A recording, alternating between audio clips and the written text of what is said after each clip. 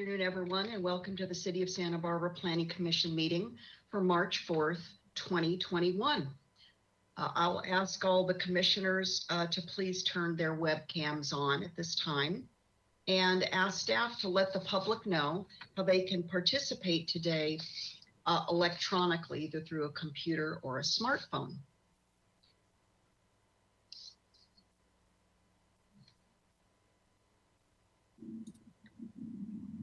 Thank you, Chair Schwartz. And for the public, if you would like to make a public comment, please click the raise lower hand icon on the control panel, and that lets me know that you wish to speak.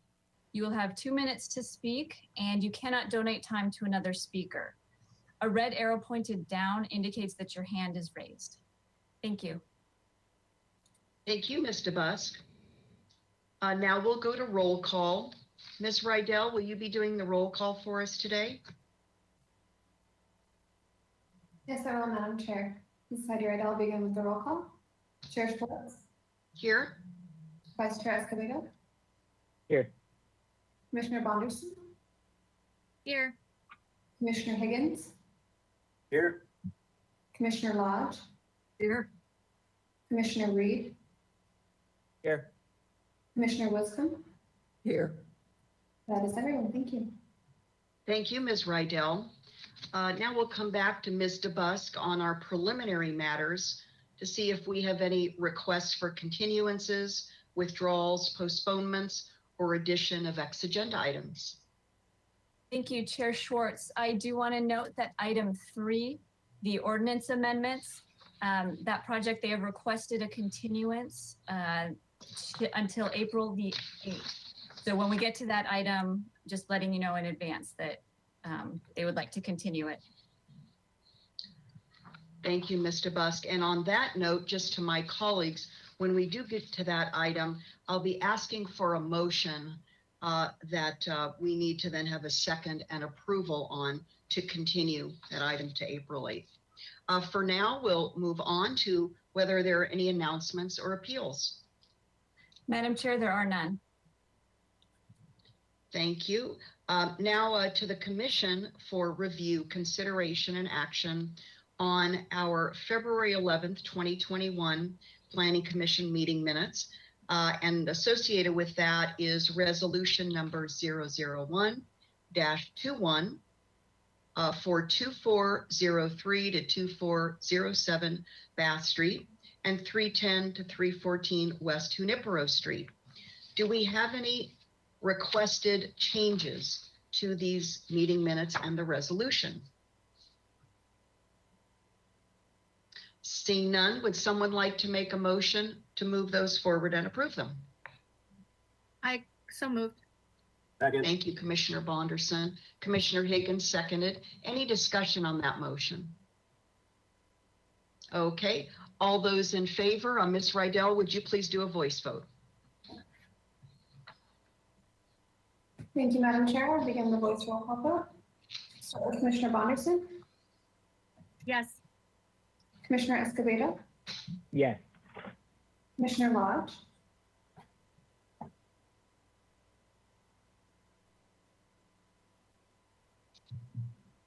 Commissioner Lodge?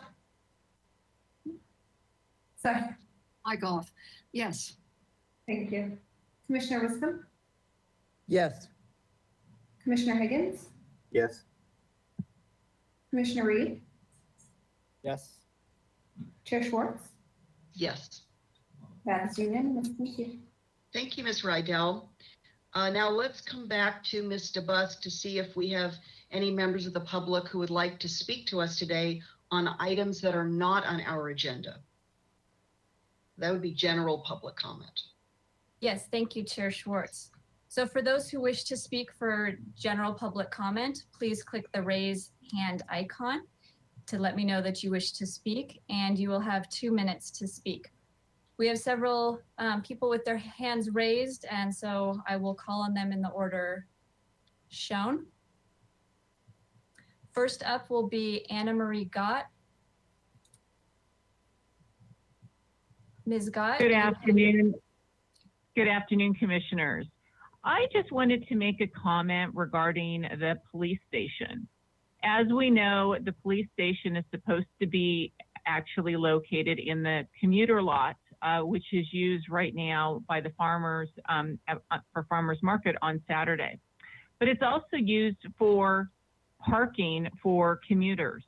And this particular location, it has some problems, not just because it's going to displace a substantial number of parking places, which do not appear to actually be replaced anywhere in the downtown. And that was a requirement for development a number of years ago.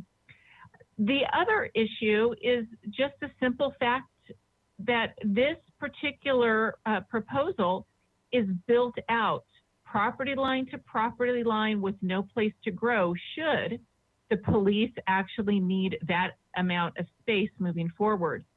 We already know that there has been a substantial amount of public interest about reducing the activity of police in the city. Some things that they're talking about doing is actually removing the parking enforcement and putting that under public works. So that amount of space would not be needed in this building. There also might be further reductions. So it seems to me that we're actually planning a building that, one, either needs to be smaller because the police will no longer oversee some operations, or two, the police actually will have no place to grow. And as Commissioner Lodge knows, a short time after building the current police station, it was already completely filled and they needed more room. So I'm just wondering if, one, we can't have story polls, and two, if we can't have a discussion about the suitability of this location and the fact that we might be breaking up the services overseen by the police, and we actually might need a smaller building. Thank you. Thank you, Ms. Scott. Thank you. The next speaker is Natalia Gavoni. You have been unmuted and you have 2 minutes. Good afternoon, Chair Schwartz and commissioners. It is imperative that story poles be required for the proposed police station on Coda Street.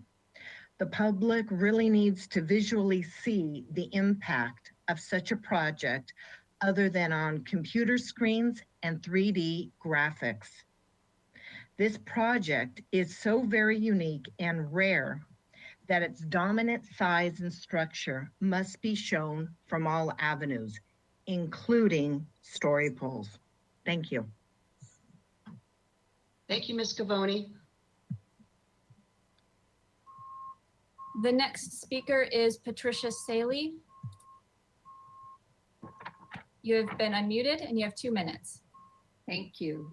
I would like to discuss story polls this afternoon, like other people apparently. You're often asked to review projects that exceed the height limits provided in the zoning ordinance, including the new police station that will be before you in 2 weeks. To be clear, I don't think anyone doubts the need for a new station, but that doesn't mean the proposal should circumvent city requirements or leave the public in the dark about the size, height, and design of this important building. Unlike all other jurisdictions on the South Coast, the city infrequently, if ever, requires story poles. Design review board members and applicants may say that computer simulations are a more effective tool to show how tall a building would appear and how it would fit into its neighborhood. The problem with relying on simulations is that they're not available to the public unless they happen to watch an ABR, HLC, or planning commission people, which frankly most people do not do. Story poles are also certified by outside professionals, whereas computer simulations are not. To my recollection, this is the first city building proposed downtown in over 30 years, and as such, its design, architecture, and compatibility must be exemplary. If the city and its review process are to have integrity, the city needs to show the public that their input is important, and story poles help to notify everyone to what is proposed. Thank you. Thank you, Ms. Saley.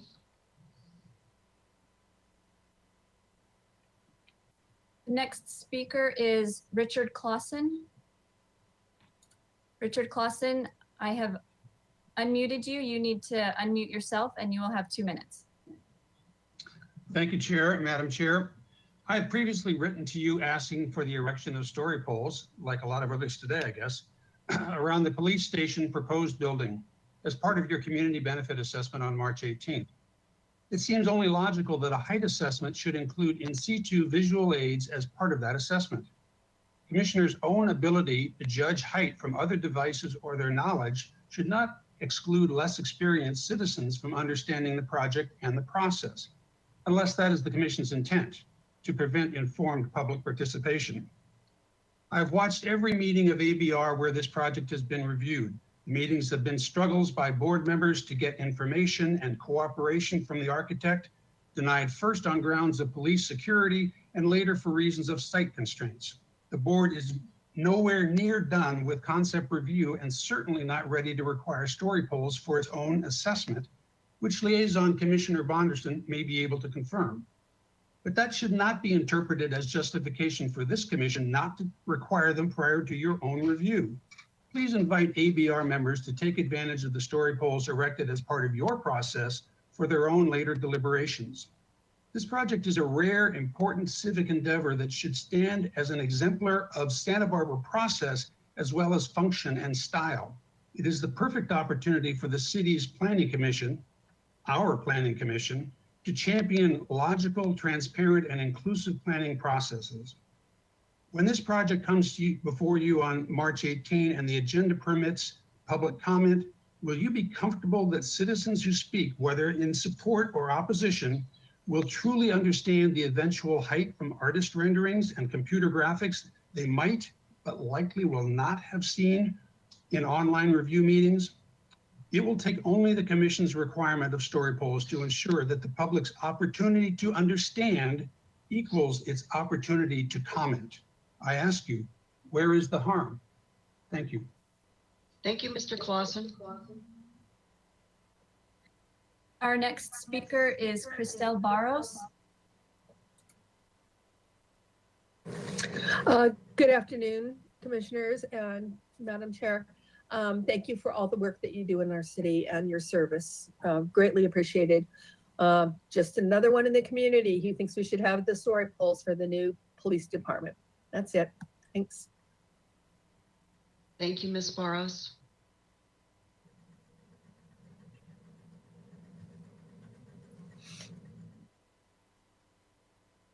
And at this time, I do not see any other member of the public with their hand raised for general public comment. I would ask Ms. Rydell if we've received any written correspondence. Thank you, Ms. DeBusk, and to the chair and the rest of the commission. We did receive written correspondence for items not on this agenda that were distributed to the commission prior to this hearing. So I'll turn it back over to you. Thank you, Ms. Reid. Yes, I'm sure. Yes, Commissioner Reed. Is there an opportunity now, or would there be an opportunity later to ask process questions in regard to public comment? Let's do this. Let me ask both Ms. DeBusk and Ms. Ostranger to be available, please, to answer any questions or if you are looking for guidance in that regard. Go ahead, Commissioner Reed. Here's Ms. Ostranger. Good to see you, Ms. Ostranger. Thank you. You as well. Yeah, Ms. Ostranger, so I'm wondering if I can ask any questions in regard to public comment.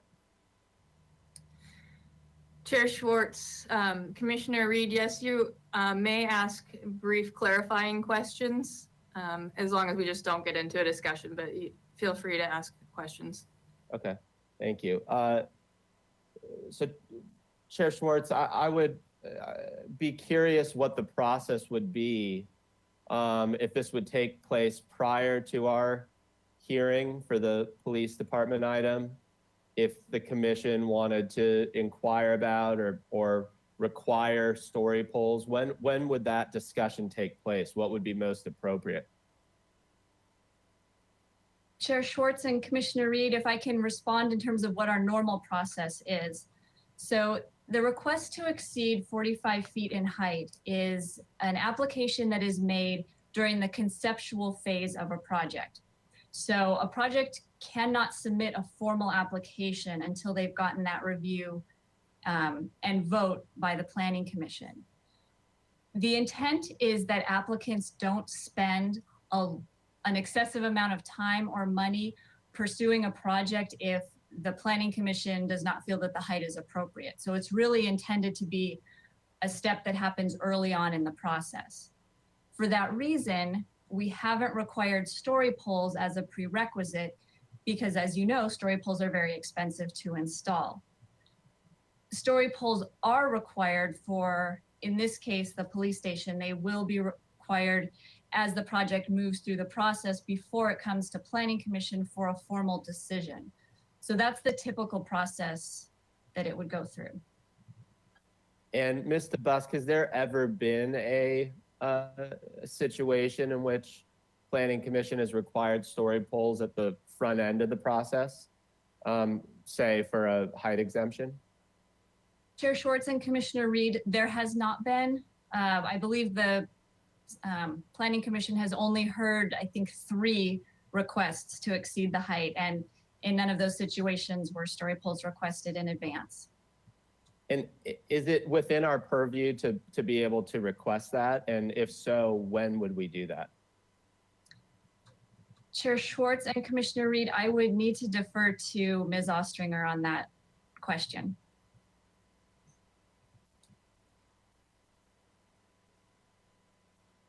Chair Schwartz and Commissioner Reed, I'd have to look at the code to get an answer for you on that.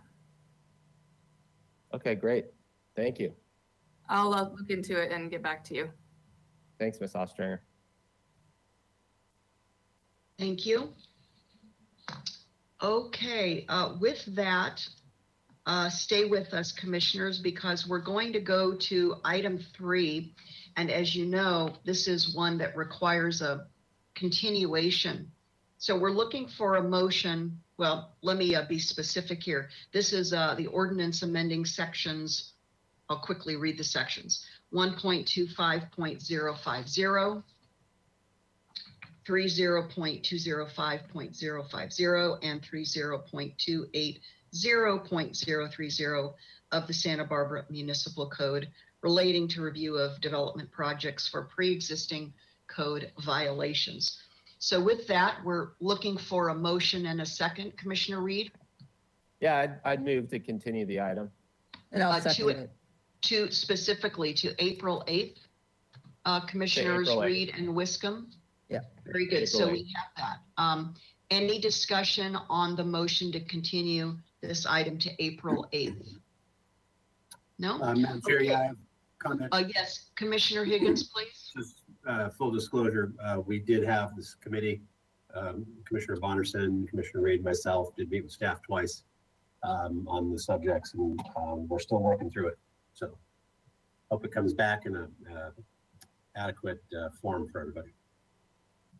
Thank you for that. And thanks to the 3 of you for your work with staff in trying to move this forward to a state when there's consensus on what's going to come to Planning Commission, hopefully. Very good. So Ms. Rydell, would you please take a voice vote on that motion? Thank you, Madam Chair. Before I start a voice roll call vote, I just wanted to check with Ms. Ostringer if we need to open public comment for this item before voting on a motion. Chair Schwartz, Ms. Rydell, it's just an administrative continuance, so public comment is not required. All right, I will start with the roll call. We'll start with Vice Chair Escobedo. Yes. Commissioner Walsh, Yes. Commissioner Wiscombe, Yes. Commissioner Higgins, Yes. Commissioner Reed, Yes. Commissioner Bonnerson, Yes. Chair Schwartz. Yes. That is unanimous. Thank you. Thank you, Ms. Rydell. So we're now at the time when commissioners feel free to turn off your webcams. We're going to go to number 4, which is a new item. It's a discussion item, application of People Assisting the Homeless, PATH, owner of 816 Cacique Street. And I think we have Associate Planner Kelly Broadison, who's going to make a presentation to us today. Is that still the case, Ms. DeBusk? Chair Schwartz, that is supposed to be the case. However, Ms. Broadison is not on yet. If you would mind, if we could take a 5-minute recess, and I will get her online so that she can give this presentation. Okay, also, if I could ask you, Ms. DeBusk, oh, and there is Ms. Broadison. We were just Have her here talking now. about you. If we could also please confirm that the other attendees who are going to be available for questions by the commission, if they have done a tech test to make sure that everything is in order. I won't mention their names. I'll let you do that, Ms. DeBusk. Chair Schwartz, we have not yet done a tech test with them. Is that something you would like to do before we begin the item? We can have them come on Well, briefly. Yes, if we're going to take a 5-minute break now, or let's do this. Let's just say, make it easy. We'll come back at 1:30 and Chair then, Schwartz, yes? Sorry, Ms. Broadison is on, so we no longer need a 5-minute recess. Okay, I understand that. The individuals who you mentioned to me earlier today who will be available, or we believe to be available for questions, in my mind, are very important participants in today's hearing. And so I would like to take, I'm sorry, Ms. Broadison, if this kind of throws you off a bit, I would like to take a brief break and make sure that we already know that Elizabeth Stotts did her tech test. I was available. Tessa Madden from PATH, Jeff Schaefer, SB ACT, and possibly Dave Tabor. If you could please determine if they're available, especially Tessa Madden from PATH. And then let's do this. Let's come back at 1:30. So if everybody could please just turn off your microphones, and we'll be back at 1:30. Let's do that. Thank you.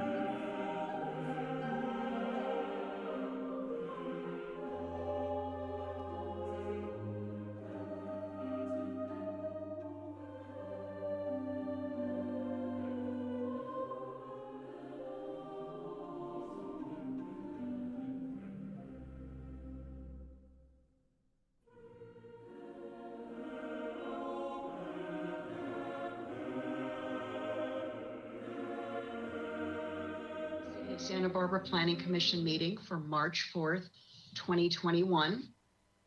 And we are back to our new discussion item. Again, I'll read it, which is the application of People Assisting the Homeless, known as PATH, owner of 816 Cacique Street.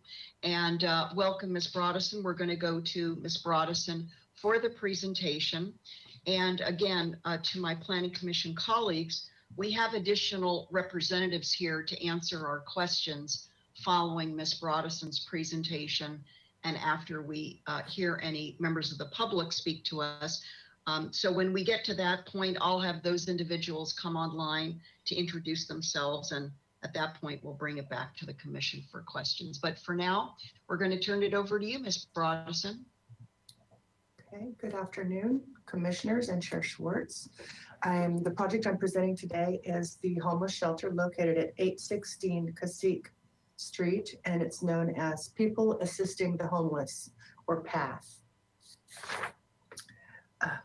PATH is required to provide a report to the Planning Commission every 2 years per their original conditional use permit.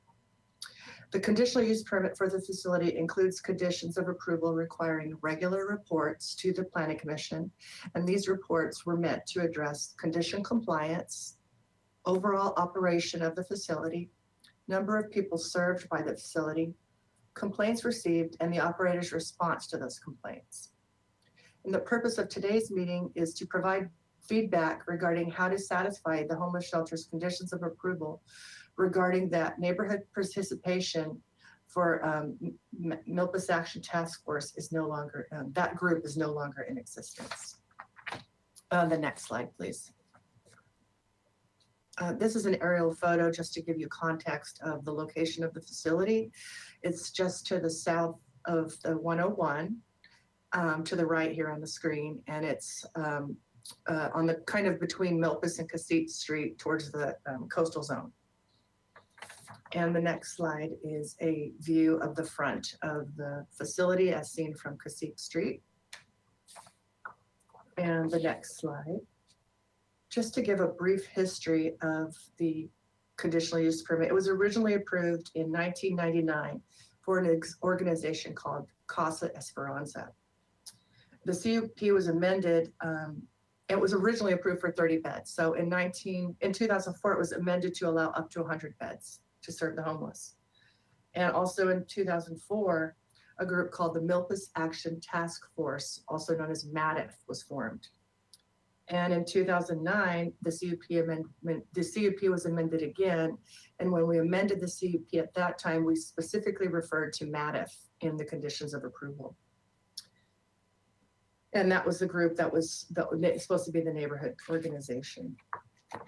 So as stated in 1999, the original CUP required regular reports to the Planning Commission every 2 years to report on condition compliance, the overall operations of the facility, and complaints received, and the operator's response to the conditions or to the complaints. So PATH's current operation has evolved since Casa Esperanza ran the facility. It now has a year-round, houses a year-round number of beds of 100 beds. It provides basic needs and case management to the residents on site. And in inclement weather, thank you, I forgot to say next slide, thank you. The inclement weather, you can increase by 10% at the request of the Santa Barbara Police Department. And the next slide. Condition of approval A.5.B and A.5F require notifying the neighborhood through Milpas Action Task Force, which again is no longer a group that is active, of temporary shelter expansions due to the inclement weather or by the Santa Barbara Police Department request. And the next slide. Regarding neighborhood outreach and collaboration, condition A9 requires PATH to regularly meet with the neighborhood representatives through MATIF in order to handle issues and concerns regarding the operation. And condition A10 gives MATIF the ability to revise the area designed for daily patrols by PATH. And the next slide.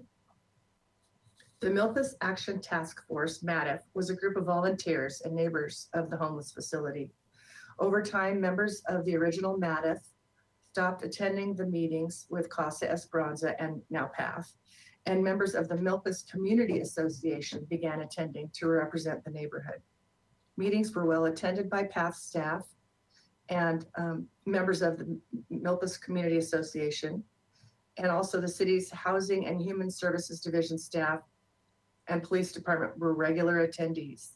And city council members or interested residents also attended on occasion. MATF, the MATF name was still attached to this communications group, even though it was now the Milpas Community Association. So that would cause confusion, but some of the attendees would raise concerns about the whole entirety of Milpas Street. And they were always related to PATH's operation. So in 2016, MATF meetings were renamed to PATH Neighborhood Partnership, or PNP, to better reflect the purpose of the meetings and to refocus the discussions between PATH staff and the surrounding neighborhood. Toward the end of 2018, participation in these meetings by neighborhood representatives had dwindled, making it impossible to reach a quorum as dictated by MATF and PNP meeting protocols. And efforts to re-engage former participants and to recruit new participants were unsuccessful. And the next slide. In an effort to remain compliant with the CUP requirements, PATH hosted 2 community meetings in 2019. One was held in April at PATH's community room, at which PATH reintroduced itself to the community and invited attendees to continue to participate in the meetings. A second meeting was held at Franklin Neighborhood Center in July 2019, at which PATH invited Home for Good to present Homelessness 101, a class developed to inform the community about causes of homelessness and available resources, as well as the best practices to address it. The meeting was well attended, however, it became somewhat contentious as many of the attendees were upset about overall homelessness within the city, particularly on the east side, and issues that may often be outside of PATH's control. Another meeting was scheduled for early 2020, but was postponed due to the coronavirus pandemic. And the next slide, please. So since that time, the Santa Barbara Alliance for Community Transformation, was also known as SB ACT, has established an East Side Regional Action Plan, which meets every Friday to more effectively coordinate services in support of individuals experiencing homelessness and to address immediate concerns of residents, business owners, and other community leaders. The group is not PATH specific, but addresses the community's response to homelessness in a more holistic manner. As an important partner in addressing the homeless crisis, PATH is participating in these meetings. And Liz Stotts will be available shortly to provide more information on this. So today we're requesting that the Planning Commission discuss options to move forward for PATH. And these options include, thank you, Mr. Bolton.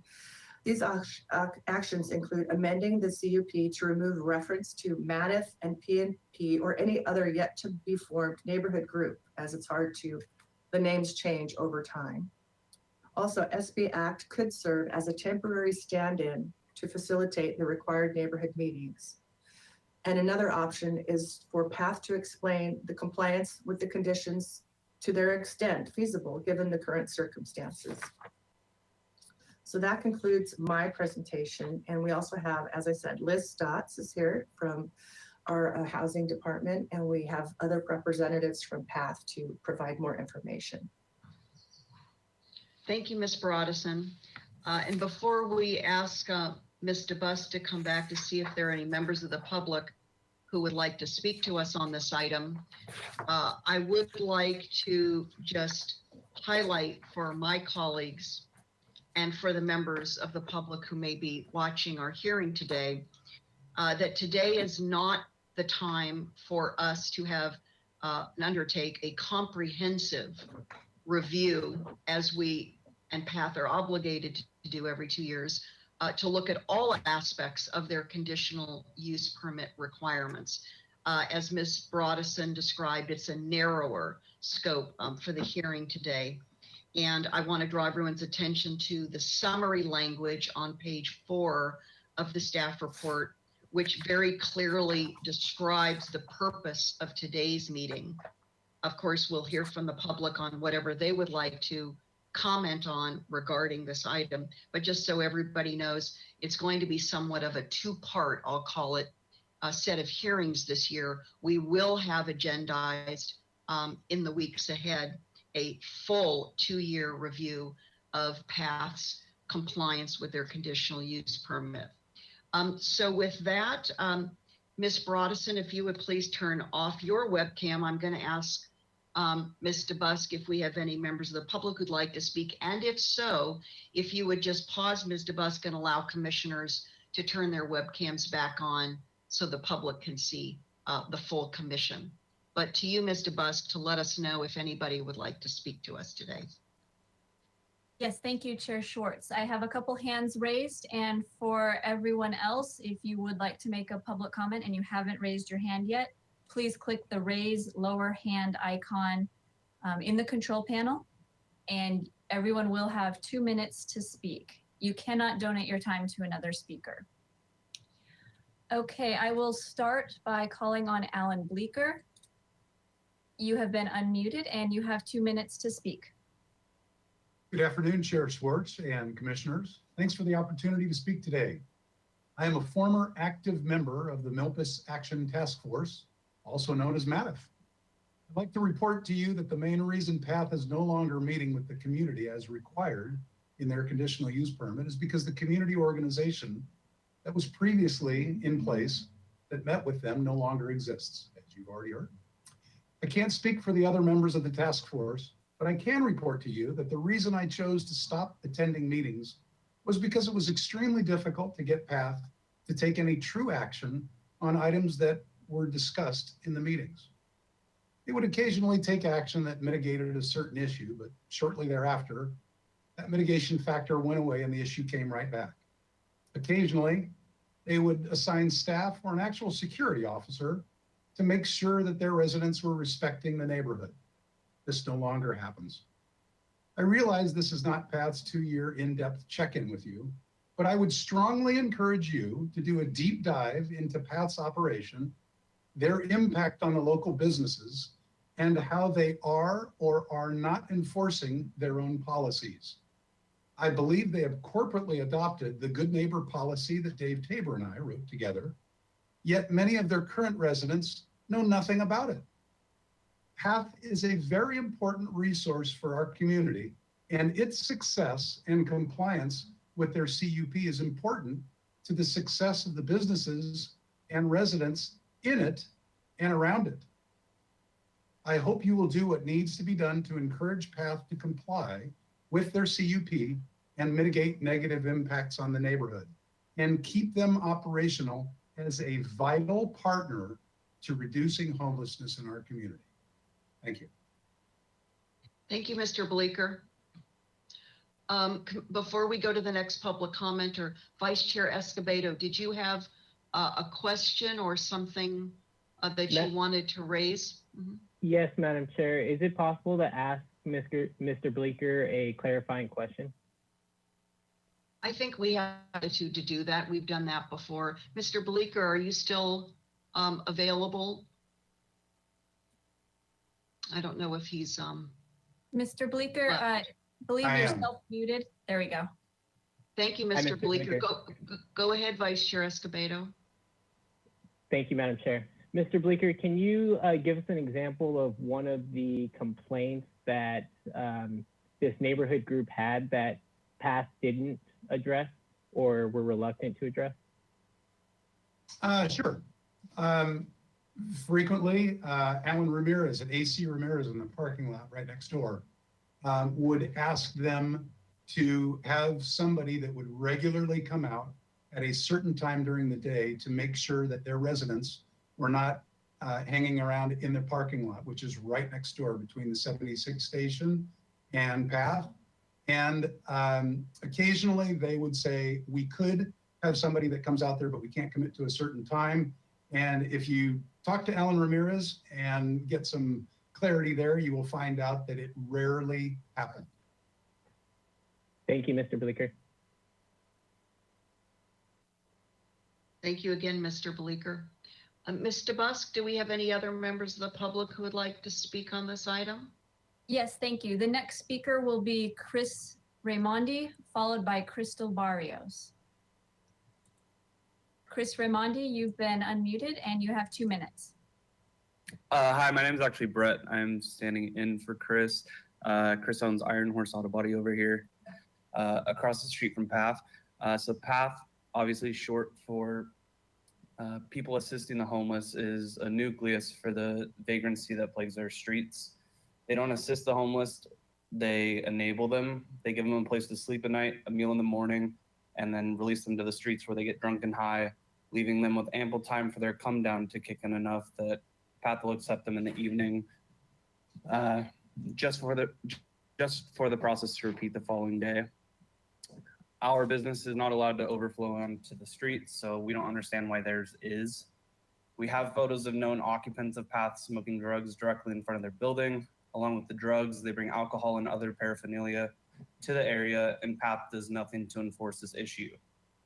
These items lead to violence and altercations on a daily basis. There have been countless occurrences where our staff have been harassed by these known occupants. We've had them charge us, throw glass bottles of liquor at us, and loiter on our property, and threaten us with violence when they're asked to leave. We've shown up in the morning and had feces in our parking lot because restrooms are not made available to these people. The police have been called on several occasions. However, typically when they arrive, it has been hours since the incident has occurred, or they would like an employee at our facility to sign for a citizen's arrest, which would only lead to retaliation on our business by these known occupants. We feel bad for the homeless and are sympathetic to their needs, and we understand that programs such as PATH are needed. However, the care and control that PATH should be demonstrating is non-existent. They draw these folks in and do not manage the influence that they have on the surrounding area.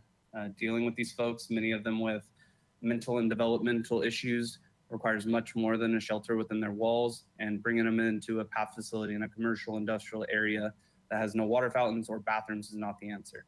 Thank you. And Brett, I didn't catch your last name. You said you were speaking in substitute for someone else. Could you let us know that if you don't mind? Yep, last name is Williams. Williams, thank you very much. Thank you. Okay, back to you, Ms. DeBusk. Thank you again, Mr. Williams. Thank you. The next speaker is Crystal Barros. Good afternoon again. Yeah, my name is Crystal Barros and I live on Cacique Street. My family first moved here in 1965. So I've seen a lot of things go on in this neighborhood over the decades. And the homelessness is definitely one of the major concerns that we have here. I have been a frequent and regular attendee of the SB Act RAP sessions on Friday mornings.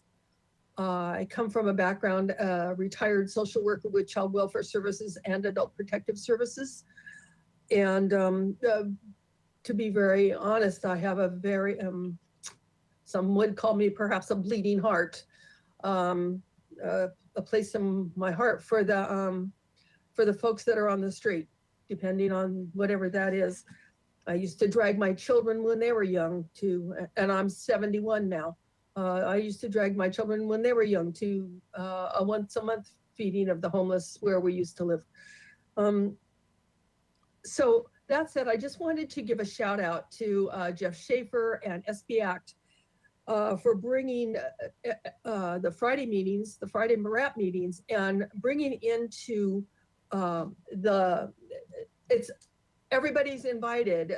PATH is there, behavioral wellness is there, SBPD is there, Santa Barbara, the East Side Society is there.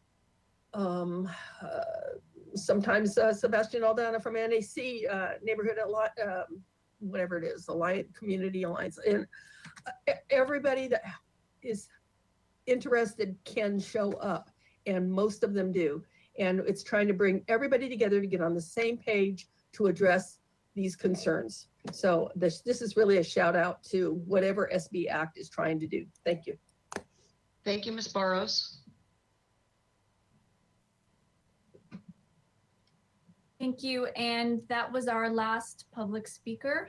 Ms. Rydell, did we receive any written correspondence on this item? Thank you, Ms. Duboskin. To the chair and the rest of the commission, we did not receive written correspondence on this item, so I'll turn it back over to you. Thank you, Ms. Rydell. Okay, we're going to bring it back to the commission now to begin our questions. And again, let's identify, if we could please, all of the representatives who are here today to answer our questions. Of course, we have Ms. Broadison, who made the presentation, Associate Planner. We have Elizabeth Stotts, and Ms. Stotts, if you could please just come online, and if you're with the city, so we want the commissioners to meet you. Good to see you again, Ms. Stotts. Nice to see you too. Very good. And do we also have Tessa Madden from PATH? Is she going to be here today? There's Miss Madden Storms. Thank you. And I think, Jeff Schaefer from SB Act, who's already been referenced, is also available. Good to see you, Mr. Schaefer. Good to see y'all. And I don't know if Dave Tabor is here. He has been chairing the neighborhood partnership meetings for quite some years. Do we know if Mr. Tabor is here today? Chair Schwartz, Mr. Tabor is not with us today. However, we also have Jonathan Castillo. If he can turn on his camera and introduce himself.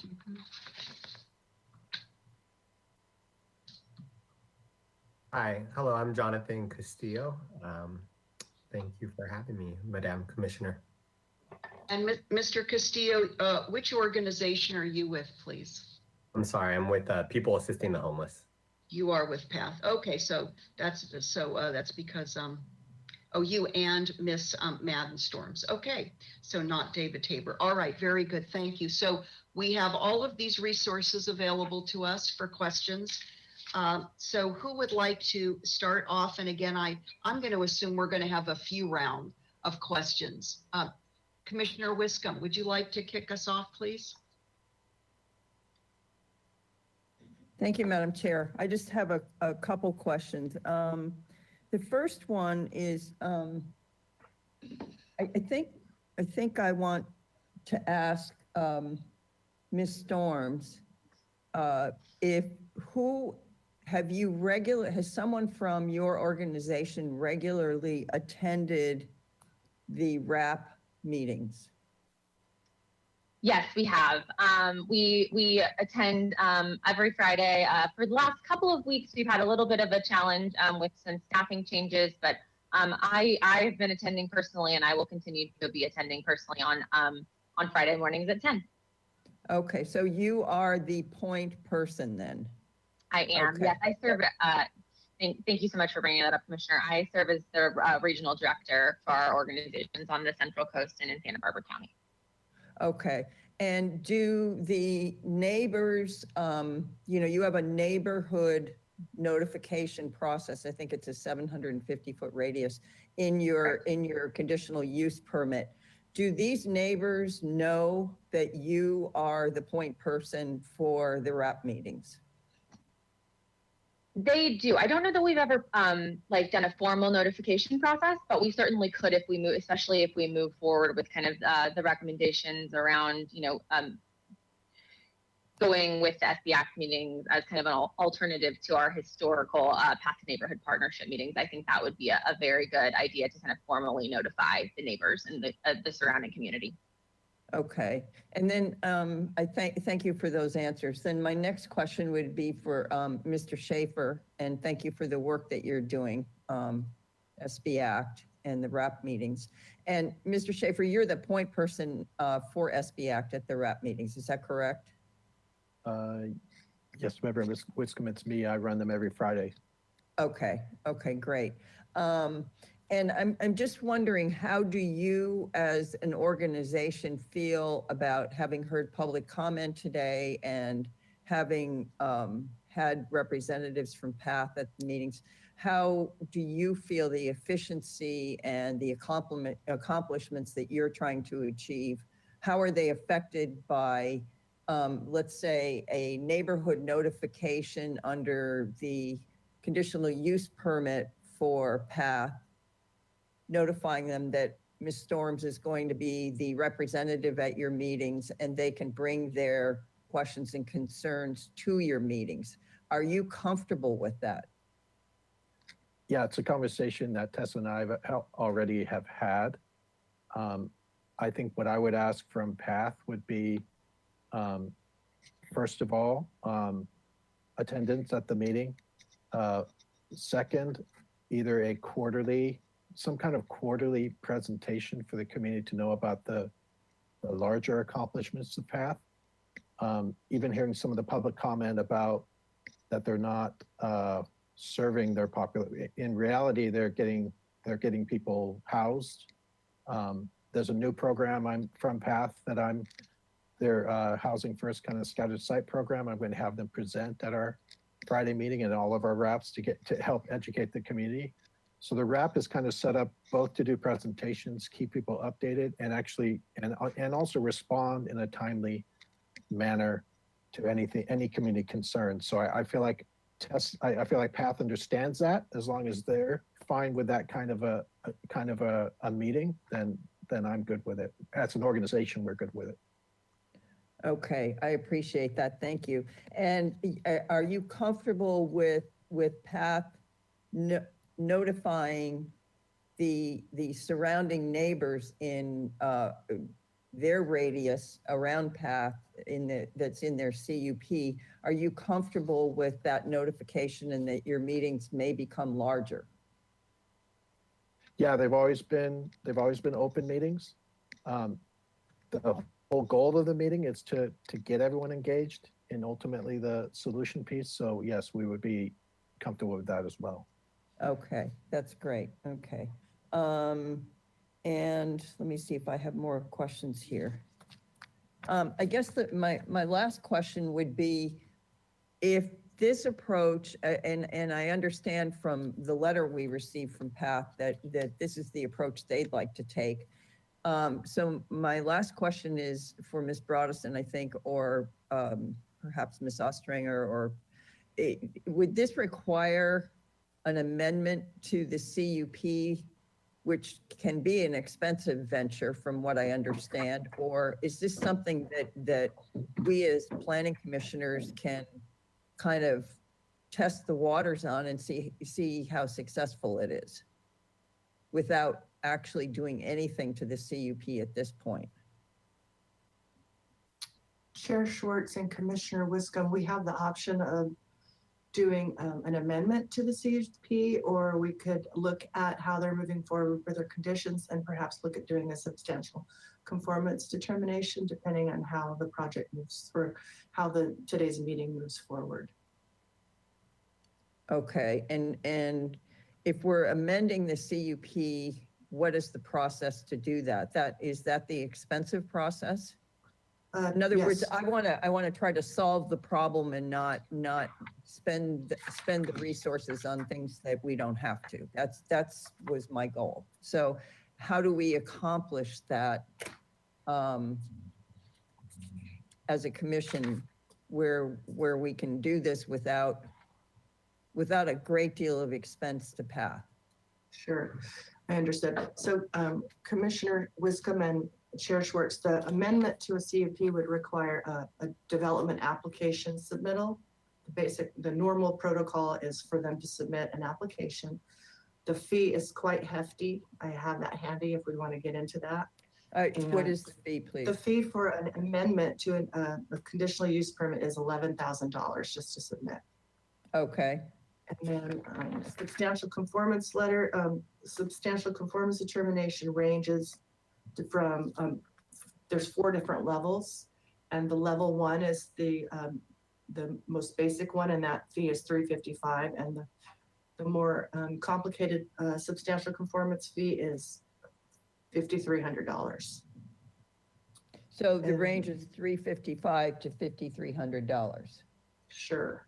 Okay. And then it would require approval by the community development director for the first 3 levels, and then a level 4 requires a hearing at the planning commission to approve a substantial conformance determination.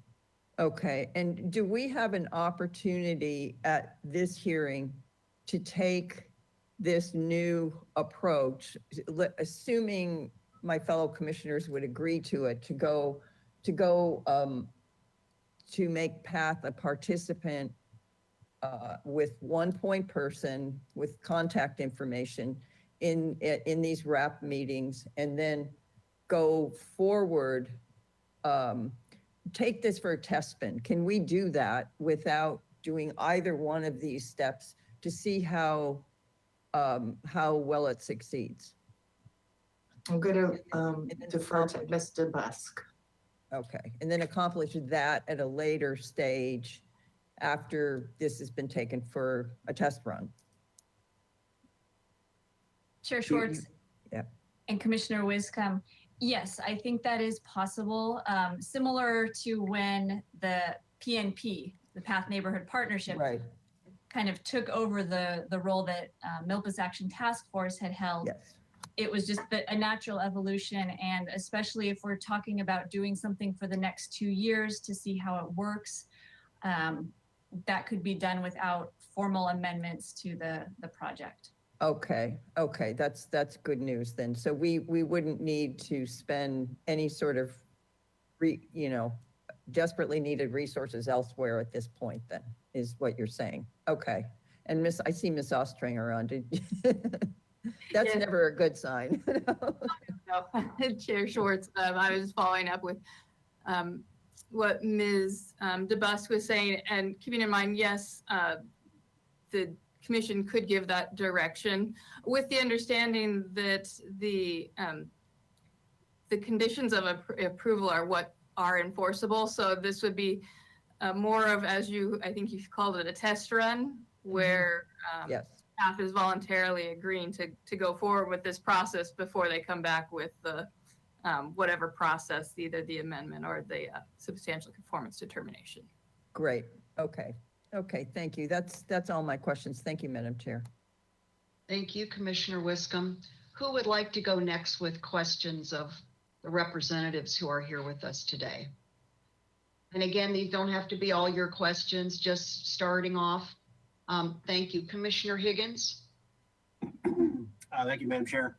So I'll probably get Ms. Ostringer lighting up the screen here any second, but the back to your guidance on what we're doing today, Madam Chair, on page 4 of our staff report, obtain feedback from the PC on how to satisfy the conditions of approval. My day job, if applicant's not abiding by the permit, then it goes to abatement or enforcement. And I'm just looking for the whole parameter here. I mean, is this a possibility the PC refers this to abatement or enforcement, or because there has been enforcement history here in our packet. It's a very large packet, but I see that there have been enforcement cases open. Is that part of what we could be talking about today, Ms. DeBusk? Chair Schwartz and Commissioner Higgins, typically enforcement would be based on a complaint. However, being out of compliance with conditions of approval is another basis for enforcement. The conundrum that we are in here is that it is outside of PATH's control to comply with these conditions because it's based on the existence of a group that no longer exists. Okay, I understand. They can't be in conformance. So we're trying to find a path forward for them. No pun intended. I don't know who on the applicant side or can address this, but we have, well, maybe for staff, the rules of conduct appear on sheet 83 of the 102-page staff report. I take that and all of these things in extraneous, I mean, really an incredible amount of work to prescribe solutions and a lot of people involved, but is that rules of conduct, is that effectively a condition of approval as well?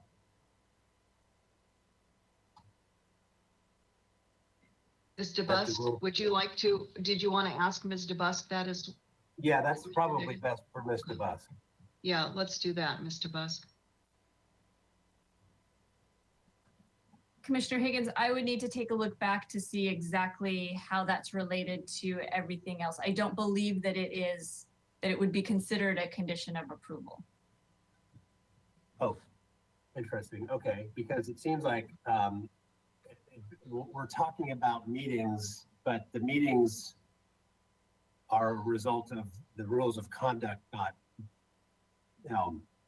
being enforced or being abided by. So I don't know that the meetings really matter if the source of the issue isn't being resolved. But anyway, that's more of a comment.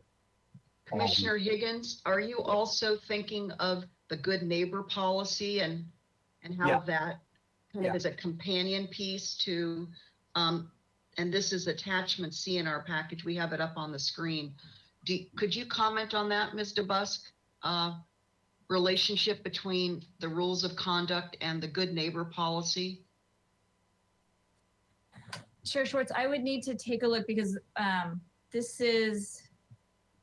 need to see within which exhibit this is. We don't have an exhibit C, so this is an exhibit within an exhibit. So it's an attachment to another exhibit. So I need to back into it to confirm the relationship. I can jump in real quick. I think that's something that Ms. Storms could probably address, and she runs PATH. It kind of gets at Commissioner Wiscombe's comment about the framework here that we're operating within and how best to proceed. Conditions of approval can have, by reference, another document. And, you're not necessarily amending the condition of approval if there's a arm's length, distance between, some other compliance form. So I guess that's where I'm headed with that this is about something other than the condition of approval. It's the performance of the condition. But anyway, I'll give Ms. DeBusk a minute on that. Question for maybe Jeff or Ms. Storms. What in this program is no longer relevant other than the name of the neighborhood group? It's an old set of conditions, and albeit it's been updated, but what in your experience, I mean, today's world of these particular kinds of social service, our infrastructure, is there anything that needs to be updated or is just no longer relevant? So if you were to come in and say, we want to amend this, we want to maybe change the names of the parties, but what else would you want to amend? Thanks, Commissioner Higgins. I'm happy to jump in here and Chair Schwartz. I think what we're talking about today is really the meetings of the former PATH Neighborhood Partnership. And again, it's not necessarily just changing the name, but the fact that the attendance and participation of the parties, that those meetings were designed to entertain and facilitate conversation between the participation fizzled out. So I think probably at the last one of those meetings in 2018, it was myself and some of our colleagues, some folks from the police department, and representatives from the city. So we didn't have the neighborhood participation, which those meetings were designed to provide. Really, those at the creation of the CUP, long before PATH was involved, back in 1999, and when MATA formed, the intention of those was to provide a forum to gather neighborhood stakeholders and have those important conversations around what CASA and now PATH, the activities that we're conducting, and solicit feedback and support and conversation with our neighborhood community, and that participation from the surrounding community members and neighbors declined to a state that we weren't being able to have those conversations. We were talking kind of in circles with ourselves. We weren't able to really fulfill that requirement of the CUP within the confines of that meeting because of the lack of participation. So, so that's I kind of think where we're at today. And as you saw in the staff report, you know, we hosted a couple of alternative style meetings in 2019 to try to kind of boost participation and engage folks, and they were you know, well attended. We did them biannually two in the year 2019, a couple different formats. And so we did see some great conversation and feedback and support from our neighbors in those meetings, but you know, really trying to look at on the long term kind of how we want to address and make sure that we are complying with that kind of form within the CUP. Anything to add, Mr. Schaefer? No, not specifically. I think the what's happening now is that many of those partners are attending on Fridays. And I think the other thing I'd like to add is, I mean, the ultimate goal of having all the partners together in Path in the Room and SBPD and CityNet is solution-based. So when we run up against obstacles, rather than sometimes these meetings can become polarizing, we're trying to create a culture of like, how can we come to solutions together? I think that's the ultimate goal. And that's why I was very interested in working more directly with Path as a partner. So you wouldn't amend, and just, I may have the answer myself, but in the conditions of approval on the original entitlement, condition 14 says, there's a something here, patrols or et cetera, and there's reference to code of conduct. But you wouldn't, that code of conduct that we're talking about, or good neighbor policy, none of that needs to be amended right now. You're fine with how that all reads? You can live up to all of that stuff, or doesn't need to be updated, or? Correct. Yeah. And I think that's usually what we're discussing in kind of our 2-year meetings as well. And we, you know, I think the last time we presented was 2018 to this commission, the 2-year report. So we're looking forward to that kind of larger conversation later this year. But no, I think that the document that you were referring to earlier, Commissioner Higgins, is an outdated version of that document, but we still do have that document. That was kind of CASA's version. And I think that was an attachment or an exhibit within the original CUP. And so we still do have a good neighbor policy that each one of our residents who stays at the Path facility signs. We don't have any needed amendments to the CUP or those kind of sub policies within it at this time. I think the conversation and the challenge right now is really just around making sure that we can find a really comprehensive, inclusive way of honoring our neighborhood participation kind of component of the CUP. And Commissioner Higgins, if I could please comment for just a moment. I know this is a bit awkward today because in a sense we're bifurcating.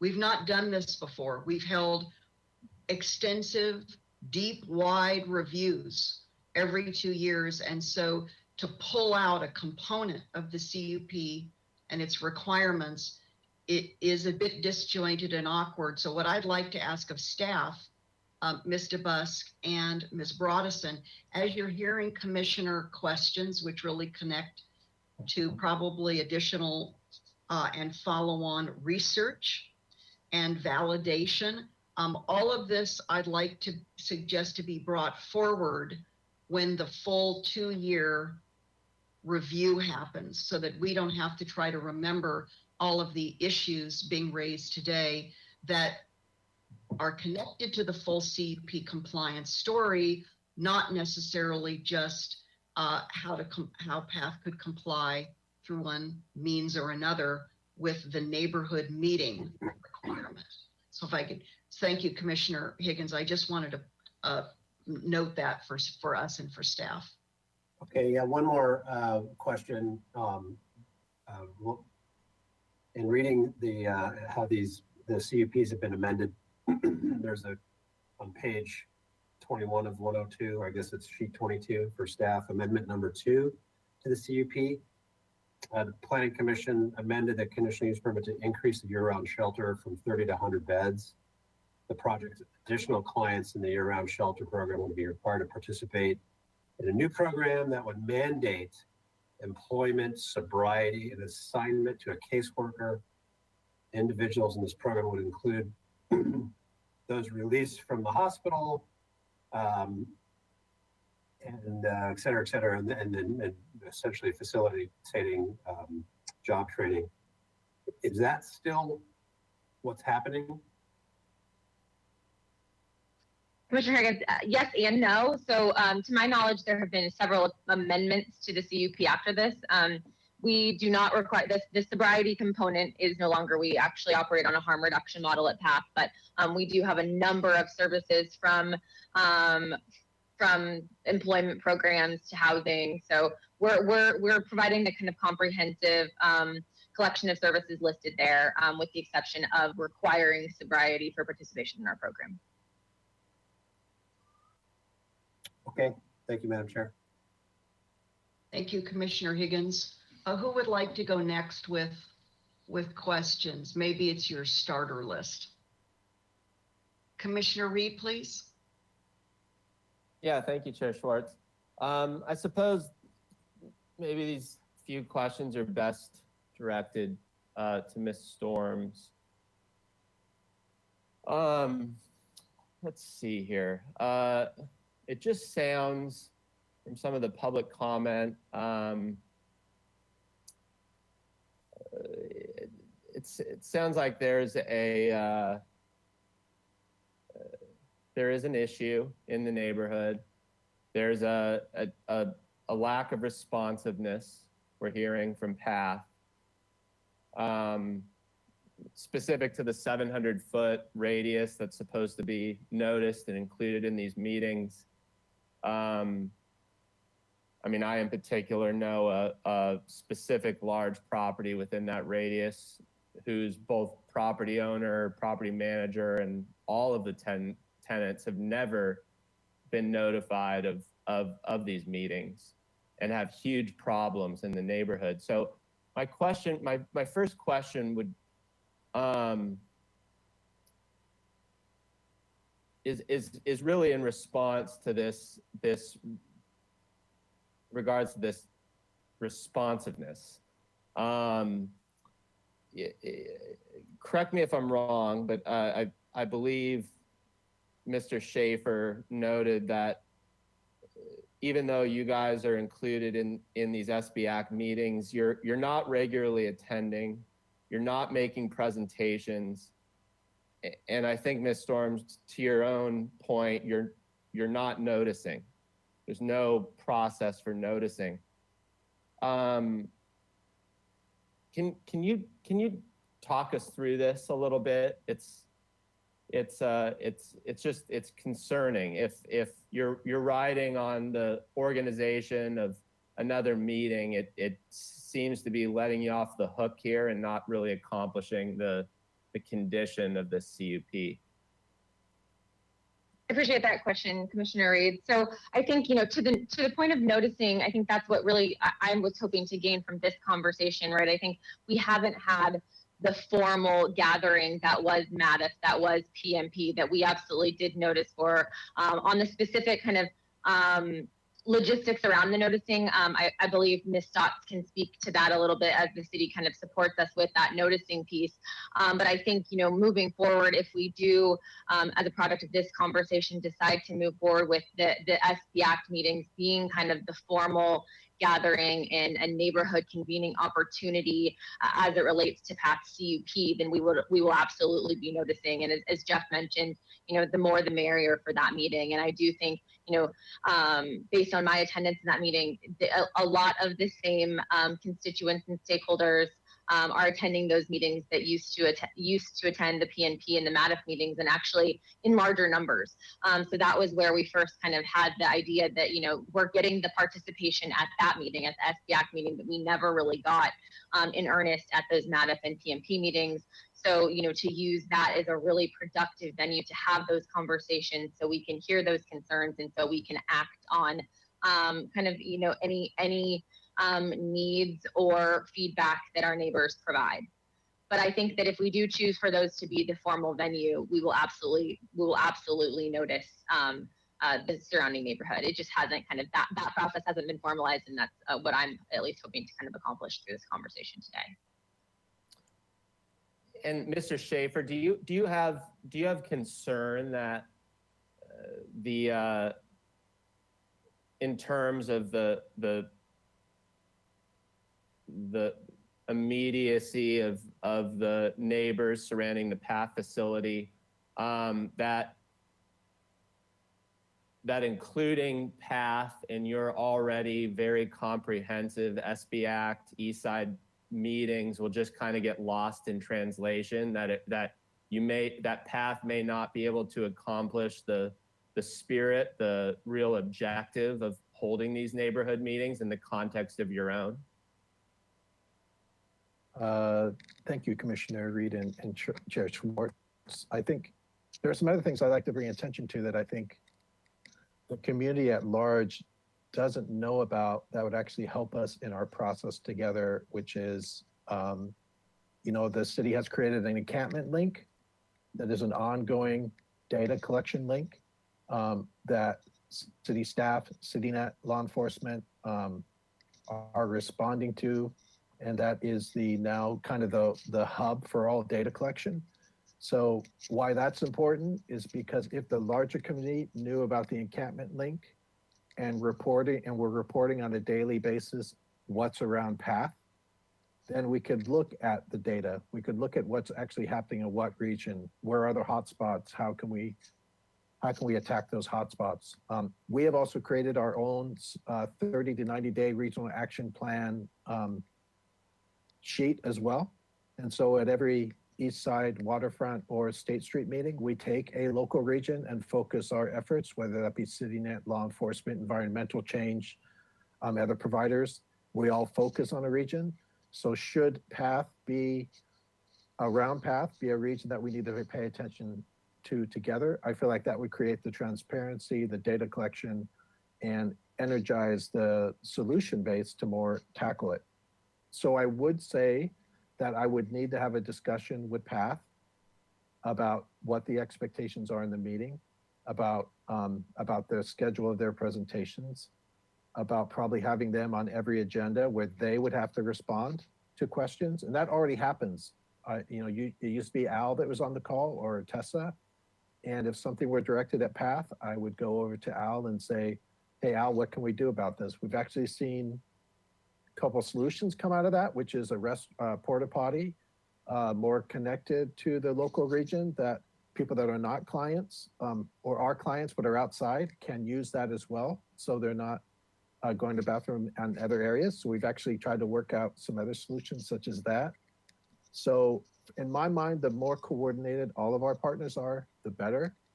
I would say though that we'd have to work with PATH on kind of the expectations together to make sure this runs smoothly. And as I mentioned earlier, I do think this would help communicate things like the encampment link to the wider community as well, to use that and not just email.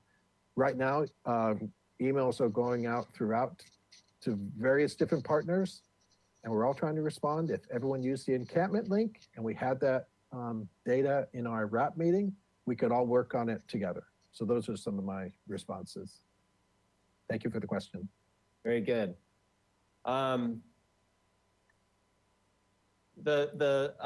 staff presentation today in regards to the 2019 meetings that you held, one at PATH, one at Franklin, it noted both forums were well attended, but conversations tended to focus on the overall homelessness situation. So I don't want to hit on this too much, but it just seems if those were so well attended, those were held specifically by PATH for the neighborhood, and those couldn't be managed and focused in a way to accomplish that objective. It got off track to the larger homeless situation. My fear would be that in a meeting designated to a much broader subject matter on homelessness, it would be even worse.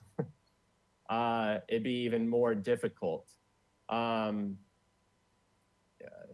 You may just be reiterating the same answer to the last question, but Ms. Storms, I love your opinion on that.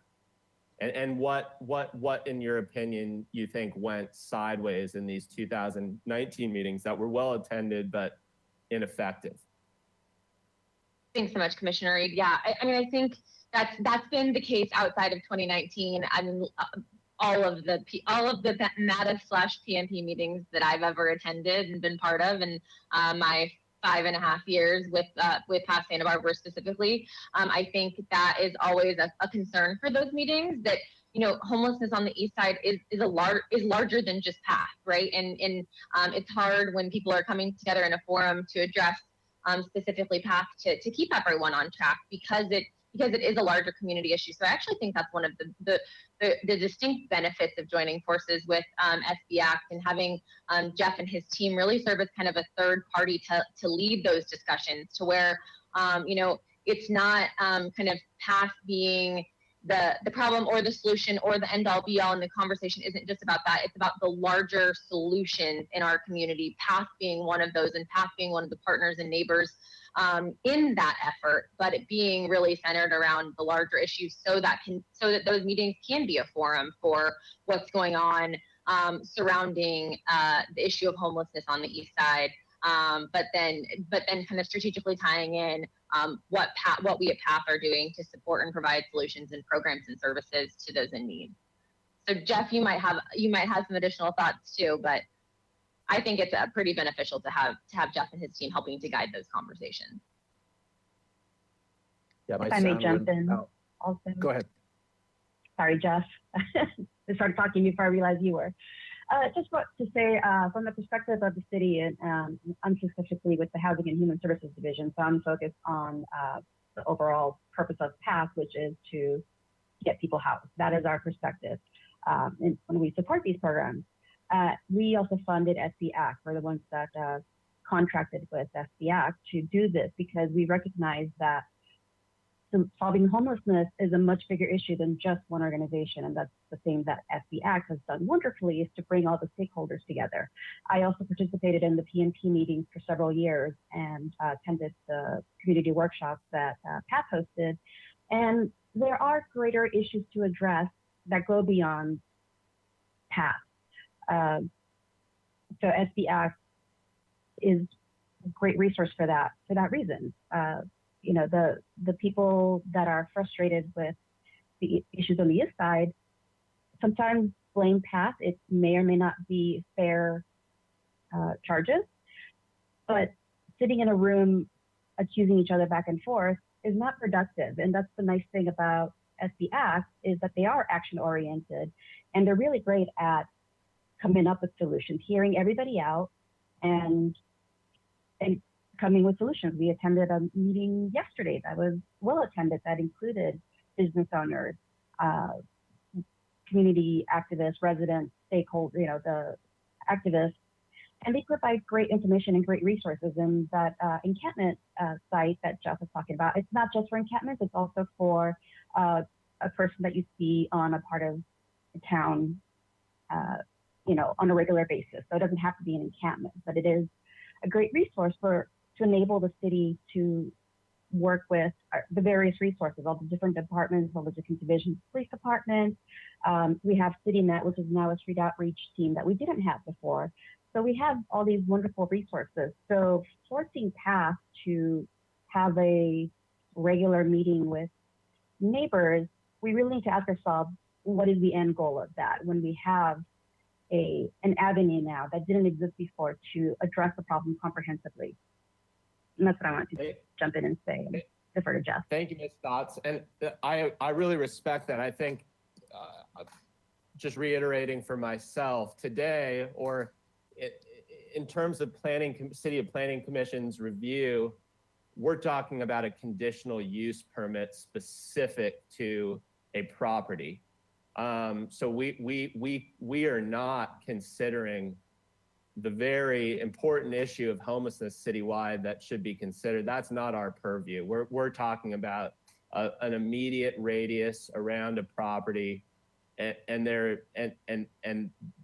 and a lack of compliance there. So I think even though that is such an important point you make, this larger, more holistic approach to the issue, my concern is that's the very issue causing a lack of compliance. Ms. Storms, the report also mentioned the 2020 meetings being postponed due to the coronavirus. I was curious if any effort was made individually in your organization or in communication with the city of Santa Barbara to attempt to host those virtually. You know, we ended up, thanks Commissioner Reed, we ended up really starting to attend these SB Act meetings. They came online at that time, and we had found that, you know, we were really talking to the same group of folks. So we were kind of having those same conversations, and at the same time in conversation with Ms. Stotts about kind of getting this meeting on the books so we could, you know, try to shift the focus and figure out what the kind of future of the PMP and neighborhood gatherings were. So, you know, while we didn't have the PMP meeting specifically, we were kind of active participants in the SB Act, and then we also did host quite a few kind of one-off conversations with the main stakeholders in the community, and we're in really constant communication with them as well. So. Okay, well, I think that's it for the time being. Chair Schwartz.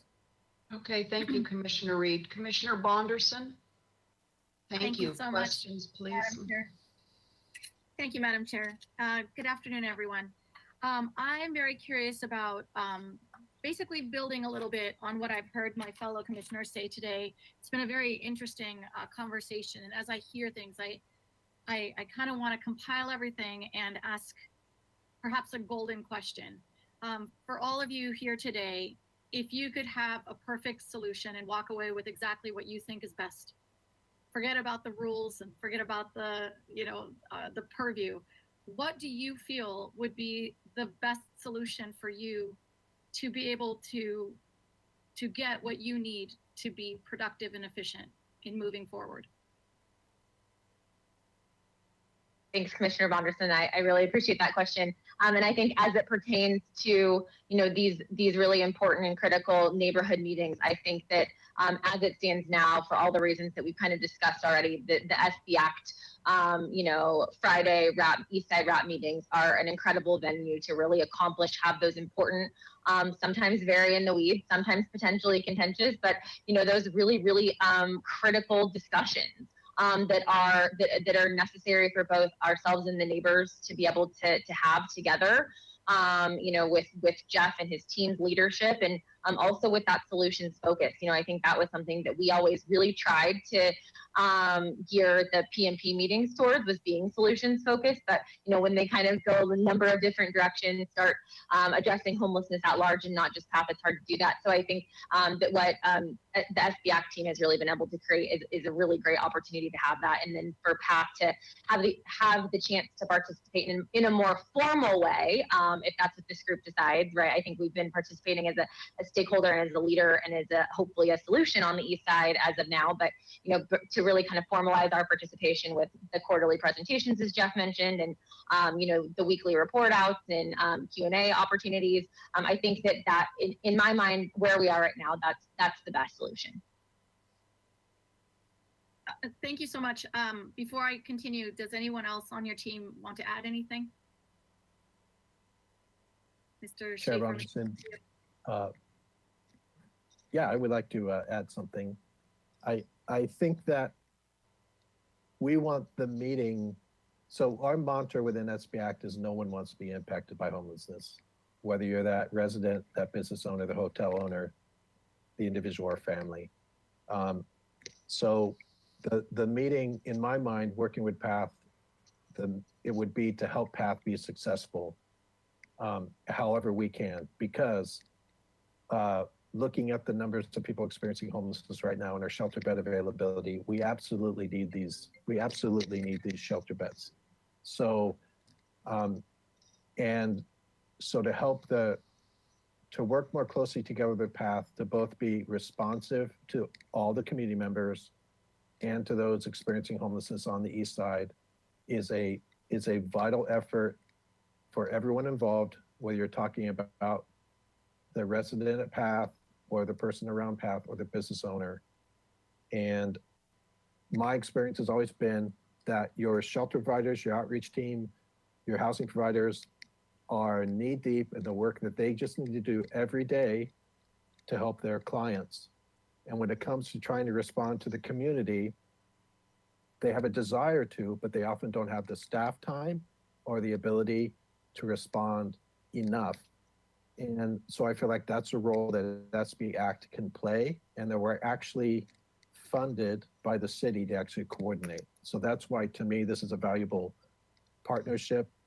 And I hear every day, because I also work directly with people on the streets on the meal sharing, so I know about their lives, and I also know about the Ramirez family and what they're experiencing. And I want to be able to help both if we get the opportunity. So thank you for the question. Thank you, Mr. Schaefer. Just to continue with you for just a moment, my understanding, and I've heard you say it a few times, you are actually here representing SB Act, correct? Yes. That you're part of that group. The reason I say that is because there is a portion in our staff report, and if Mr. Bolton would like to share it, it's on page 3 of the staff report. And it's under the options moving forward. Under the second bullet point, I'll just read it while he's pulling it up. It says, SB Act could serve as a temporary stand-in to facilitate required neighborhood meetings. Staff is concerned about having SB Act take on this role. Having SB Act take on this role could detract from their larger goals. There's 2 questions in this paragraph, but the first question is, how do you feel about that statement? Do you find that it will detract you from your larger goals? Thank you, Commissioner Bonderson. No, it's already happening on a daily basis. So the things that I would be responding to are already happening, but I have less control over them. And I'm not working as closely with PATH as I feel like we could. To me, this would streamline it, and to me, it'd be more effective. And I understand why in these future documents you don't necessarily want to have a single organization tied to this again. And I'll let you all figure out how to word things so this can work out. But I do think this neutral backbone coordination is something that's needed in all of these conversations. It's not just East Side, it's also why we do waterfront and state. These major impacted areas need this kind of continual bridging between all of these stakeholders and the education that comes along with it. So that would be my response. Thank you so much. The second part of this question is going to be directed at staff. So if Ms.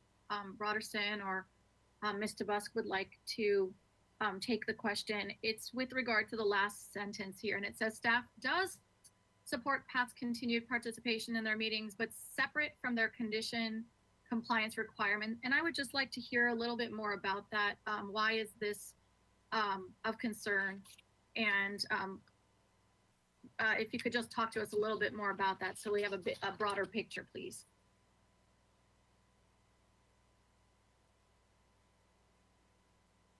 Commissioner Bonderson, I'm sorry, I don't quite understand the question. Apologize. That's okay.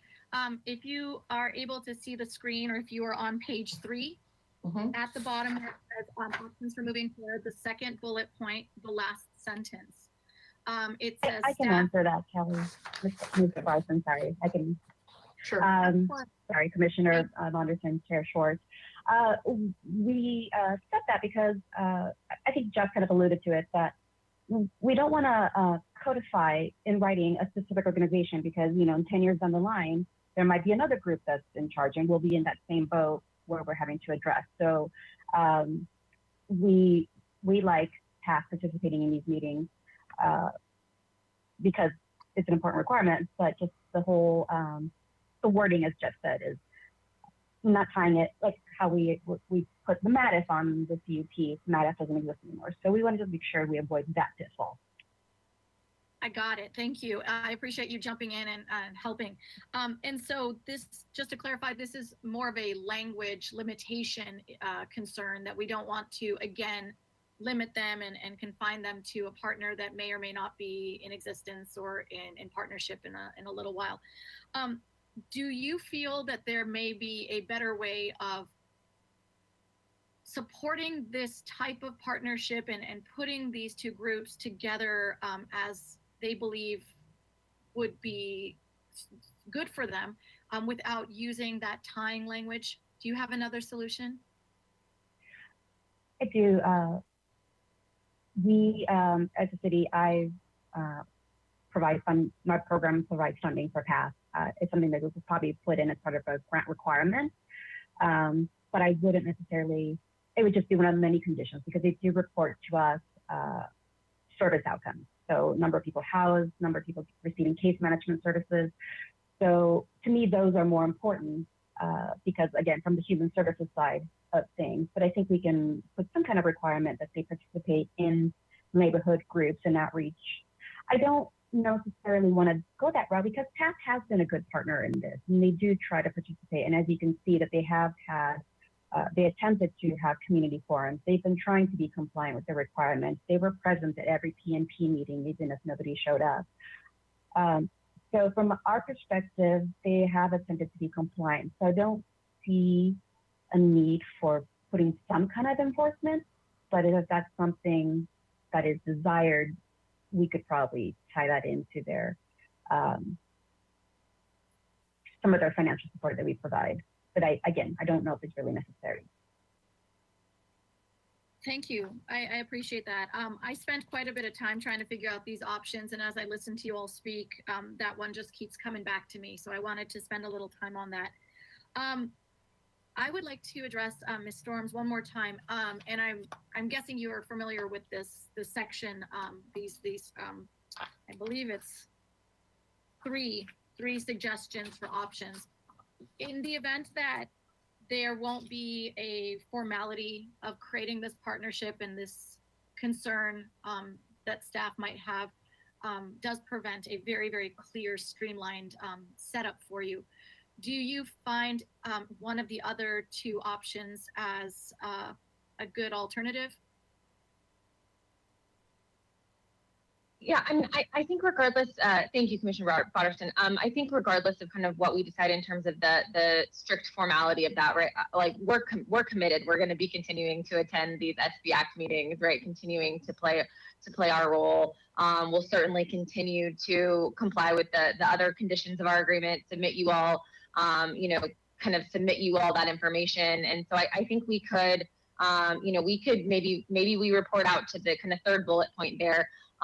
Maybe it's, we're continuing to report out on our neighborhood activities, right? And without necessarily having a strict set formal venue for those conversations, but with just kind of moving forward with the understanding that we're going to be regular and consistent participants in these SB Act RAP meetings, partnering with them to address these issues, to entertain neighborhood feedback and concerns, and then we could report that out to you guys in a way that we're not necessarily even now through our kind of 2-year reports in that process. So I think that with some potentially just some increased communication and the understanding that we're committed to attending these SB Act meetings and we'll continue to participate and be part of them, regardless of the formality of whether they're kind of mandated through the CUP, and then kind of providing that feedback and that information, and making sure we're communicating that to this group. I think we can certainly commit to. All right. Well, thank you. And I'm just going to end with a slightly different kind of question, more for curiosity than anything else. With regard to our public speakers today, several of them shared concerns, as I'm sure you hear regularly, about violence or altercation, littering and trespassing. What kind of enforcement do either of your organizations have that helps support the public to feel heard and to see solutions that provides them safety and attention?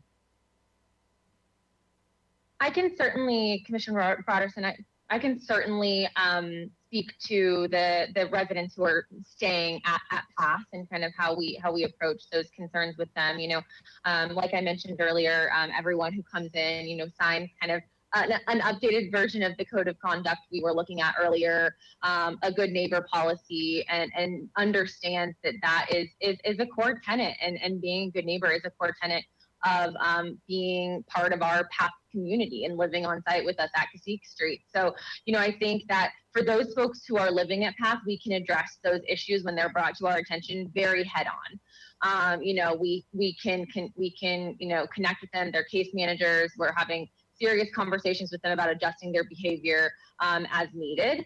I think where it gets complicated and where Jeff and his team and our larger community really come in is when, you know, those folks might be presumed members of PATH or might be hanging around in the neighborhood of PATH, but aren't living with us, are not our residents. So, you know, they're members of our larger community, they're neighbors experiencing homelessness. And as much as we, you know, we can go out to someone who's not staying with us, who's standing out on our driveway or on the sidewalk out front of our building, and, you know, encourage them to move on, encourage them to seek services elsewhere, encourage them to, you know, to not loiter. We don't really have the kind of pull we have and the kind of convincing mechanisms that we have when they are living with us at PATH. So I think that's where kind of having these conversations at a larger community level and kind of defining our neighborhood response when these concerns arise for both PATH and for kind of the larger community. As I mentioned earlier, we also, you know, we work really closely with PD. Sometimes it is truly criminal activity, and that's when they need to step in. But I think, you know, kind of enhancing outreach services, enhancing kind of our attention to the larger issue of homelessness in the neighborhood is really critical, and kind of what we've been excited to be a part of with SB Act in terms of having a more holistic response outside of just those folks who are living within our four walls. Jeff, did you have anything on that? Yes, Commissioner Bonderson. So I'm on speed dial usually with Lieutenant Kushner. He's my contact for anything that we need to discuss that's emergency related. Very excited because, you know, worked as the co-response unit with SBPD and behavioral wellness now. There's CityNet response. And even we have a conversation coming up with another local nonprofit partner that does that equips volunteers that are specifically trained for de-escalation and just to be present with people on the streets. We're looking into a partnership with them, which would increase potentially our ability to just kind of de-escalate situations more as well. So a part of every RAP meeting is listening to community concerns and actually creating, like I said, 30, 60, or 90-day plans around areas where there's the highest demand for services. Wonderful. I really appreciate the time you take to explain that. It's important for me particularly because I'm not that familiar with what you guys are doing, but I think it's very important and I appreciate your hard work. Madam Chair, that concludes my questions for now. Thank you, Commissioner Bonderson. Let's see, who would like to go next? Commissioner Lodge or Vice Chair Escobedo? I'm sorry, I didn't know if I saw your hand up or what you would like to do in terms of asking questions today. Yes, Vice Chair Escobedo, please. Commissioner Lodge, you can go first if you'd like. Thank you, Commissioner Escobedo. I just wanted to say that I don't have any questions beyond what have already been asked. Thank you. Okay, thank you, Commissioner Lodge. Vice Chair Escobedo, back to you. Thank you, Madam Chair, and thank you everyone for being with us today. So I think my first few questions might be for you, Ms. Storms. So you alluded to it earlier. Sometimes it's hard to tell whether someone nearby PATH is associated with PATH or not. And in your experience, you mentioned that you were at the 2018 meetings and maybe some before that. How often would you say you would have those mistaken associations? There would be incidents and it would be automatically assumed to be associated with PATH?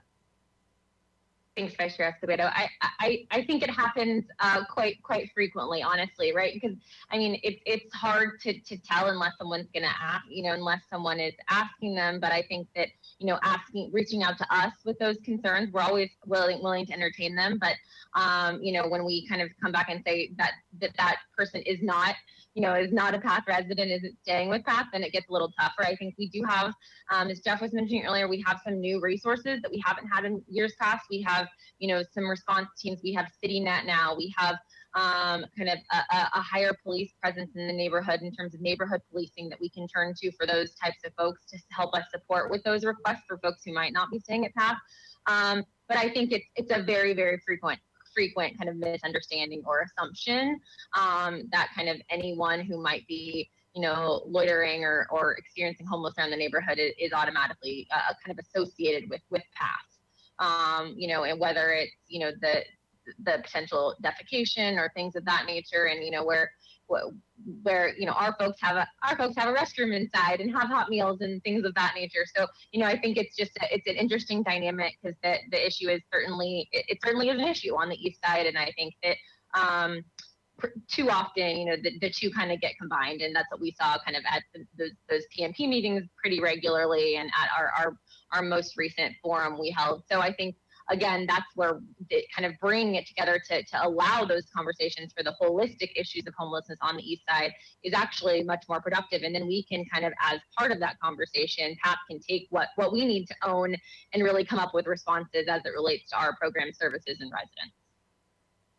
Thank you for that answer. And to the best of your knowledge, the spirit of having the MATIF group or the PNP group was to have some sort of communication with PATH regarding their services and the impact on the nearby neighborhoods. And so, one, do you agree with that assumption or kind of spirit of that, having that in the CUP? And then the second part is, do you see the RAP meetings as a viable way of living up to the spirit of what our intent was in the CUP?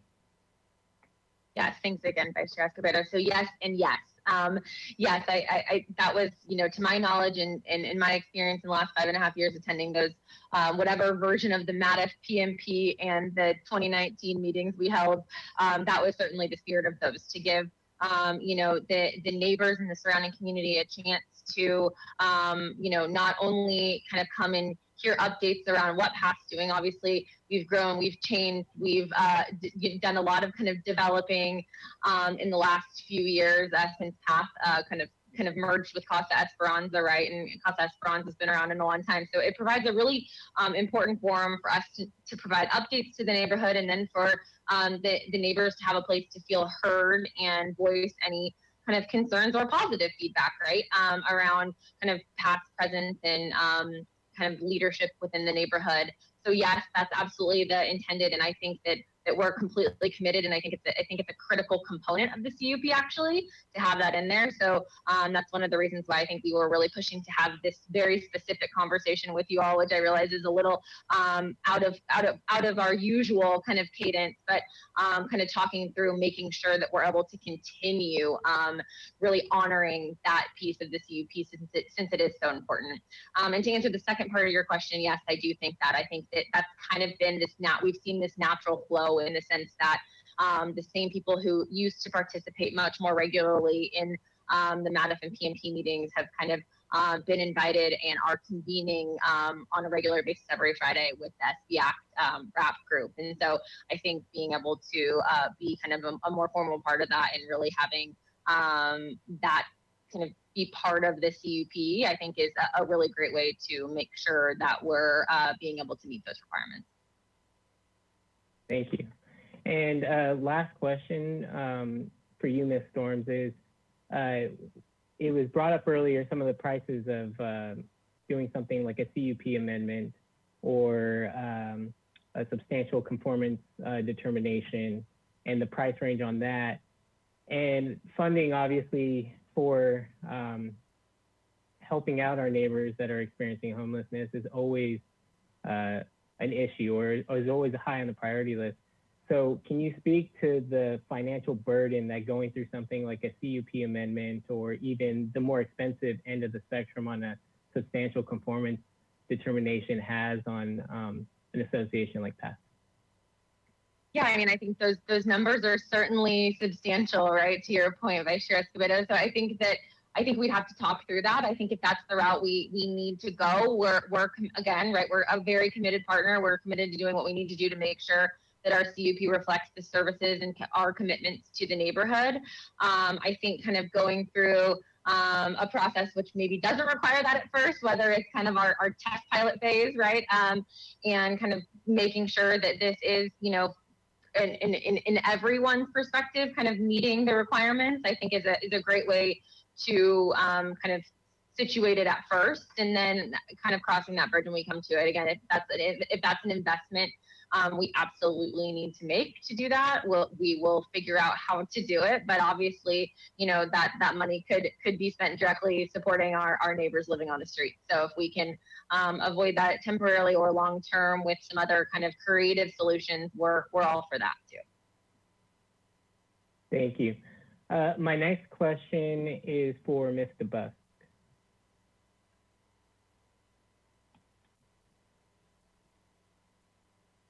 Thank you, Ms. DeBusk.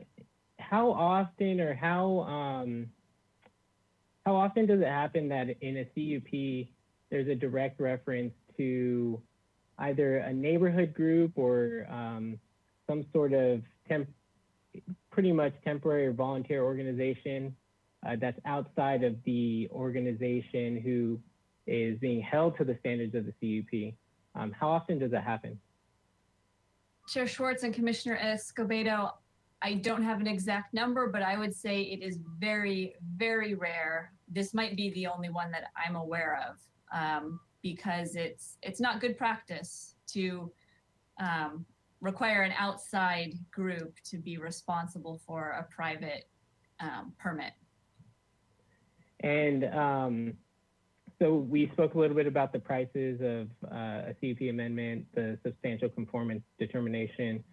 Are there any mechanisms for the city to provide the funding to get this accomplished? Because it seems like we set this CUP up for, we didn't set it up for success in the past by being so specific. Are there any mechanisms, whether it's through city council or with the planning department, that we can provide funding for this process? Commissioner Escobedo, I believe that the only way we could do that would be for PATH to ask City Council for that directly. And if the Planning Commission was on board with a recommendation, would we be able to make a recommendation to support the idea of City Council finding funding for this process? Commissioner Escobedo, I believe that you could make a recommendation that PATH pursue that through City Council. Okay. So that's how we would phrase it. If and would we be able to vote on it? How is today's meeting going to go? Are we going to record for the minutes each commissioner's comments, or are we going to vote on a particular recommendation, both for PATH to fulfill the requirements of the CUP, but then also to include something of the sort of PATH requesting funding from City Council for this process? Commissioner Escobedo, I will defer to Ms. Ostringer on that. I would anticipate that it would be minutes where we capture your comments. However, a straw vote might be helpful to the applicant.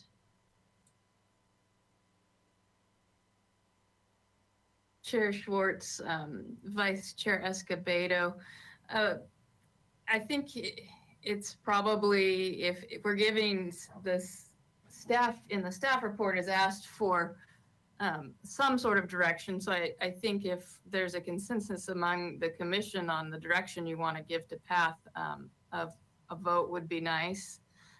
With regards to a direction to have them seek funding from council, I think Ms. DeBusk formed that correctly, in that this item wouldn't be going to council, so it would have to be a direction to PATH to pursue it. I assume if that's something they would like to do.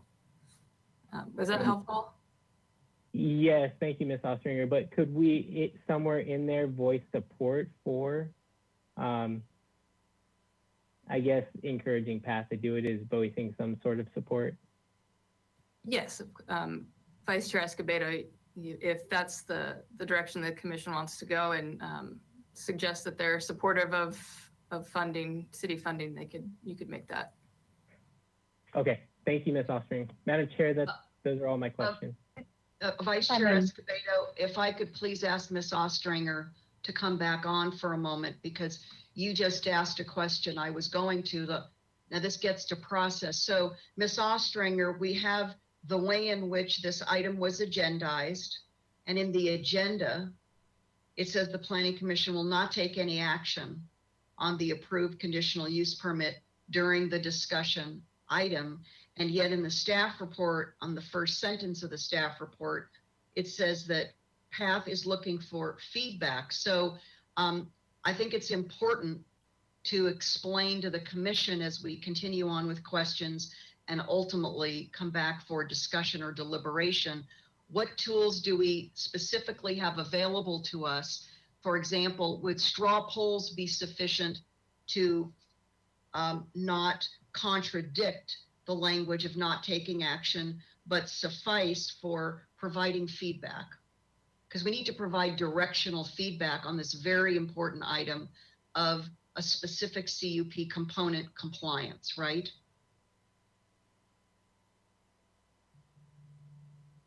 Hold on, Ms. Ostringer, we can't hear you. Sorry about that, Chair Schwartz. Yes, so what you cannot do is take any action on the CUP, the formal action. You can't amend it at this point. You can, if you'd like to do a straw poll, that's certainly a procedural option you could do if you wanted to take a more formal motion that just gives them the feedback that they were looking for. I believe staff report indicates that it's a two-phase. They want some direction on what the commission would like to see so that they can come back at a later date to address the problem with the conditions of approval. Okay, excuse me for continuing on, Vice Chair Escobedo, just as a supplemental to what you just said, Ms. Ostringer. Pardon my indulgence here, but I want to ask you then, as I was going to ask you anyway, again, to process, is there a maximum period of time allowed for an applicant property owner without penalty to be in a state of non-compliance with a CUP? So if we're not taking action today, and let's say, I'll just make up a time frame. Let's say the full 2-year review is in July. We have the better part of this calendar year in which we would not be taking action unless you would recommend that some interim step in returning to Planning Commission to take action be agendized. Could you help us with that understanding?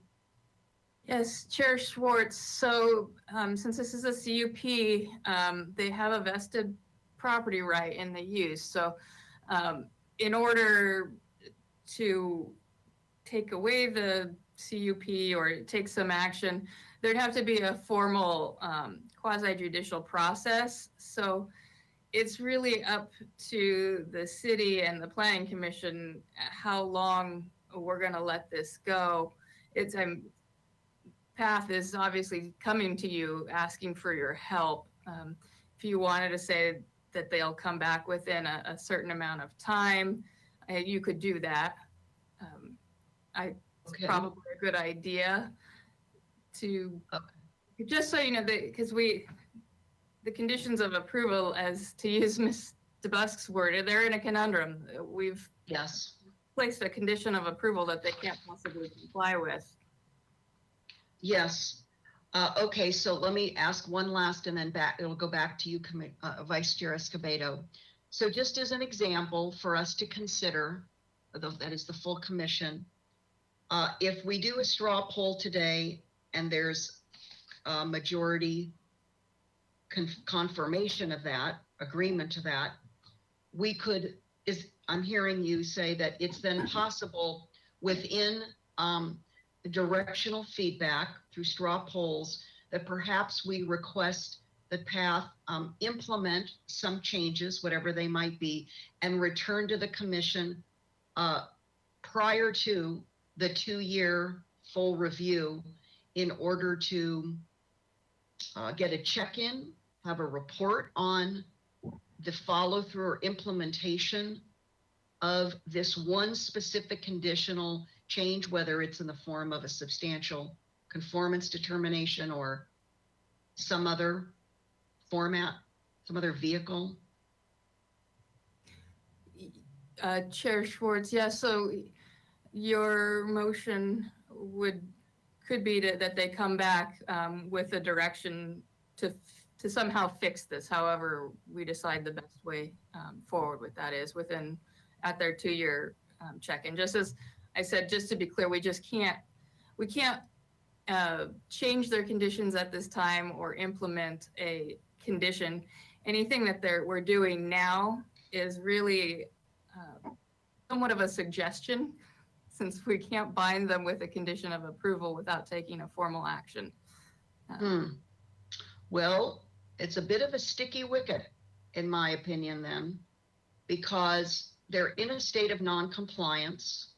So pardon me for just riffing for a moment here, for lack of a technical term. They're in a state of non-compliance.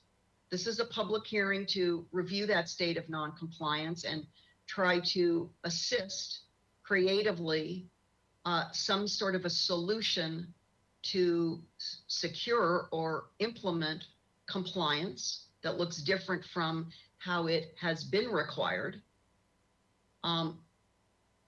We have full schedules planned, as I understand it, from Ms. DeBusk all the way through to June. So, okay, I'm going to step back and I'll get to my portion in a minute with additional questions I have, but I think the full commission needs to be really clear about what our options are and the timeframes for those actions that are sometime between today and, let's just say, a July, just to put a placeholder on this, a July 2-year full CUP compliance review. I don't know if you have anything further to say. I may ask you to come back on when it gets to my specific inquiry, but you see where I'm going. I think we need to flesh this out. It's going to be too confusing to all the commissioners to understand how to participate in formulating and agreeing to a motion if we're not, I think, clearer about the options and the timelines before us. Thank you. Chair Schwartz, may I offer yes, a Ms. suggestion? Yes, yeah, Ms. thank you. Stotts. I do have to run to another meeting. I'm already actually late to it. So I wanted to make sure first that if there's any additional questions for me, please let me know. But I kind of have a suggestion, and you could take it or leave it as you like. I think today we have gotten feedback and questions from the members as to what our options are. We got some from staff, anything from an amendment to the CUP to SED, I believe is the term, with the various cost ranges. I think we have enough feedback here for us as staff and with planning, with SBAC and with PATH to come up with a more solid plan to propose probably during the 2-year report. In the meantime, I think PATH can work with SBAC to develop a more formal discussion plan on how they would communicate with the neighborhood between now and, let's say, if they come back in July to do their 2-year report and kind of present what has been accomplished since then, what plan has been developed, and see if that's something that would work, that would take action, that would require some action from the commission. Ms. Stott, since you have to go to another meeting, and I apologize, I didn't know that. I would have asked you. I would have asked you to come in early so we could all organize our questions for you while you were here. What you're talking about is if I understood what you just said, is a 5-month delay between today and July, which is, again, I'm just saying July, a 2-year review for there to be no interim or iterative process coming back to Planning Commission to determine if in fact whatever we recommend is being implemented and implemented effectively. 5 months is a long time with all that's swirling around this and the urgent need, not just on a CUP compliance basis, but serving those in our community who need us the most, which are those who are homeless on the street. So can we do a check-in? Is there any policy obstacle to us in our motion doing some kind of a check-in between now and July so that we're all moving in the same direction and understanding where we're asking path to go? Chair Schwartz, I would say that one of the biggest stumbling blocks is just that the Planning Commission's agendas are full.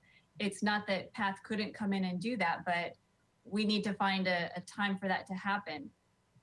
Perhaps they could come in June with all the statistics for the last 2 years. And they can also, as Ms. Stotts has mentioned, come with a plan for what they're going to do for the next 2 years so that when they come back, there's a more formal way of reporting. They've given you their plan on how they think they can best address this condition and still meet the intent of the conditions. Okay, well, I hope all the commissioners heard that. I'm going to step back now and turn it back over to Vice Chair Escobedo, and I'm going to pursue this further with you, Mr. Busk, when I come in with my questions after the remaining commissioners. Back to you, Vice Chair Escobedo. Thank you, Madam Chair. Just 2 more questions. This is, I think, for Mr. Schaefer. The Eastside RAP meetings are open to the public, correct? Commissioner Escobedo, yes, they are open to anyone. And where can someone get the link? I'm guessing there are Zoom meetings these days. Get the link to the Eastside RAP meeting. Usually people end up contacting me. They hear about them, but I can make that available to the Planning Commission. Okay. And then for the link to the encampment submittal form, I'm guessing it's some sort of form. Does that live on the city's website? It does. Okay. I'll probably have a question about that later. Okay. Thank you, Mr. Schaefer. Thank you. Those are all my questions, Madam Chair. Thank you. Commissioner Higgins, I see you're on the screen. Did you have some follow-on questions before I go to my questions? Yeah, for staff, somewhere in here. This is a interesting staff report, and I mean that in a good way, with all the history. I mean, it's incredible, the amount of community input that's detailed here. But there's the compliance report. So I'm forgetting, Madam Chair, and forgive me, but do we normally, when this comes to us, I don't recall a compliance report coming to us in the form that is starts on sheet 46 of our staff report. Okay, let's let Mr. Bolton get us there. I think that's important for all of us to look at the same time. It's granted probably a pretty old compliance report, so I don't know that maybe I'm not remembering. It doesn't look familiar because the format is different, but I don't recall every 2 years we get something like this in this level of detail. Can somebody jog my memory? Does that normally come to us? Something like this? Commissioner Higgins, Kelly, if Ms. Broaddus, and I'll answer, and then if there's anything you need to add on, please feel free. Mr. Higgins, I would say that it does not come in that format. The report, and I believe it was not, we attached the staff report from 2 years ago, but we did not include all of the attachments that went with it that would have shown you all the data that they provided, but it's not quite in that same format. Okay, cool. Thank you. And to Mr. Schaefer, just a big, huge, high-level question about the need for more shelters in this community, and the city of Goleta is ramping up. I think give us the bigger picture here about the South Coast region and what's happening with other agencies in terms of additional shelters.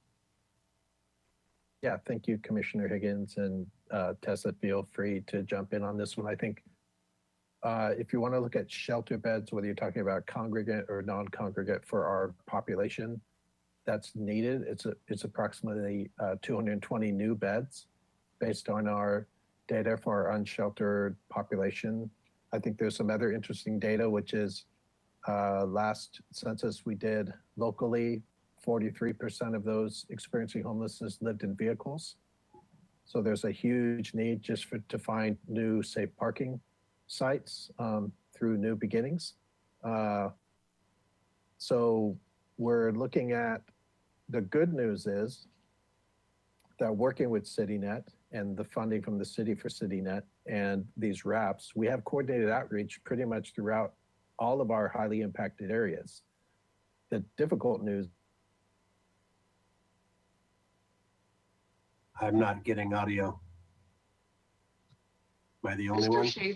Mr. Schaefer, we cannot hear you. Could we just stop for just a moment, please? No. Maybe can you turn your webcam off and back on again to see if that helps us sometimes? Sometimes that does it. It's maybe a headphone earpiece thing. And Commissioner Higgins, did you have in the meantime questions for anybody else from the team? How about now? Oh, yes, Yeah. Mr. Schaefer, that's better. I'm so sorry. When did I drop off? Probably the most important point. Did you hear about the safe parking and all that? Yeah, I'm familiar with Safe. Can't remember the name of the group, but they're expanding in Lompoc, for example. I've read. You dropped off right after you started talking about New Beginnings. Yeah, so I think the good news is we covered our entire city with outreach. The difficult news is that we have to start looking at district by district. How are we going to find these new, whether they're congregate or non-congregate shelter beds for stabilization, and then our housing units. So if you look at our city, we're behind with our low income to very low income housing units that we need to start thinking about providing. And so really for us, we're looking at the what they're doing in Isla Vista with the pallet home shelter beds. We're looking at, is there a region in Santa Barbara City where we can do that in the 6 months to help get people stabilized? I think what I'm receiving from CityNet is that a good majority of the people that are out there are clients. And they're willing to accept services, but we don't have that next step for them. So to me, that's the main push we're putting across the board with the city. And I don't know, Tessa, if you have anything to add as well.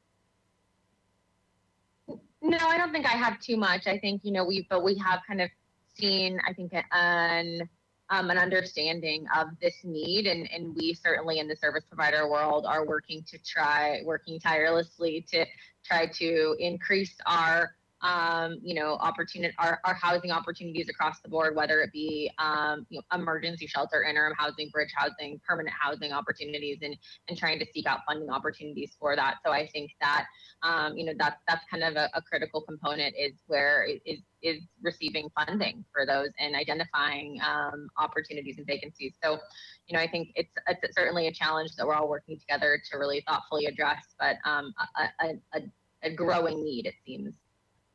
Mr. Schaefer, so you mentioned something about districts. What are the districts? Thank you, Commissioner Higgins. We are in continual discussions, to be completely out there with every city council member, talking about that every region needs to kind of step up and be willing to look at public or private lots. So that's really what we need to start discussing, because you can either have. So you meant districts as a city council, city council, regional. Okay. Yeah. So okay. So I was just coming at it from hearing that Goleta was trying to do something and sort of looking at it from a regional standpoint, and what can you tell me there with respect to between Santa Barbara and Goleta in terms of, is there a shelter that might be coming soon, somewhere between downtown and Goleta? And by soon, I mean a couple, 5 years. I don't know, or should we be hoping for that, or is that in the works or not? Thank you, Commissioner Higgins. Yes, the county is looking. They potentially have some funding for a site, so they're actively looking as well. And I know there are discussions about certain regions, either Santa Barbara or Goleta. So yes, but we also have to be creative, looking at, are there smaller versions of shelter beds that can become available? And when you talk about the non-congregate hotel beds that have been relatively successful about transitioning, CityNet has had a large amount of success, as well as the county, with using hotel beds. Understood. Thank you. Those are my questions, Madam Chair.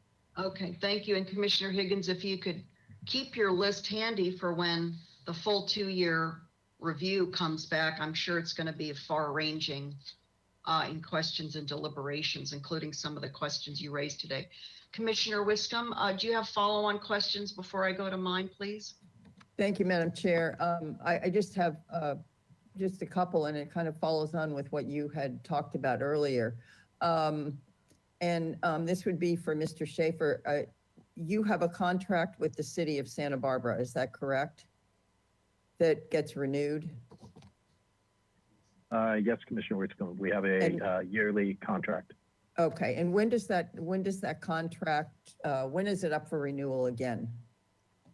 I believe June. That's what I thought, June of 2021. Yeah, okay. So it seems, and this is coming back, thank you for that, Mr. Schaefer. This is coming back, the 2-year report's coming back to us in July, right, Madam Chair? Is that correct? That's the earliest month possible. Okay, so if we did something, back to your point, Madam Chair, if we did something in the interim, they could report back on those 5 months if we went to the RAP program with some conditions for those 5 months, and then they could give a report at that meeting when we actually see the 2-year report too. Is that correct then? That's kind of my thought process. Well, I guess just to clarify, my thought was a more near-term or interim check-in before July. I mean, July is the 5 months, which would be the full-blown 2-year review, but we're looking at a very specific out-of-compliance condition that I'm concerned about for a whole host of reasons. And I'm taking a step ahead here and just kind of telegraphing for a moment that I think that we owe not only PATH, but the community a more near-term check-in with PATH that's on fine. whatever we recommend and whatever actions they take to bring them into compliance. Okay, that's fine. I was trying to tie the two together. So, we give them some time, and I mean, I think, I don't need to go into deliberations now, but we need to give them some time to comply and to see how this is going to work out. And I personally thought 5 months was appropriate, since it ties into SBAC's contract renewal, potential renewal, and also the fact that, then RAP could change to something else again, and we'd be right back in the same boat we were in with MATF and PNP. So that's where I was going with that line of questioning. Thank you, Madam Chair.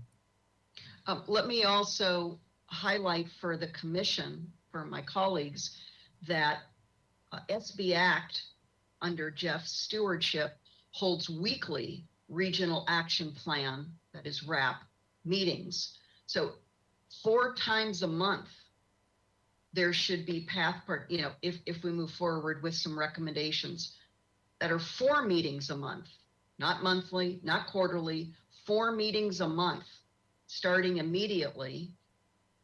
And I'm assuming certain decision-making here.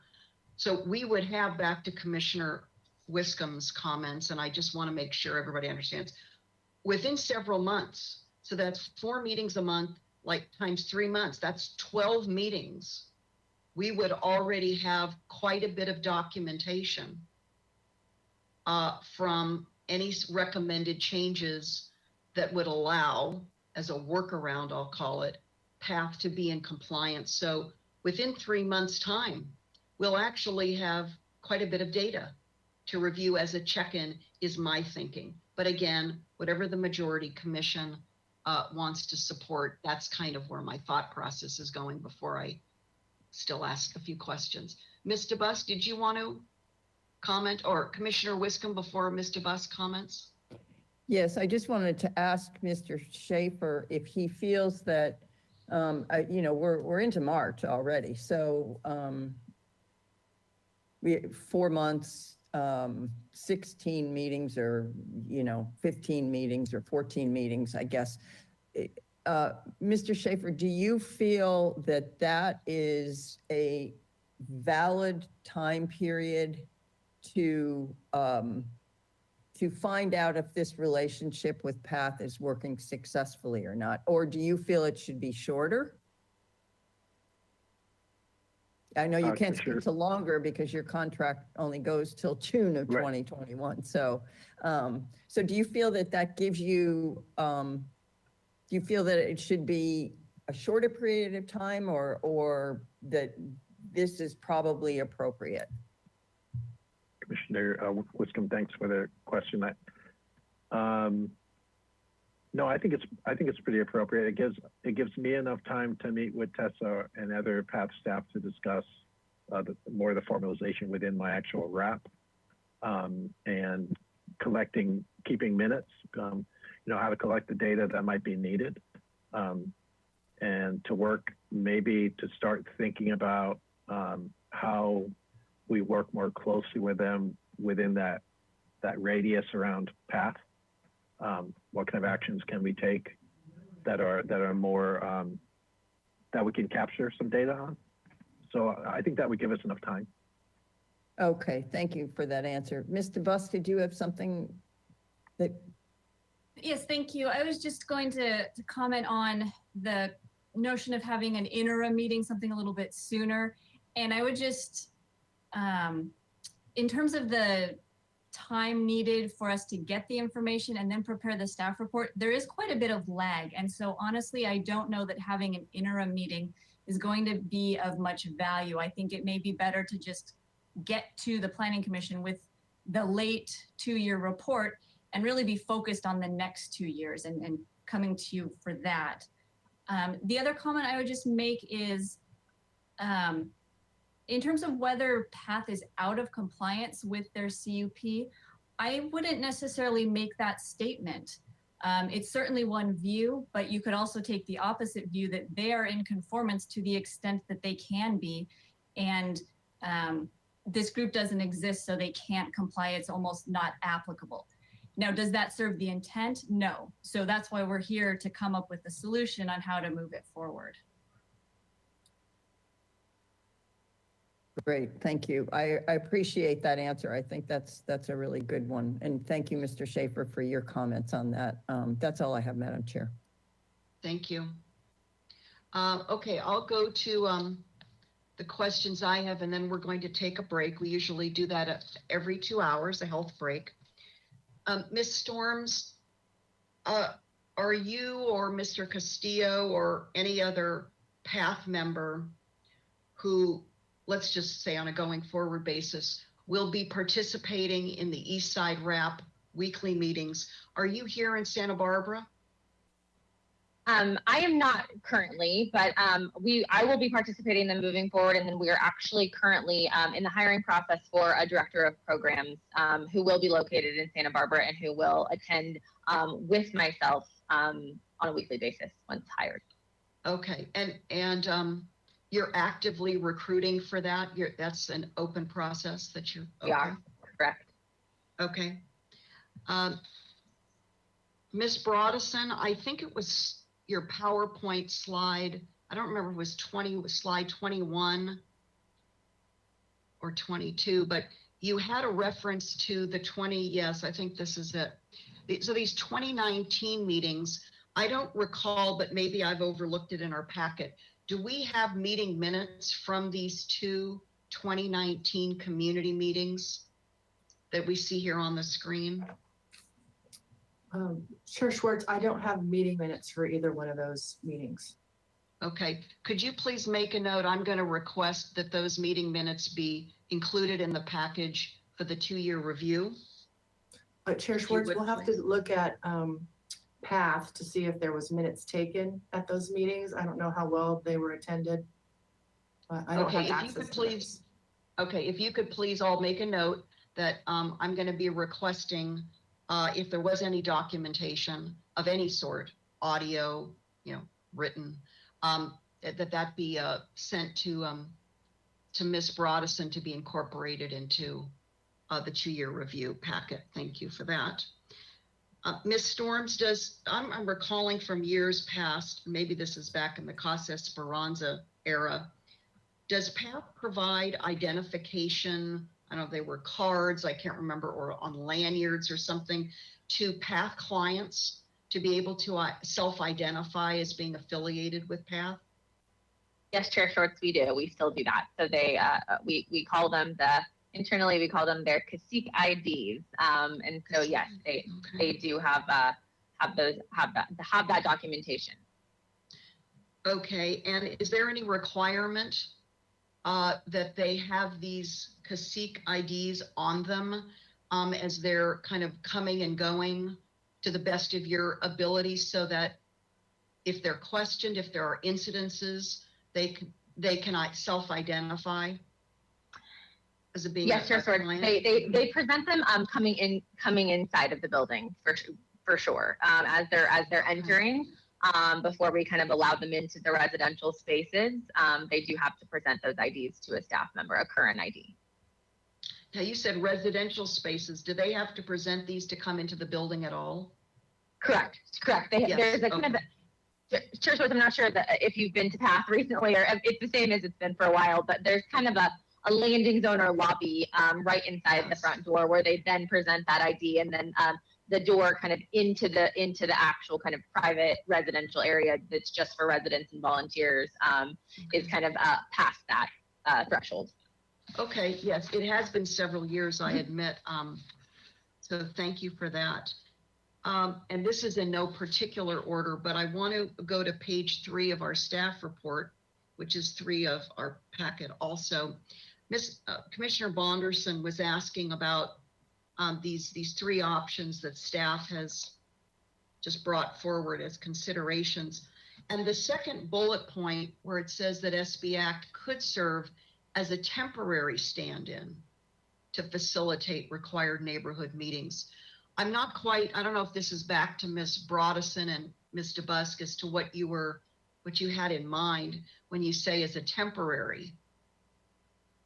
Is that just because of SB Act's annual contract, and so we don't know from year to year if they could be a longer term stand-in? Can you shed any light on this for me, Ms. DeBusk? Yes, Chair Schwartz, that's correct. It's that we don't know how long they'll be in existence. And we also don't want to put ourselves in the same position we're in now, where we name someone formally and then they don't exist and we have to figure out how to solve it. I think the important concept is that we're looking for ways to engage the neighborhood, respond to the neighborhood. And so we need to find solutions that work within that. Okay, very good. And then both Commissioners Wisdom and Vice Chair Escobedo were asking questions about a CUP amendment versus a substantial conformance determination. And as we come back after our break and move into discussion, deliberations, I'm just wondering if Ms. DeBusk or Ms. Ostringer has any further insight and advice for us in considering one over the other. I mean, we do know, let's just take substantial conformance determination, an SCD. At level 4, the highest level, I think I heard Ms. Broadison say that would be $5,300. And we know the Planning Commission, that requires a public hearing, level 4, versus an amendment to a CUP The applicant is charged $11,000. So between those two, I'll call them vehicles for addressing this issue before us today, does staff have advice on looking at one over the other, kind of the pluses and minuses we might consider? And that's separate from the price tag that we're talking about, which I'll get to in a moment. Ms. DeBusk, any thoughts, please? Chair Schwartz, my only thoughts are that they are required by their conditions to have a report to the Planning Commission every 2 years. So you are getting this feedback loop. And so while maybe a condition amendment is the right path down the road, and maybe there are other reasons why they may consider an amendment, it doesn't seem like that's appropriate at this time. And I don't think staff thinks that it would be appropriate to just eliminate the neighborhood coordination that the conditions were intended to achieve. So in that sense, it's almost, I'm viewing it almost as an adaptive management. This is what you have. We're doing our best to work with it and to provide information and comply with the conditions to the best of our abilities. And that may involve, you know, working with SB Act. But I think that the less formal that we do that at this point, the better, so that we can see how it all plays out. So I don't want to read into what you've just said, Ms. DeBusk, and thank you for that.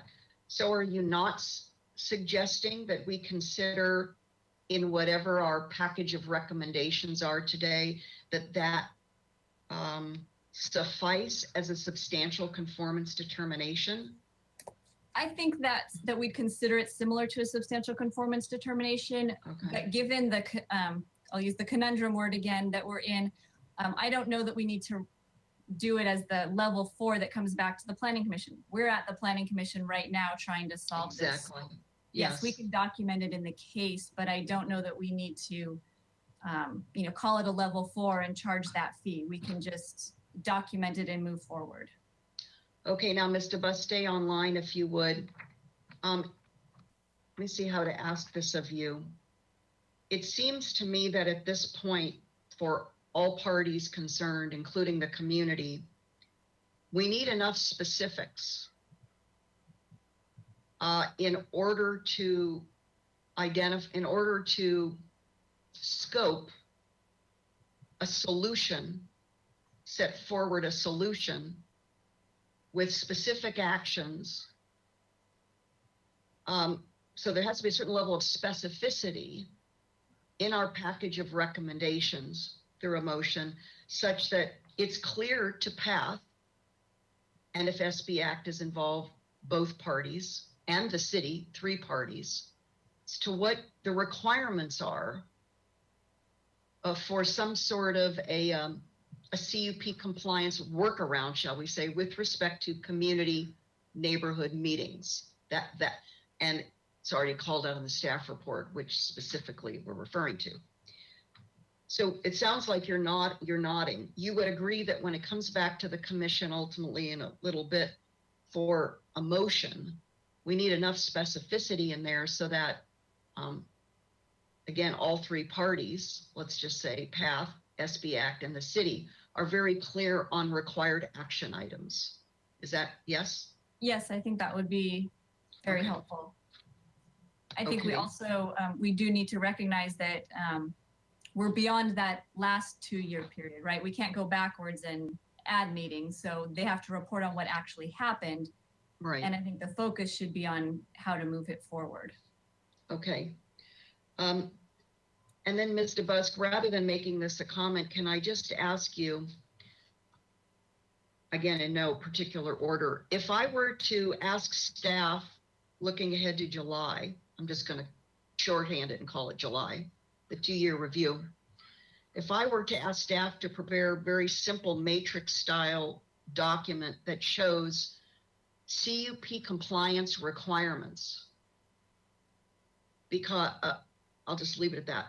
Is that something that you could work on with your team? Because to pour over the dozens of pages, and you know me, I have 2 binders because I've been at every 2-year review since I started serving in 2010.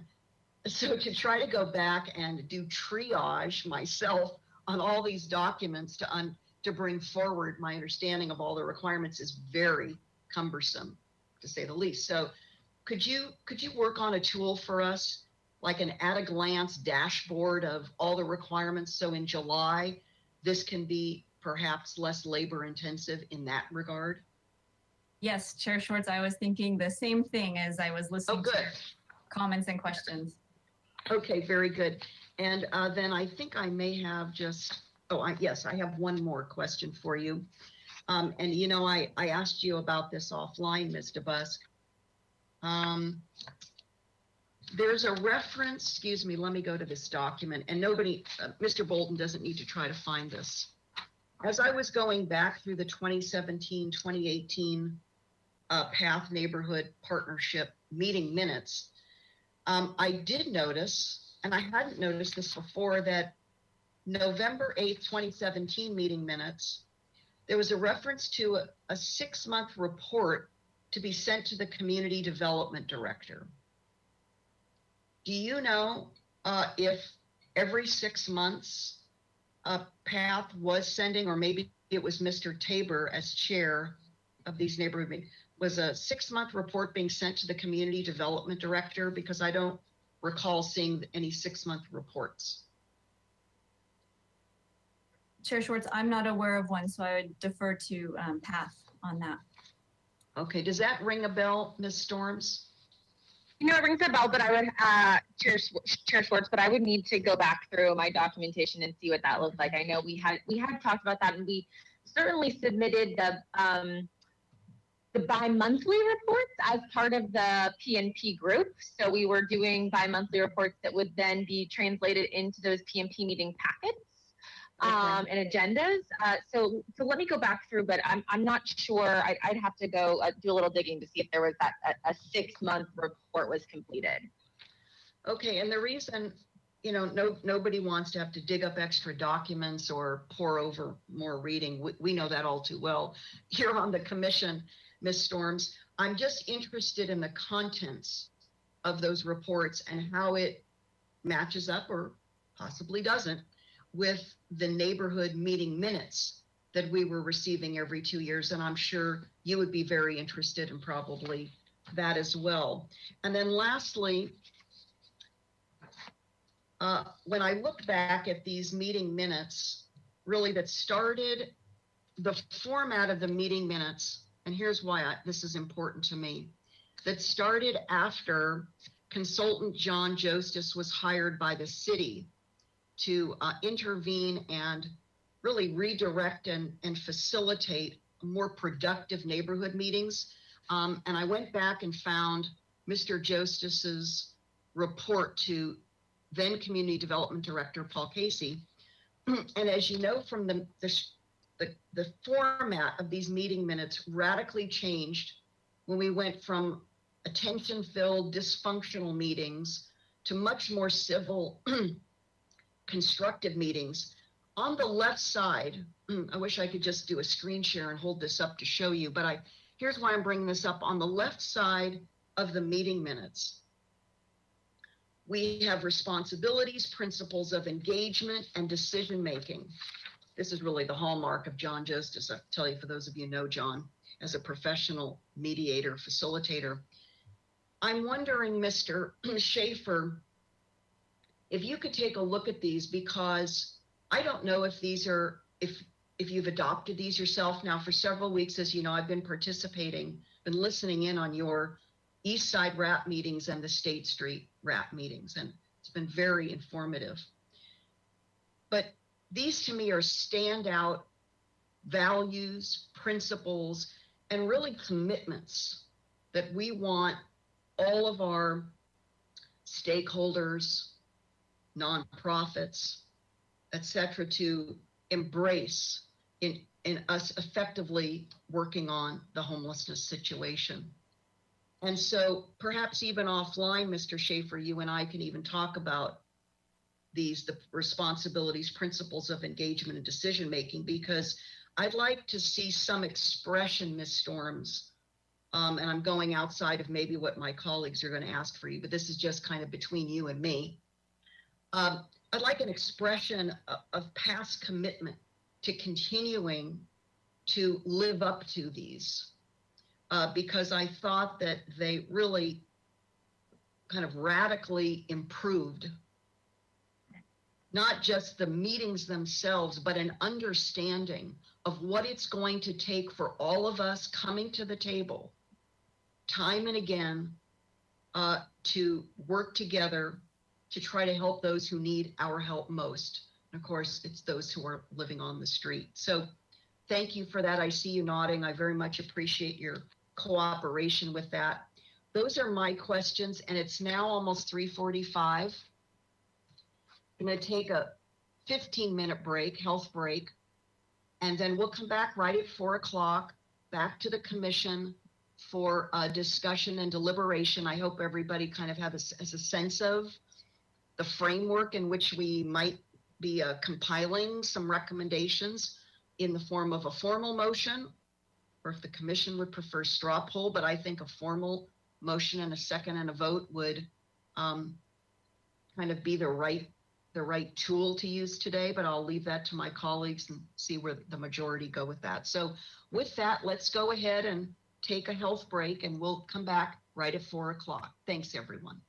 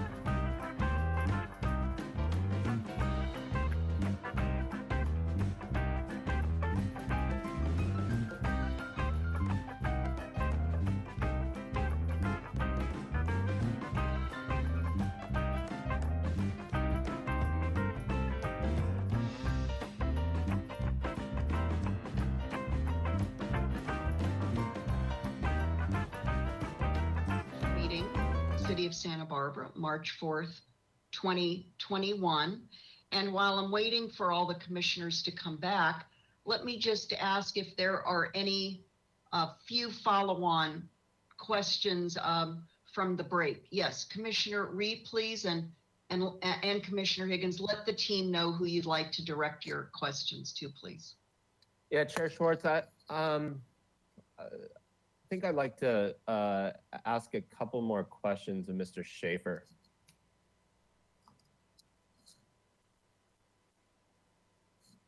Hi, Mr. Schaefer.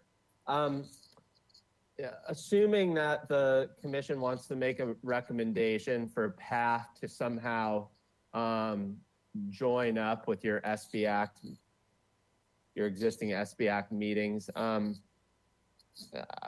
was curious about how this can be monitored objectively. Do your meetings, do you currently have meeting minutes? Thank you, Commissioner Reed.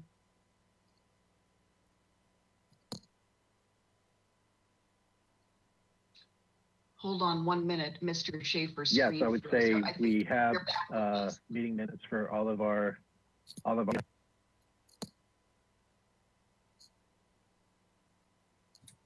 Hold on, Mr. Schaefer, having a little bit of a technical difficulty there. Just let's take a moment.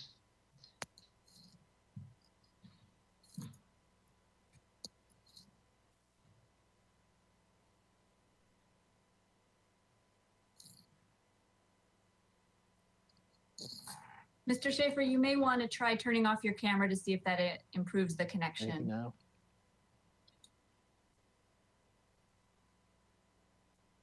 Is it better now? Yes. Can you hear Yes, me now? Mr. Schaefer. Yeah, Yes. I'm sorry. I don't know. I'm going back and forth between my headphones. My apologies. I don't know what's going No on. problem. Please, no. Yes, we do. We do take minutes currently. I have interns taking my minutes. So if we were to do something more tight like this, I would probably move to taking minutes. And as I mentioned before, I'd be working with Tessa pretty closely on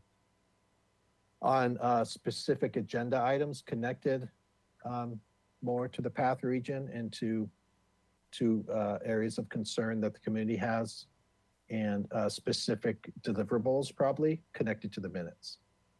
Okay. And Mr. Schaefer, I understand this to be your meeting, that you moderate the meeting, SB Act hosts the meeting, and I think that's okay. But is there a way to bring PATH in as a co host of sorts, so that we can work towards this resolving this previous issue where it fell under an organization that was not their own? How would you approach that, you think? Thank you, Commissioner Reed. I would approach it in the way that, so currently I have CityNet presenting at least once a month, and I have Renee from the city presenting once a month regarding encampment data. So I would probably ask Tessa to present officially once a month as a kind of co-presenter during a meeting. And then that presentation could be however you would like it to be, connected directly to the CUP and to actions that need to be taken to meet both the CUP for PATH, but also to respond to neighborhood concerns. Okay. And what about how do the different organizations represented as presenters handle noticing for those meetings? Is there any sort of formal noticing for SB Act, CityNet, et cetera? Commissioner Reed, not currently. Currently, I'd send out agendas about 2 days before. If something like that needed to change specific to the PATH presentation, I'm sure we could work that out as well. Okay. And maybe this is a question for Ms. DeBusk. Wait a second. Ms. DeBusk, do you have any recommendations to be able to track the neighborhood noticing for PATH in the meetings that they are a co-presenter? Commissioner Reed, do you mean a way to confirm that they actually mailed it out at a certain time? That would be ideal. What the city does, because we send out mailed notice 10 days in advance of a notice public hearing, we send a notice to ourselves and then save the postmarked as, it gives us evidence that the post office delivered these and assurance that it went out. I don't think we would recommend that they do certified mail or anything like that because that just becomes overly cumbersome. So it would, just keeping track, a log, this is when we sent it out, keeping a copy of anything that gets returned. So there's, evidence in the record of, addresses that are maybe no longer active or those sorts of things. Okay, and since we're talking about such a tight radius, would you have a recommendation what if an overwhelming number of property owners, business owners, et cetera, managers, came back to the commission and said, no, we did not receive any noticing? What would be the recourse or the solution there?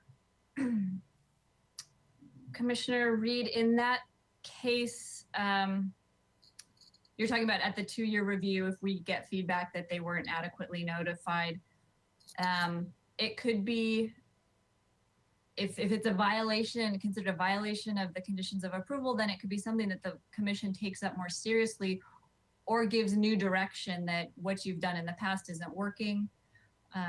Because as you mentioned, it is such a tight or relatively small radius, perhaps a hand-delivered notice is a better idea.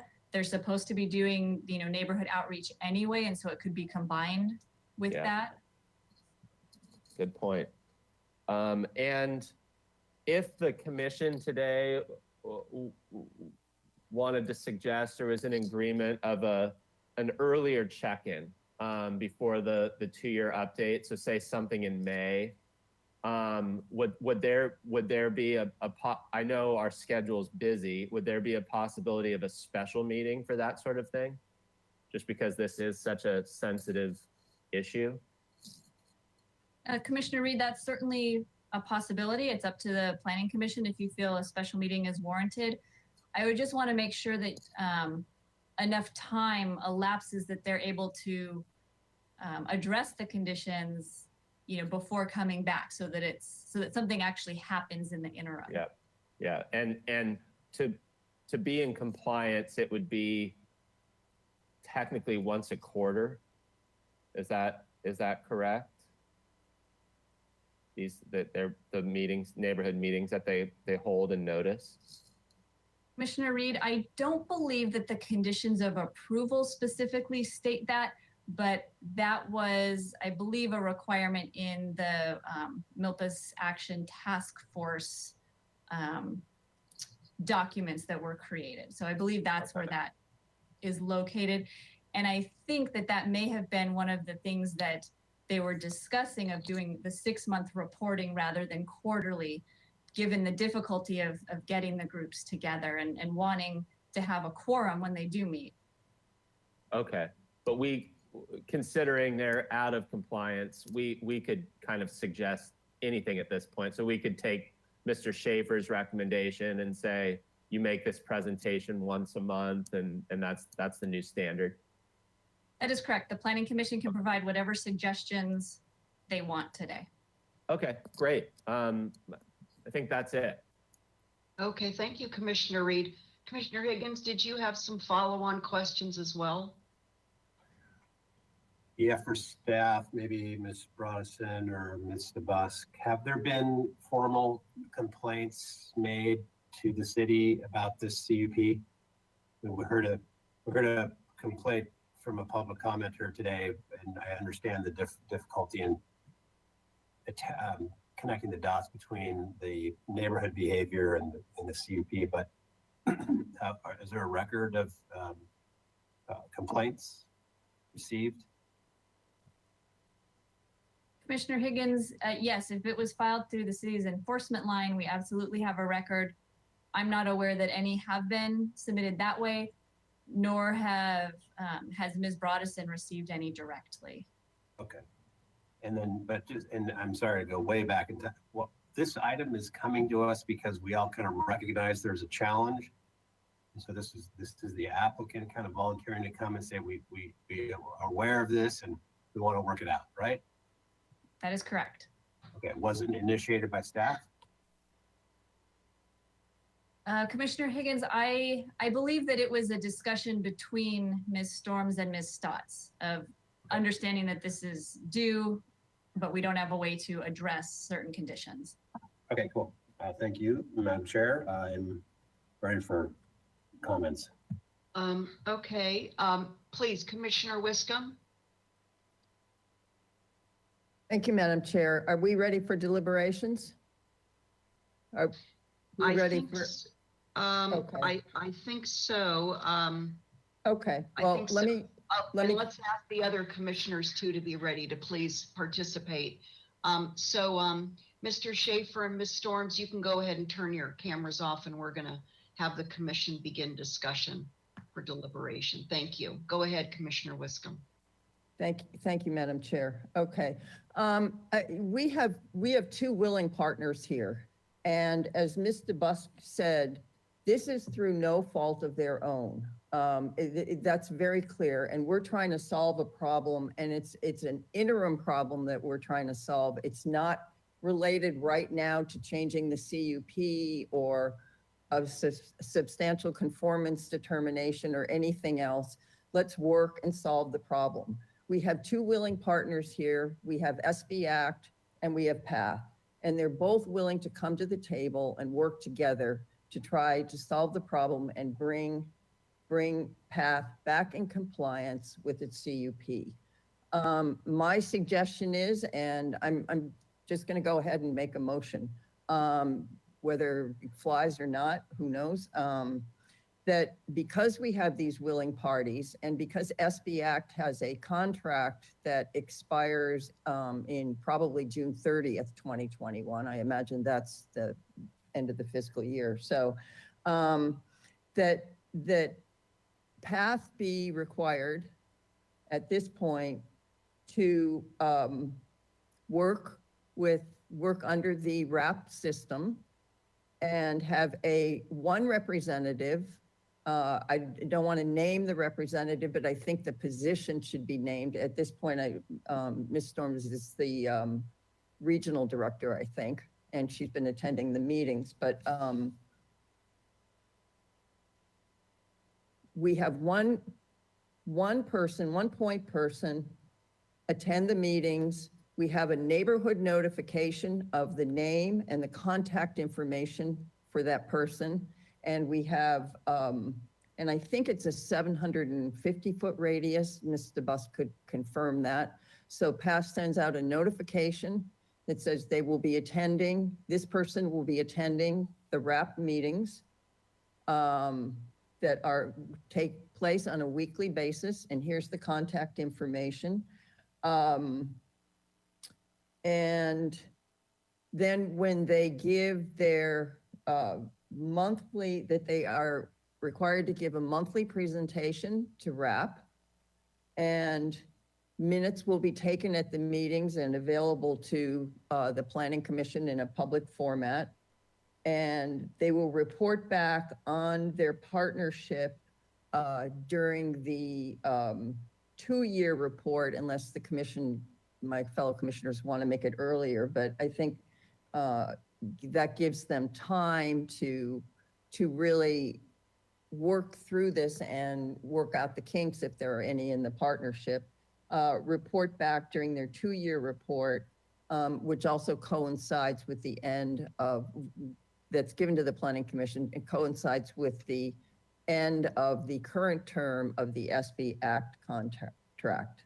So notify the neighbors, one person, with the contact information, notify them again when they give their monthly presentation, which they're required to do to SBAC through the East Side RAP meetings, and report back to the commission on how this is working out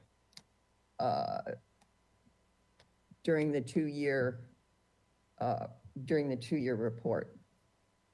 Other discussion, please, and if I want to ask my Well, colleagues that's to please. my motion, so. I understand, but Commissioner Wiscombe, I want to be respectful of everyone feeling that they can discuss first.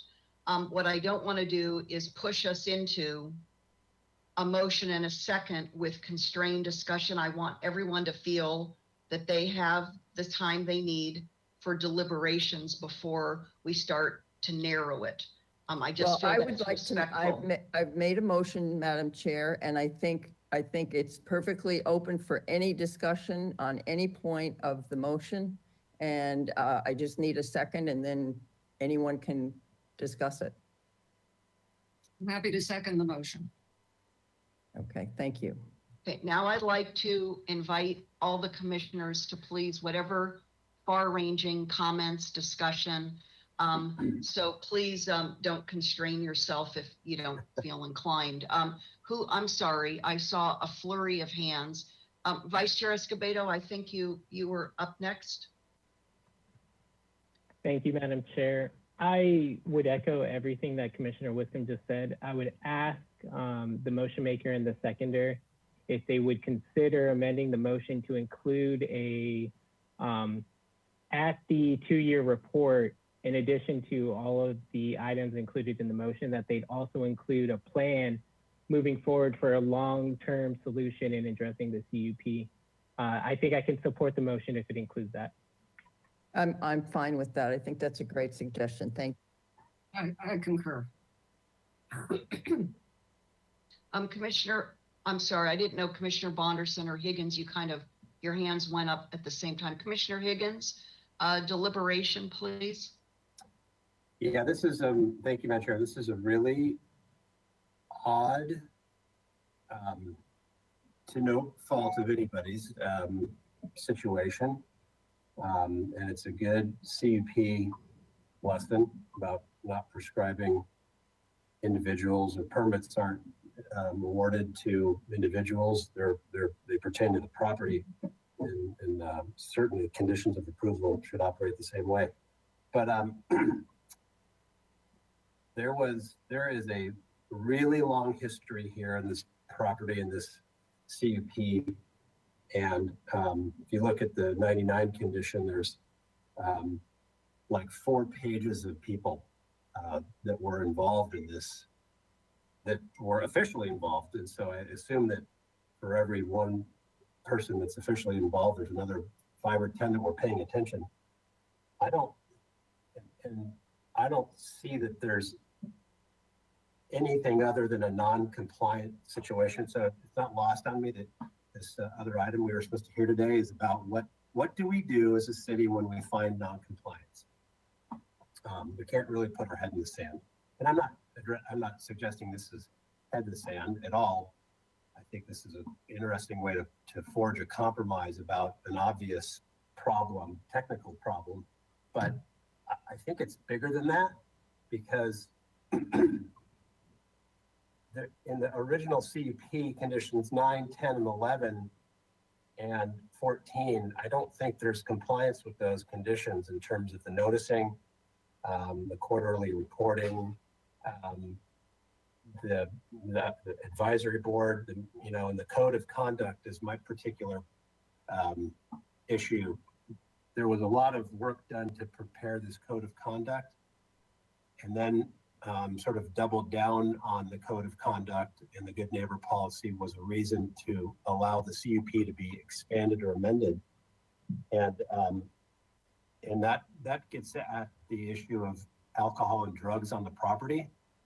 I think we've heard about that today.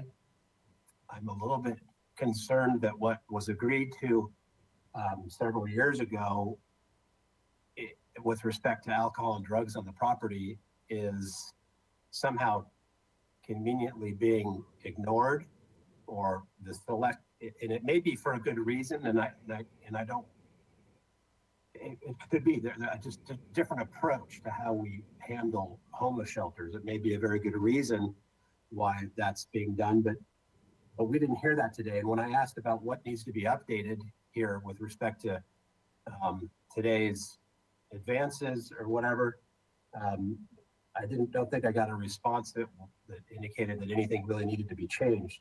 So in fact, what I heard was, we don't want anything to be changed. It's going to be fine, but it's clearly not. So, I mean, I think it's important for us to refer this to an enforcement case.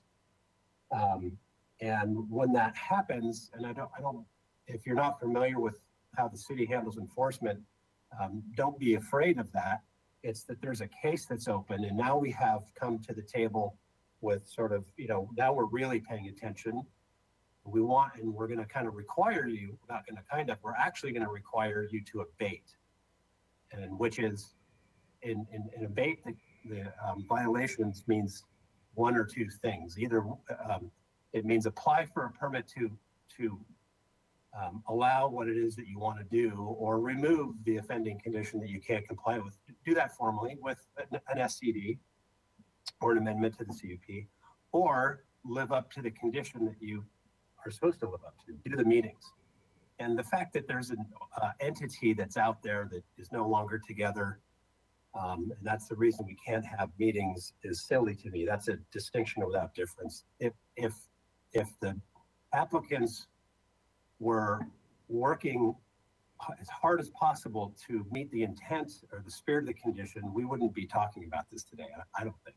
So I don't think there's any reason you couldn't, as an applicant, take the initiative to say, okay, this particular group is gone, we're going to form a new one, or we're going to create a portal of some kind of, with some kind of technology to connect people right now, business owners, et cetera, via Zoom or conference calls, and we're going to have these meetings anyway. It's not going to be with this official group, but these are going to continue happening. And I don't get it. I don't get why that isn't happening. I just, it might happen with PATH, but we have these complicated components to the meetings, which are real, and I'm not suggesting that they're to be overlooked whatsoever. How do you decipher the applicant's responsibility to meet with neighbors about their project, their property, and their CP, and then distinguish that with the overall issue of homelessness? That's a big challenge, but we have very smart people here that are before us today in the applicant team, and I think that they can figure that out. So I'll go along with the flow here, but it's consider, if you were, for my fellow commissioners, consider if you were involved in this property and this CUP over the years, and you invested an incredible amount of time. There was a citation in here somewhere about the number of meetings and the number of hours that were had to kind of solve these problems and to come up with these prescribed additional plans. And you found out 10 years later, they weren't being, nothing was happening with them, or they weren't really being in earnest sort of followed. And not only that, but one of the major agreements was with respect to alcohol and drugs on the property, and that was sort of ditched. That would be sort of a disservice to all those people that were involved. So I'm on the side of opening a case if we can here, and then allowing what Commissioner Wiscombe said, to proceed. But I think we need some tools in our toolbox. Okay, thank you, Commissioner Higgins. Commissioner Vonderson, did you want to go next, or should we go back to Commissioner Reed? That's okay. Okay, back to you, Commissioner Reed. And one moment, I'm hearing some static in the background. Okay, it went away. Thank you. Go ahead. Just following up on Commissioner Higgins' suggestion, because I support the suggestions in Commissioner Wiscombe's motion. I also think there's validity in what Commissioner Higgins is saying. Technically speaking, how could we even, what would be the consequence of recommending, if it was to be included in the motion, that an enforcement case be opened? Would that happen? Could that happen? Is it inconsequential at this point? I'm curious. Ms. Chair- Ostringer? Chair Schwartz and Commissioner Reed, if there are violations, the city can look into it. I don't know that the Planning Commission has the authority to, you don't have the purview to open an enforcement case. That's a staff level action. And it would require the staff to look through all of the conditions and to determine if there was any evidence that some of those conditions may not be abided by. Understood. I suppose my follow-up question or comments to the motion to what Commissioner Higgins laid out is I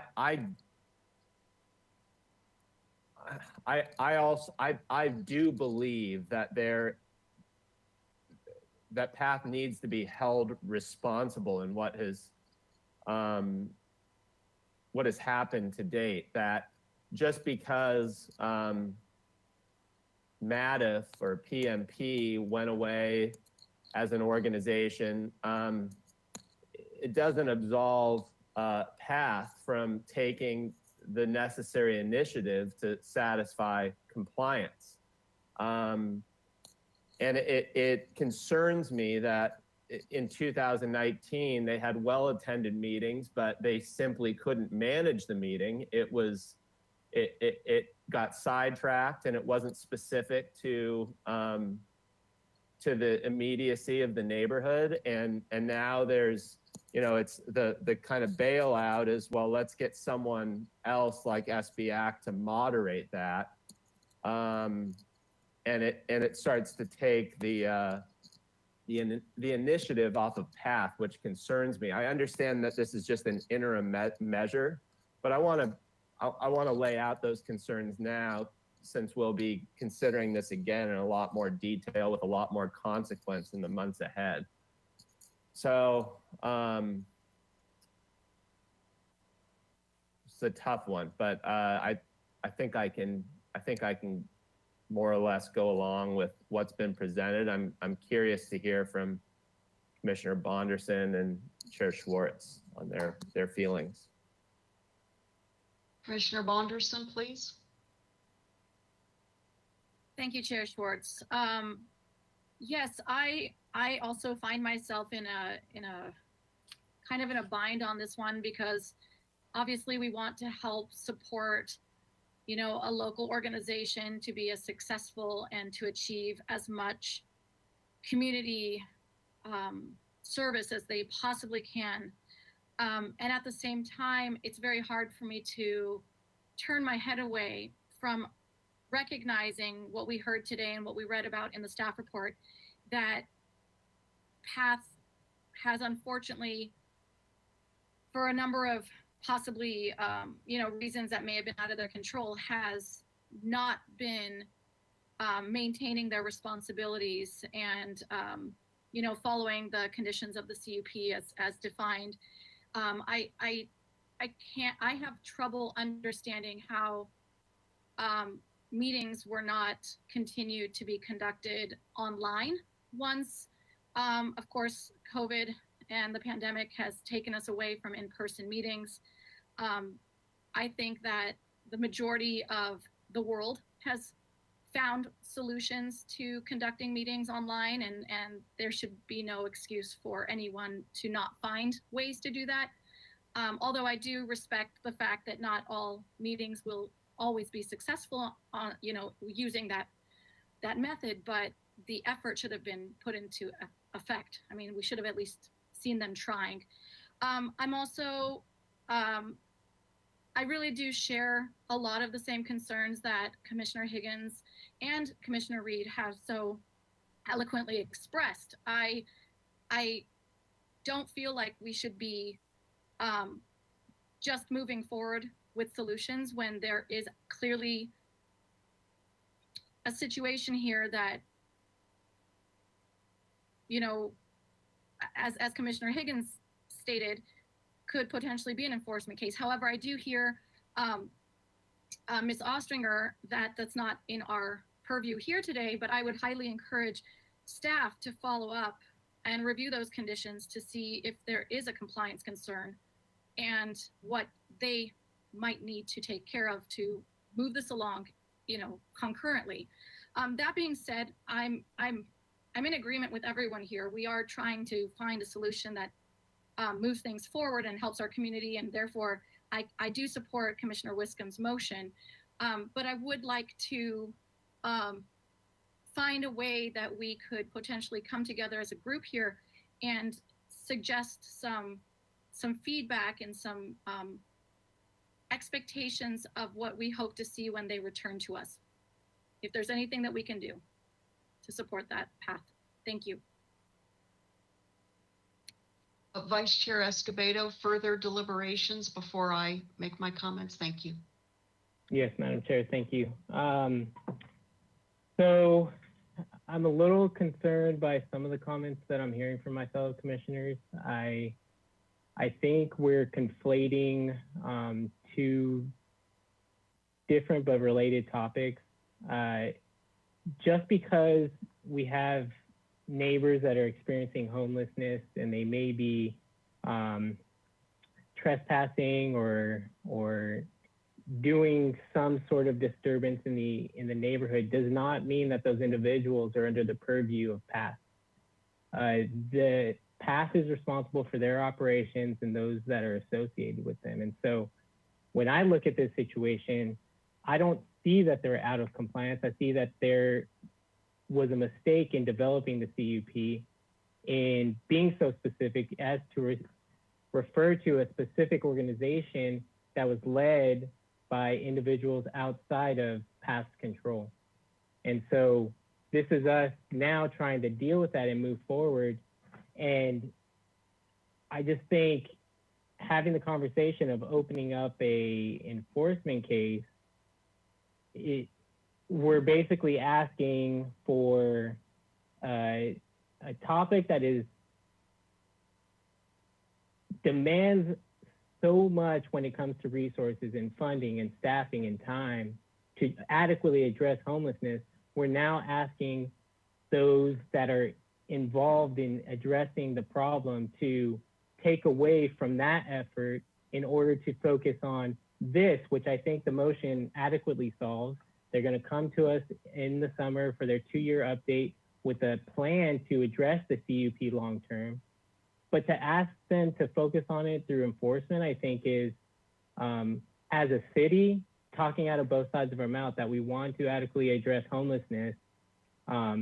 But we also want you to focus on this enforcement aspect in something that was a mistake in the first place, and ultimately on the city for structuring the CUP in the way that we did, to where we basically set it up to fail long term. And maybe it's me playing armchair quarterback, but this is a matter of, we have changed our approach as a city. We now have a centralized approach to bring all of the stakeholders to the table. If PATH has their own meeting, in which they have tried in the past, just like we have discussed today, the issues that are under the purview of PATH and homelessness in general are going to be conflated and they're going to be brought to the same meeting. I don't think that that is a failure of the way that they led those meetings. I've been to some of those meetings, and people don't always understand what each group is what their charge is. And so having these Friday morning RAT meetings is the best way to address that, because if there are those situations where an individual comes with a complaint and they claim that it's PATH, but it's not PATH, well, guess what? All the stakeholders are in the room. And one way or another, just as Mr. Schaefer and as Ms. Dorn said, they are solutions oriented. They'll be able to talk out what the possible solution is for that problem. So I caution us in the way that we discuss this, because I don't want us to get distracted from the ultimate goal. And right now, I think the motion that's on the table adequately gets us to a place to where we can plan for a long-term solution for the CUP. So with that, I'll be supporting the motion, Madam Chair. That's all. Can I respond to Commissioner that, Madam Chair? Higgins, Commissioner Higgins, did you have Yeah. your hand up again? Okay. Yeah, Commissioner Escobedo, I agree with most of what you just said, almost all of it. And I like what you said though about how we may have a new approach to handling the larger issue as a city. And that's what I was asking or trying to tease out of the applicants. Don't we have a new approach? But I didn't get that answer or any answer to that really, other than, no, this is fine. And let us kind of be on our way. We'll work it out. And I'm going to support the motion from Commissioner Wiscombe, but consider that if what happened 20 years ago was, here's a deal we want to make to put a shelter in a neighborhood. And everybody went bonkers. 4 pages of people. And at the end, there was an agreement, very prescribed, perhaps overly, but that was the deal that was made. And if you're ever gonna, if we are anywhere on the South Coast or really anywhere are gonna ever expect another shelter of any kind or permanent or otherwise to be in front of a neighborhood, commercial, residential or otherwise, it's gonna have the same level of interest and probably prescribed conditions of approval. Now, it's not perfect, and perfection is the enemy of good enough. We see that. So put a bunch of things in the condition of approval with naming particular groups. I don't think that's an error. I think that's what they agreed to at the time, and it sounded good. And if in earnest the group goes away, and in earnest the applicant goes and meets with everybody else anyway, nobody has anything to talk about. But that's not what has been happening. They've bailed.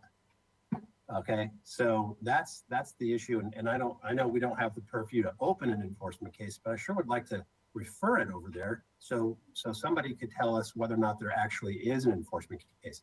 Are the offenders in this neighborhood that we're hearing about coming from PATH or not? That's what my question would be with respect to enforcement, and this carries itself through the process, and it comes back to us, of course. I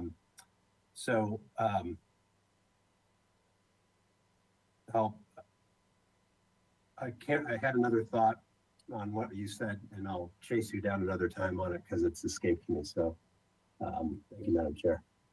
Commissioner Wiscombe, and then back to Commissioner Bonderson, please, further deliberations.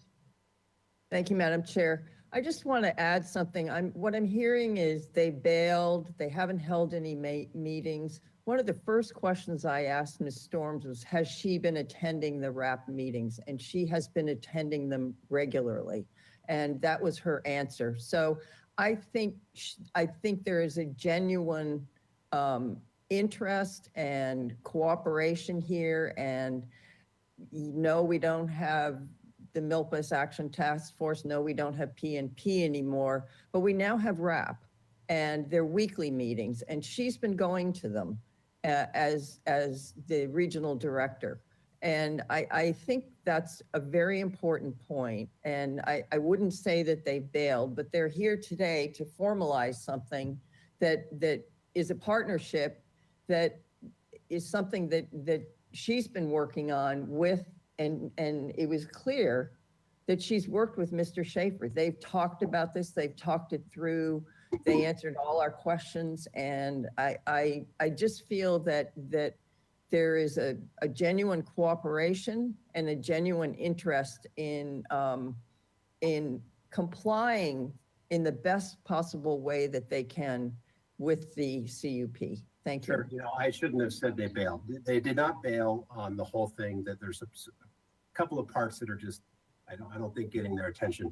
I just got to make this part clear. I don't understand how the applicant is now allowing alcohol and drugs on the property, and that was clearly part of the original agreement. To me, that needs to be amended. if there's a different approach with good reason, that's part of the CUP is an attachment.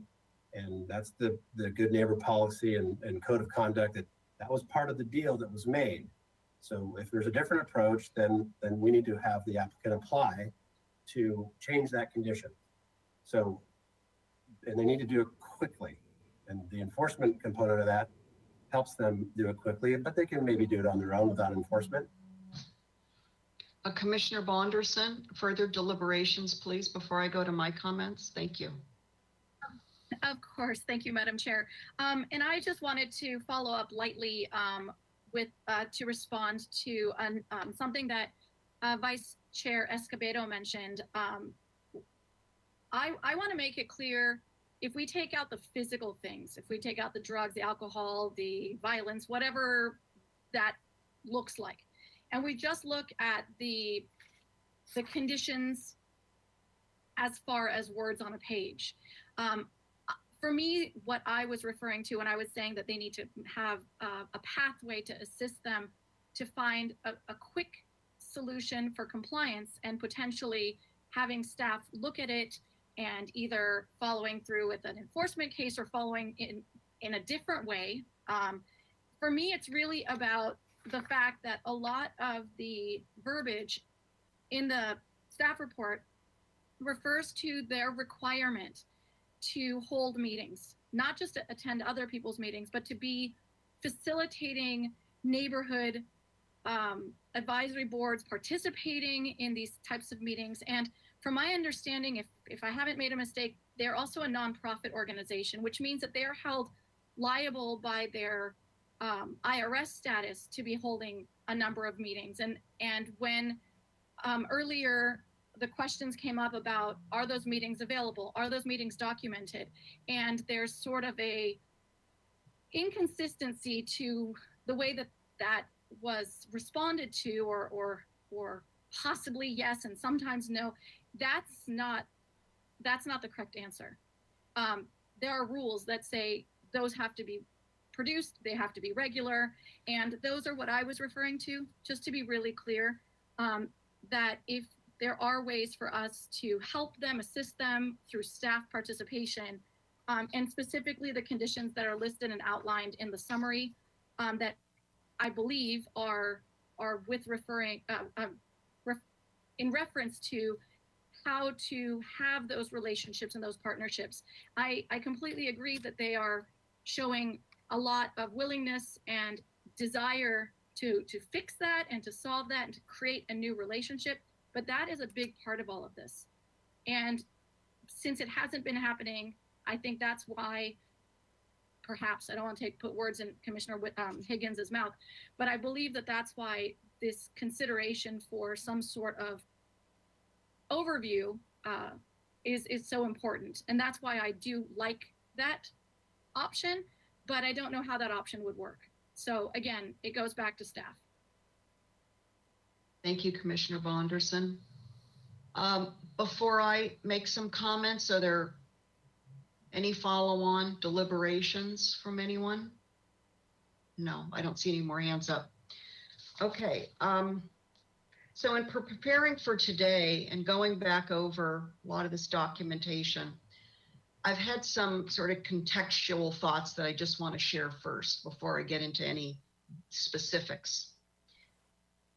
When Casa Esperanza was formed, after much community involvement, much stakeholder engagement, we knew that in centralizing a homeless shelter and homeless population serving organization, there would be unknowns.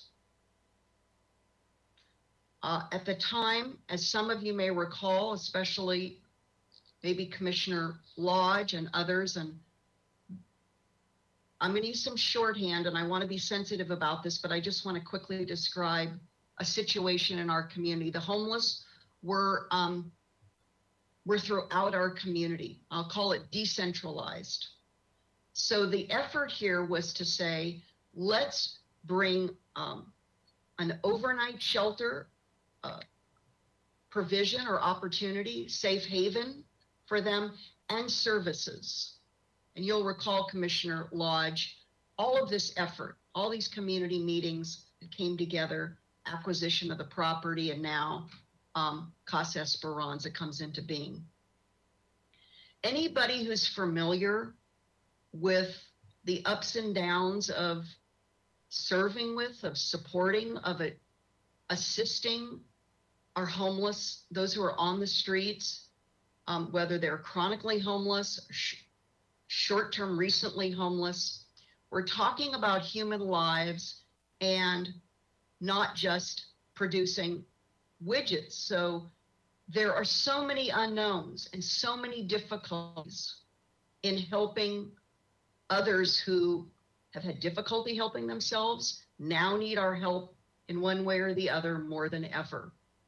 So I recognize, and I want to say this out loud today, because I've been involved with homelessness for decades, going back to when I lived in San Francisco and I was on the mayor's task force in San Francisco on homelessness.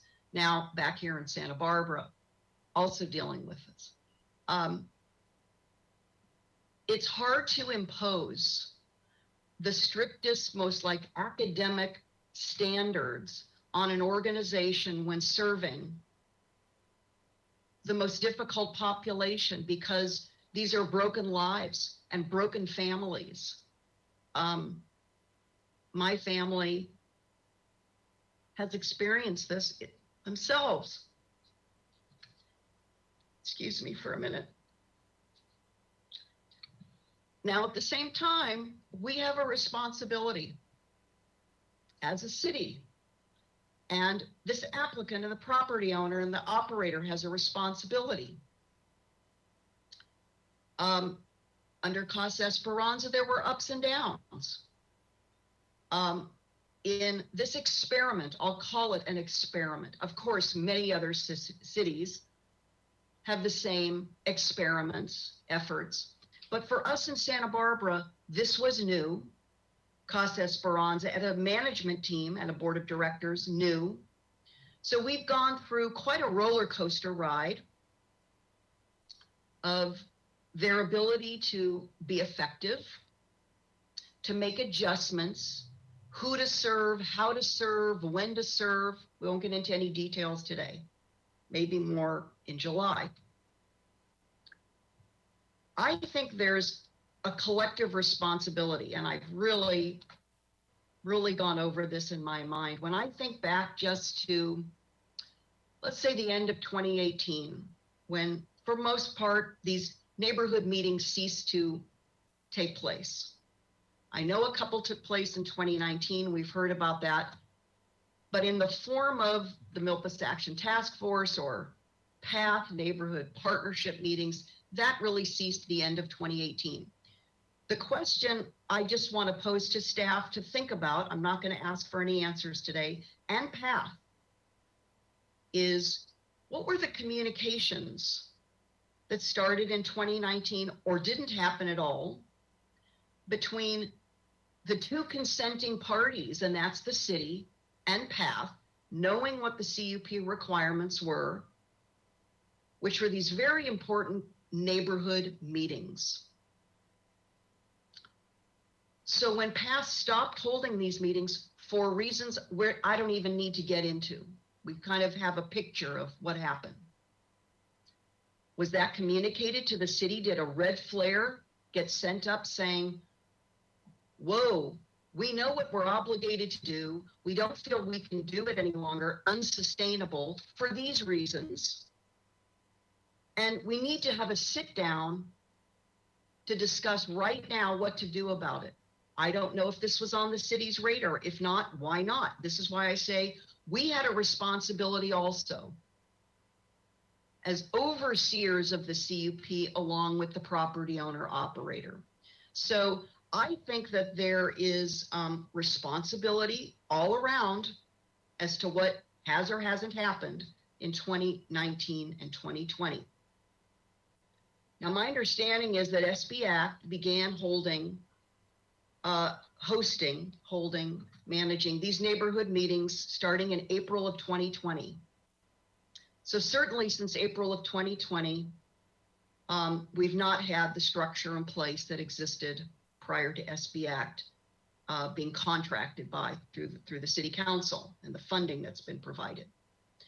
So here we are today, and let me first share some concerns, overarching concerns that I'll bring forward in July, but I want to put on the table for staff and for PATH and SB Act now.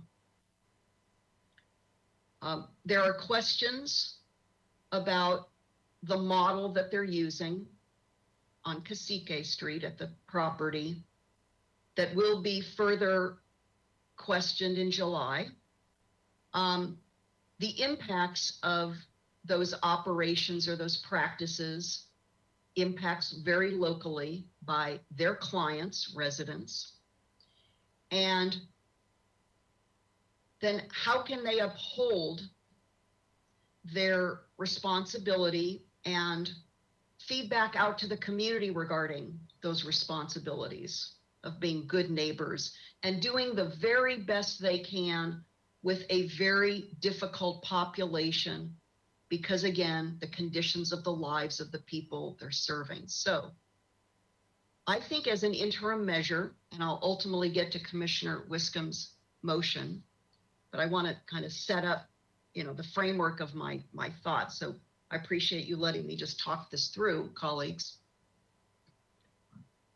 Since I've been attending the SB Act East Side RAP meetings the last 3 weeks, along with the State Street, but we're just talking East Side now, I have confidence in Mr. Schaefer's organization, his management of these meetings. It's important in my mind that very clear and complete minutes be taken. I heard Mr. Schaefer mention an intern. I don't know if Commissioner Wiscombe, I apologize if this was a note that I should have paid as a part of your motion, that documentation occur regarding attendees. To me, that's important. And that, yes, the monthly reports as a presenter by PATH, I think that's important. So we need those attendance records. And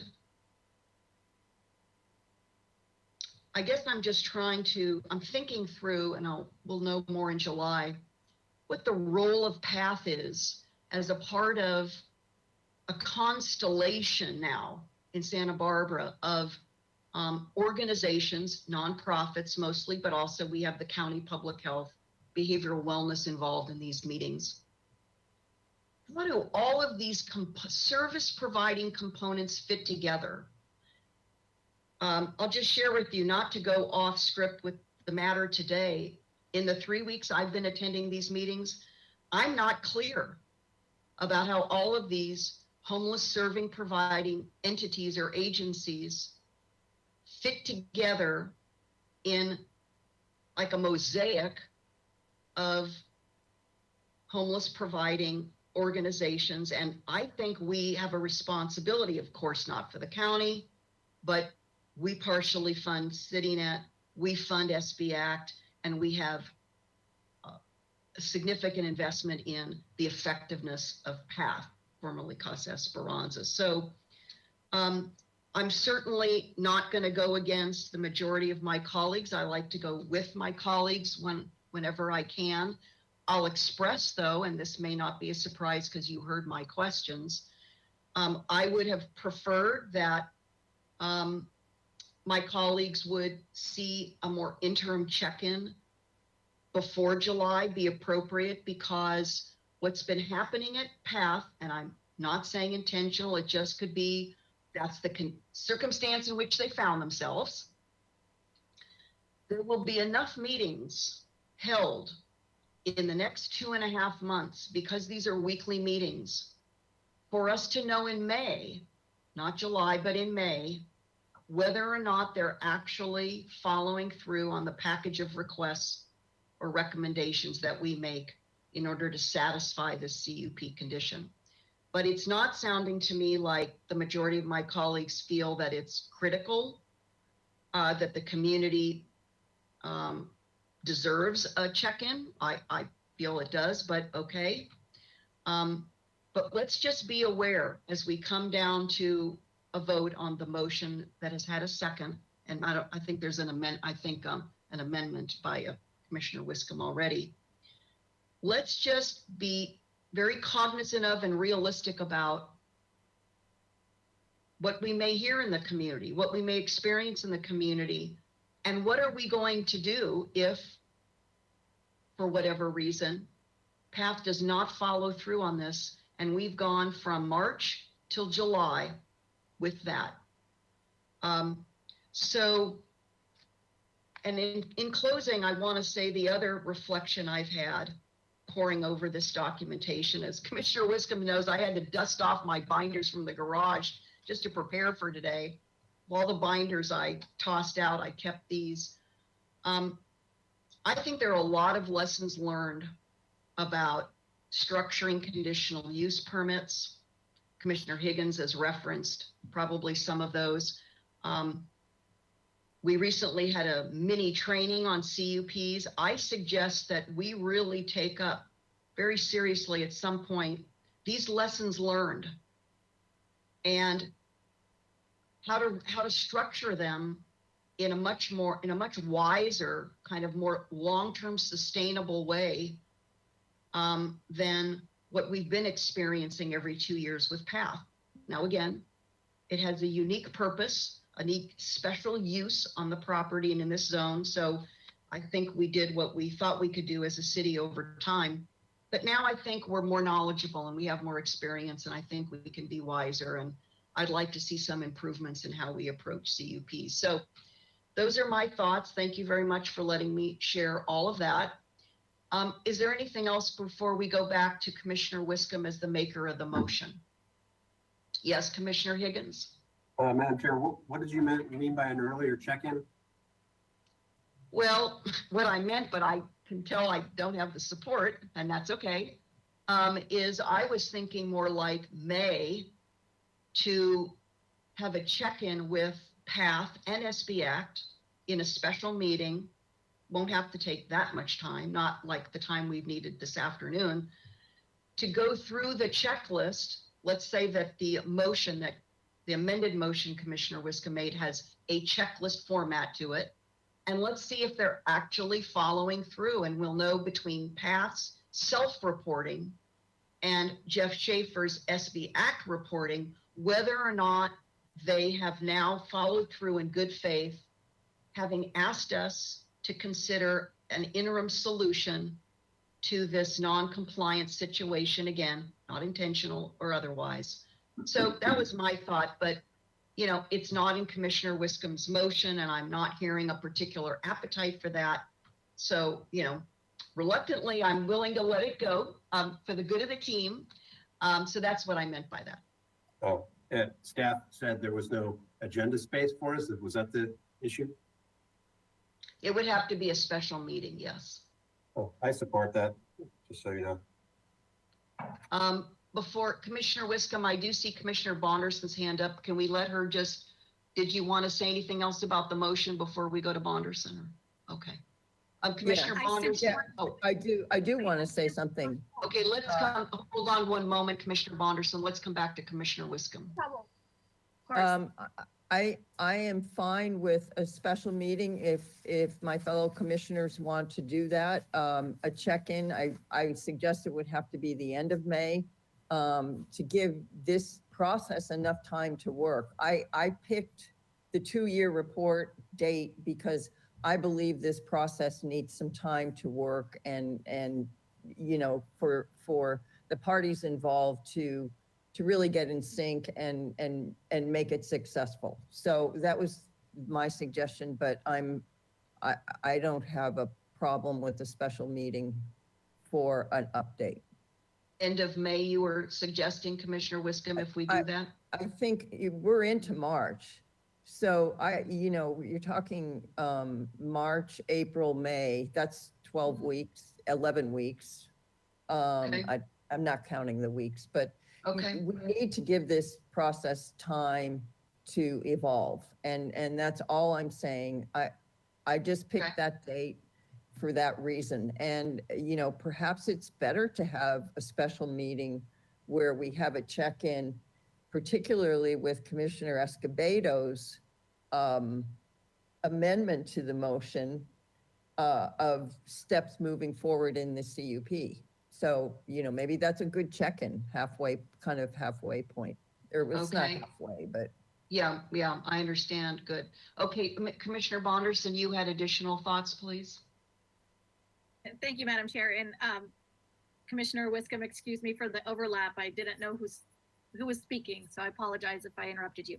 I just wanted to say that I'm also in agreement that we could potentially have a check-in, and I trust that the more experienced commissioners know when the best timing is for that. I appreciate what Commissioner Wiscombe just suggested as well.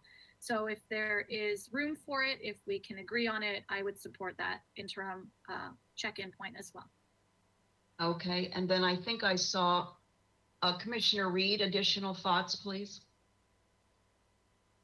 Yeah, that's why I asked Mr. Busk. I would support it, and my comment would be that I would be very disappointed if they hadn't conducted at least 2 presentations with noticing and everything that's been recommended in this motion by that check-in point. And I think that's more than feasible. I would love to see that they've taken the initiative and have had 3 meetings by that check-in date. I don't know if or how that should be included in the motion, but those would be my feelings. Thank you, Commissioner Reed. One moment, Vice Chair Escobedo. Commissioner Wiscombe, remind me in the motion, kind of as a checklist, do we have in there any reference to monthly reports at the Eastside RAP meeting? Monthly reports? we have a monthly, Chair Schwartz, we have a monthly presentation that was suggested, I believe, by Mr. Schaefer and agreed to by Ms. Storms, that PATH give a monthly presentation to RAP. So. Okay, well, that could be 3 of them then. I mean, let's say it's Well, mid-month. I think that's not. It's up to them. I think it's up to them. I do too. A monthly presentation, it takes some time to put a presentation together. If it's 2, I think I'd be totally satisfied with 2 before they check in. And the only reason I suggested the end of May is because, our first 3 commission meetings are the first 3 weeks. So if it's a special meeting, it has to be the end of May. And if I could just add, I didn't know, Commissioner Reed, if you wanted to say more, but let me just add, from the 3 weeks that I've been attending these meetings, I've heard everything from very informal presentations to formal. So between Mr. Schaefer and Ms. Storms, I'm sure they can work out, that range of informal to formal to satisfy our commission's request. I think they'll understand the intent, so I would have confidence there. Commissioner Reed, did you have anything further before I go to Vice Chair Escobedo? Okay. Vice Chair Escobedo, please. Thank you, Madam Chair. I guess if I could ask, what is the intended outcome of this check-in? Because I'm somewhat skeptical of what sort of information we're going to get from this check-in. And then if it's just the check-in, I'm against it. If I can be for it, if it also includes the plan, because I think that would be a more substantive meeting. I can see a check-in being not worth a special meeting, to be honest. And what plan are you thinking of? Can you tell us more about the long-term solution or plan for addressing the CUP? Do you mean this specific aspect of the CUP? Because the CUP itself is like it's like a behemoth. I mean, there's so many components to it. Yeah. Correct, Madam Chair. It's this aspect of the CUP, because it's my understanding that one way or another, we're going to have to address it, and it either needs to be a CUP amendment or the substantial conformance determination. And so what that long-term plan looks like, and it doesn't have to be this calendar year, it could be I just want to know what the path forward is for a long-term solution for. Okay. And Commissioner Wiscombe, as I come back to you, can I just comment? I'm just going to take a liberty. I like what Vice Chair Escobedo just said. That resonates with me too, that there has to be some sort of a vehicle, whether it's amendment, SCD, something like that. What are your thoughts, Commissioner Wiscombe, as the maker of the motion? My logic in the motion was that the SB Act contract is up for renewal or expiration and potential renewal at the end of June of 2021. So I think that's where what I was coming from was that we allow this process to play out for these months. And then when Commissioner Escobedo said we need the steps moving forward in the CUP, by then we'll know if SB Act is in the scene or not in the scene and how the relationship is working. And so that was my logic in picking that date. I think if we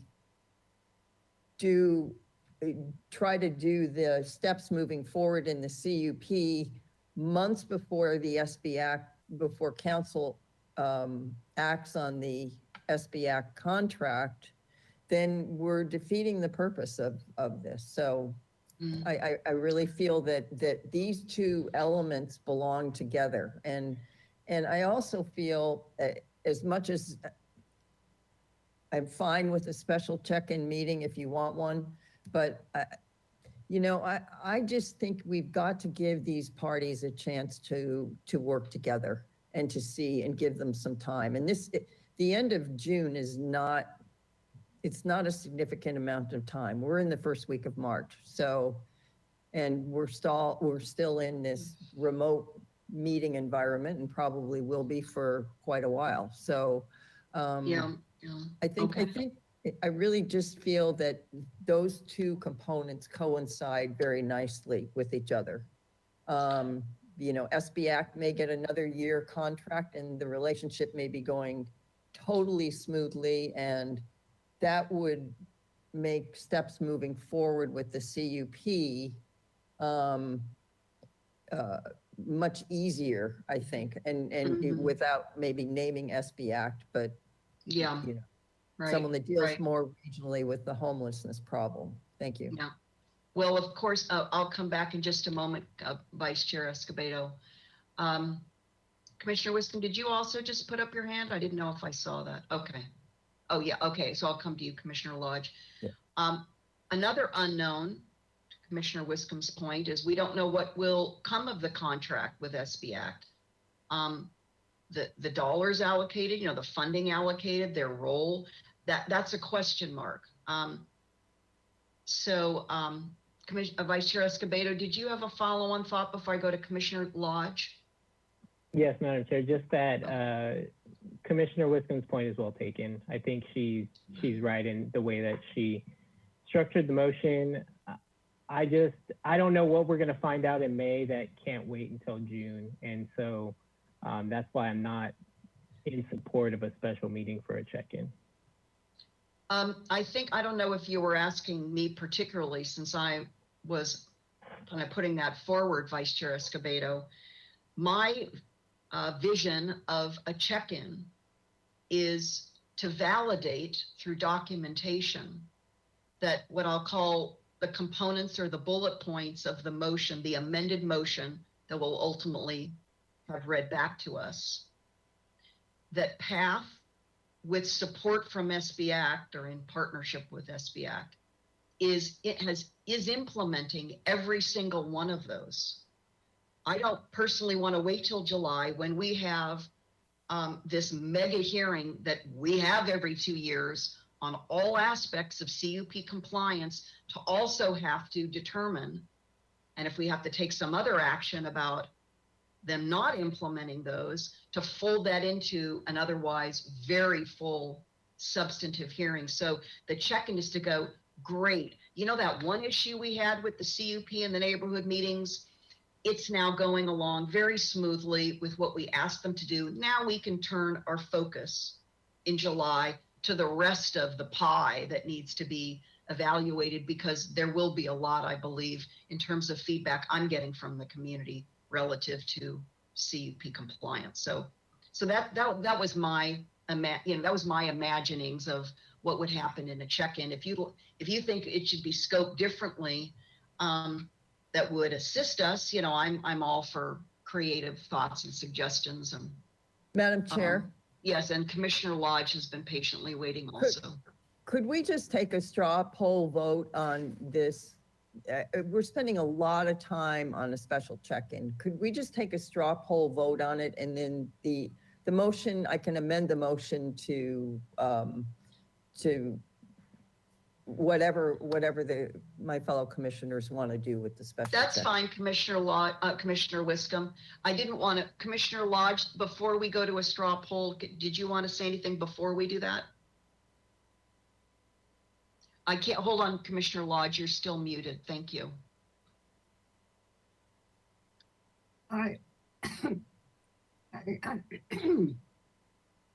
We had a relatively small issue before us today that has expanded to cover just about everything around PATH and the CUP.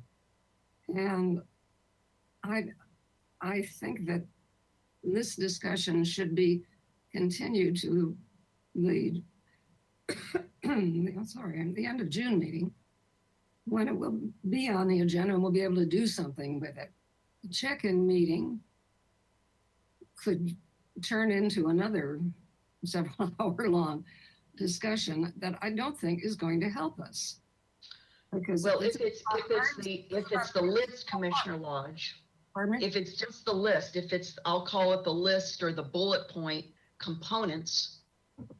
If the agenda is set to specifically and only do a check-in that is reporting back to our commission on the implementation, which is like a binary thing, yes, no, implemented, happening in the amended motion, we will know very clearly, in my mind, end of May, whether or not PATH is following the requests of the Planning Commission on this one CUP issue.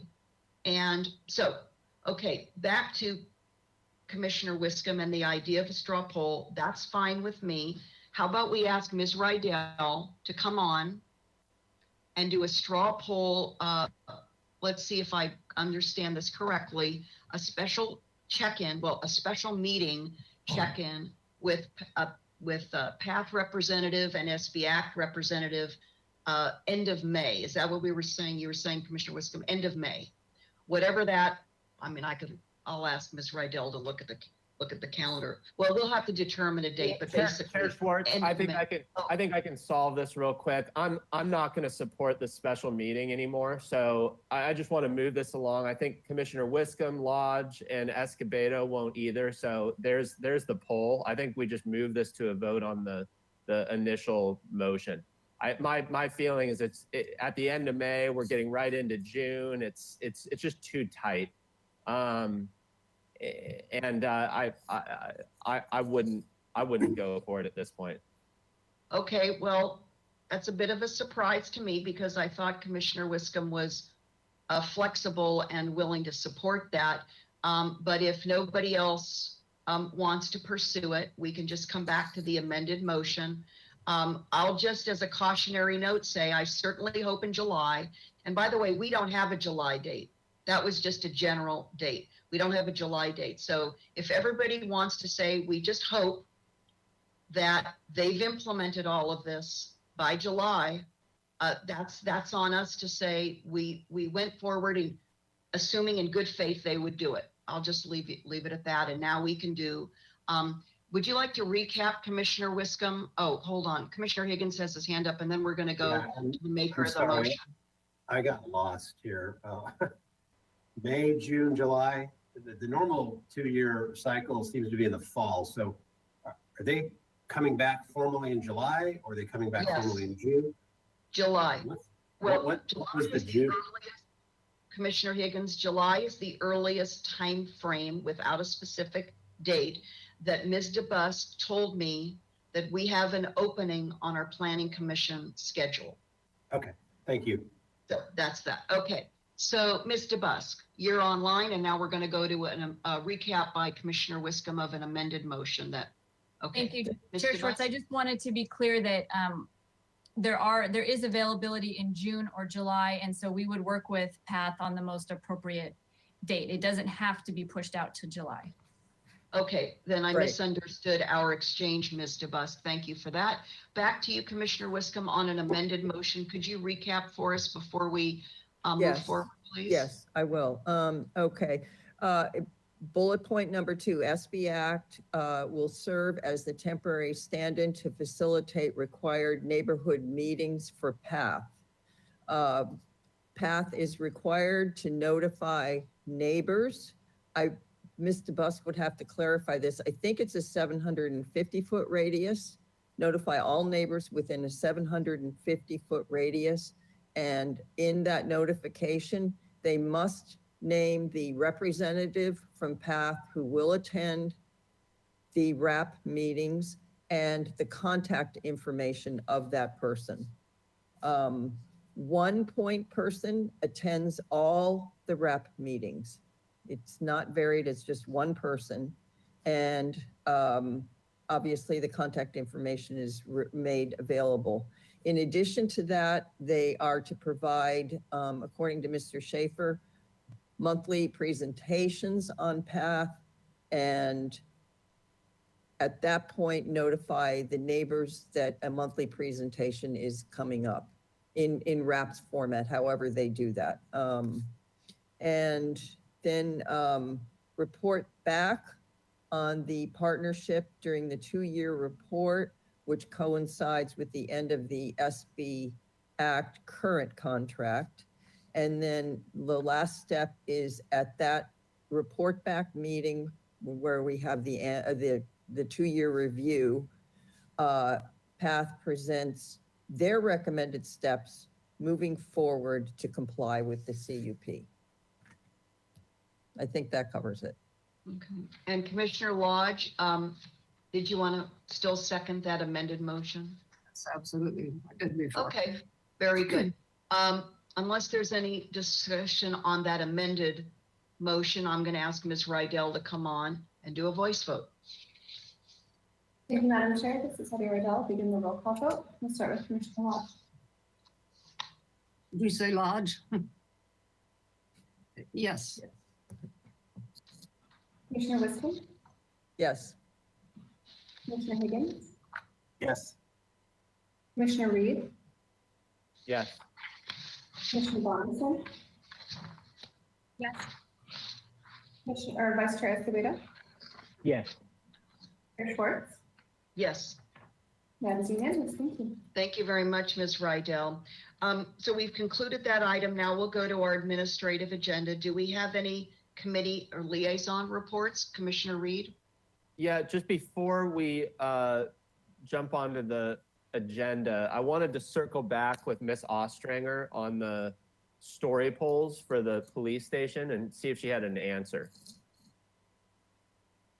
If that's okay. Chair Schwartz and Commissioner Reed, I haven't found anything in particular in the section with regards to the height exception that authorizes the Planning Commission to require the story polls. I was trying to look through your guidelines and I haven't found anything in there. So it's something I'll get back to the commissioners. When I can have some more time to research it, I'll send out an email to everybody with the answer. And can we be reminded when this item comes to the commission? March 18th. Yes. March 18th. Correct. March 18th. Okay. So would there be time to make that determination before the meeting, or would we have to continue the meeting? I'll look into it tomorrow and hopefully I'll have something out to you tomorrow. Okay. Wonderful. Thank you. Ms. Ostranger, as you research that, I'm recalling that a special memo was created, and now I'm lost track of what year, specific to our policy around story polls. So I think we need to find that, because that's spelled out kind of the who and when, you know, in terms of authority on story polls. But I'll work with Ms. DeBusk and staff Okay. tomorrow. We'll okay. search something All out. right, thank you, thank you. Commissioner Lodge, before we go to our final administrative agenda, did you have something else also? A procedural question. The tentative agenda said that the next meeting, March 11th, would probably be canceled. Is that what's happening, Ms. DeBusk? Thank you. Yes, Commissioner Lodge, because you did not continue any items today, the March 11th meeting will be canceled. Okay, so that would be our last opportunity to agendize the question of whether or not there would be story polls. Since that is, I do want to let staff know, and I understand that staff can request the story polls, that we have them. The 3D images do not give the same impression that the real life story polls do. I know they're expensive, but this is a building that's going to be there. We hope for 90, 100 years. Who knows? The county courthouse is going to be 100 years old in 8 more years. So 9 more years. So, and for the public, if they happen to be watching the presentation for the few minutes, the images, the 3D images are on the screen, they'll see what is sort of, you know, it's 3D in name, but it isn't. It's 2D on the screen, and it's not anything like seeing the real thing. So I put in a strong request. Okay, well, let's not get into too many details. Ms. Ostranger is going to cut us off. Ms. Ostranger, did you want to respond at all, or Ms. DeBusk, in terms of the timing of getting back to the commission, please, on that? Chair Schwartz, when I hear back from Ms. Ostringer, hopefully tomorrow, we'll take that feedback and discuss it with the applicant, let them know of the commission's interest. But I also, in terms of the timing, I don't know even if it's feasible at this point, just because it does take time to get someone out there. And also, just another note, we do have to work around the farmer's market, which occupies the site on Saturday. So story polls could not go up for as long as we typically require them. So we can't have having a discussion about this site-specific story poll question. So I will research it for the commission, and I will get back to you tomorrow. So Thank you, Ms. Ostranger. Okay, she has advised us that we may not continue discussing this item. Okay, Commissioner Higgins, what? Hypothetically, if I were an applicant, knowing this might be an issue, I hypothetically want to call each of the commissioners individually and ask them if I were the applicant and the applicant were watching, because the applicant is the city. I can get into my show report, et cetera, if you want. Yeah, let's do that. Go ahead, please, Commissioner Higgins. Okay, so show items were routine with one exception, and those routine were some ADUs in the coastal zone and front yard mod. There was an item that was a coastal development permit, though, on a Marburg property off of Quarantina that got quite a bit of attention. It's possible it gets appealed to us, so that has to do with the I don't remember the exact intersection, but it is a lot on Quarantina that Marburg is going to expand onto. Some of the issues that are being raised have to do with parking down there, street parking in particular. And so I don't know if that'll be appealed, but if it is, I will, I'm sure we'll hear about that from staff. So the design review, or the design committee for Highway 101 met virtually with Zoom on Wednesday, and there was very detailed discussion about the Cabrillo interchange roundabout, a new roundabout that needs to happen there in between the existing roundabout at Hot Springs and where the new freeway overpass will reside. So there'll be sort of 3 roundabouts there, Los Patos, and then Cabrillo, and then the existing one at Hot Springs. The one that we talked about at Cabrillo is going to be a little bit different. It's not a full roundabout. It's kind of a teardrop roundabout, and it does, take traffic on and off the freeway there. So similar to what happens at Milpas, where that interchange there flows into a roundabout.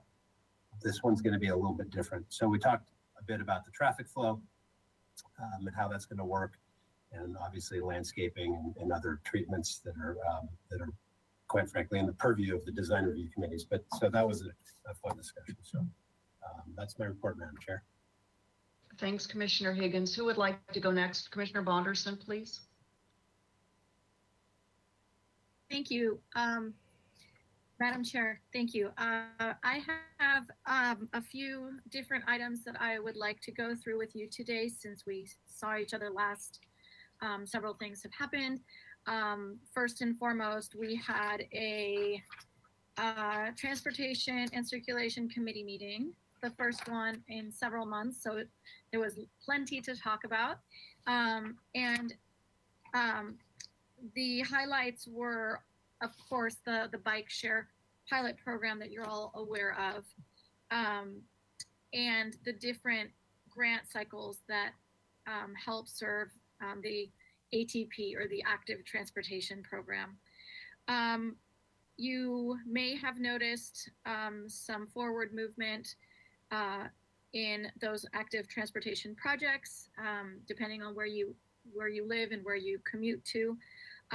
There has been a lot of construction and road work along Las Positas and Modoc roads to create the multi-use path. These are identified in their planning as Cycle 1 and Cycles 3. And additionally, there are other proposed projects that continue to be developed and discussed, but you wouldn't see anything happening outside yet.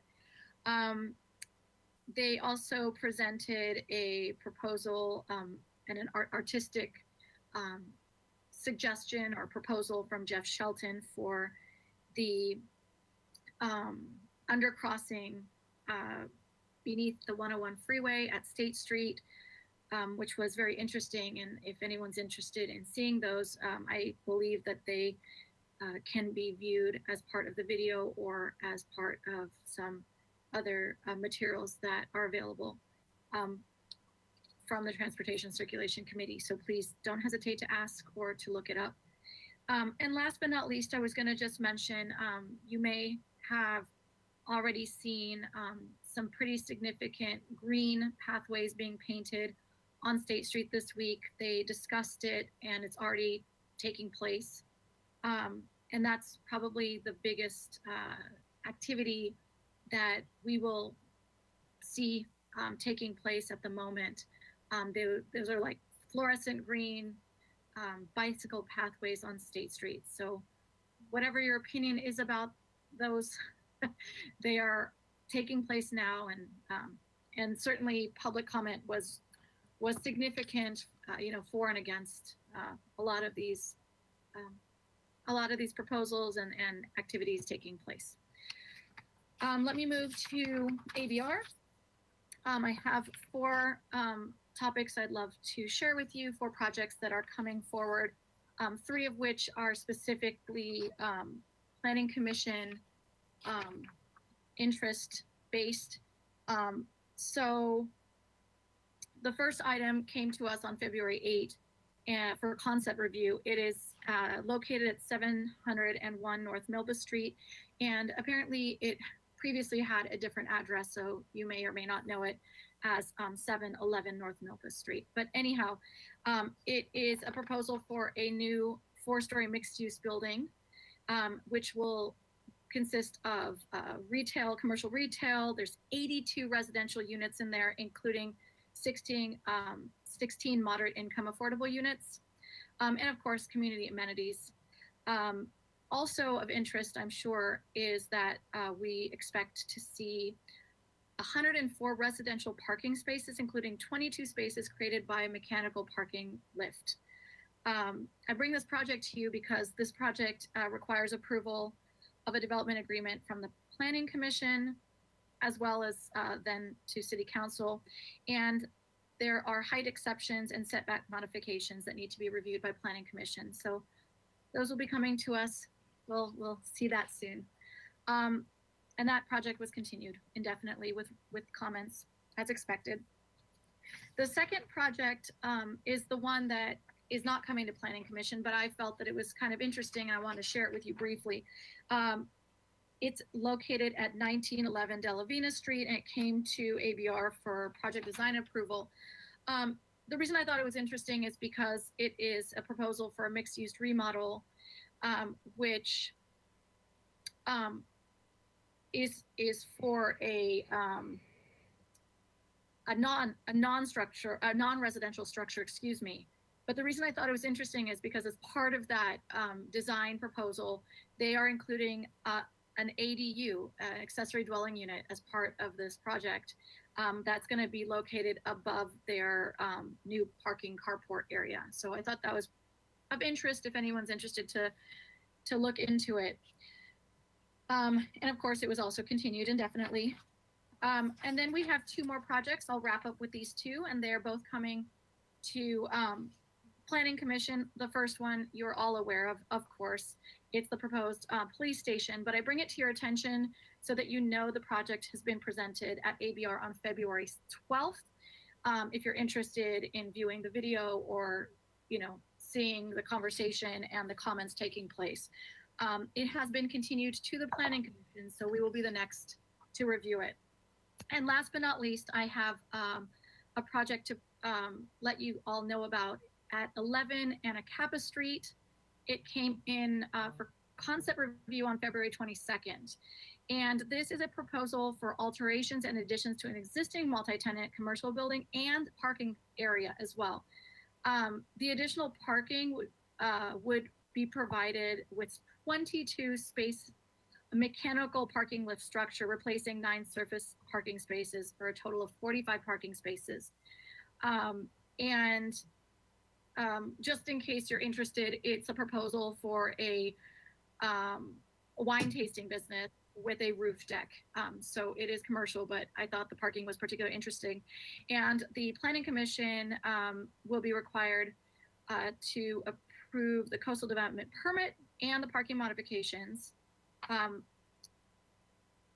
because it is required, they're asking to allow 45 parking spaces rather than the required 68 parking spaces for the proposed combination of uses in the building. So that will be coming to us if you're interested in watching the ABR video. Again, it was February 22nd, and it was continued indefinitely to the Planning Commission. So we're gonna see it next.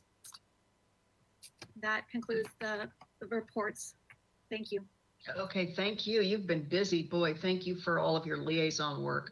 Any other liaison reports, Commissioner Lodge, please? Thank you, Madam Chair.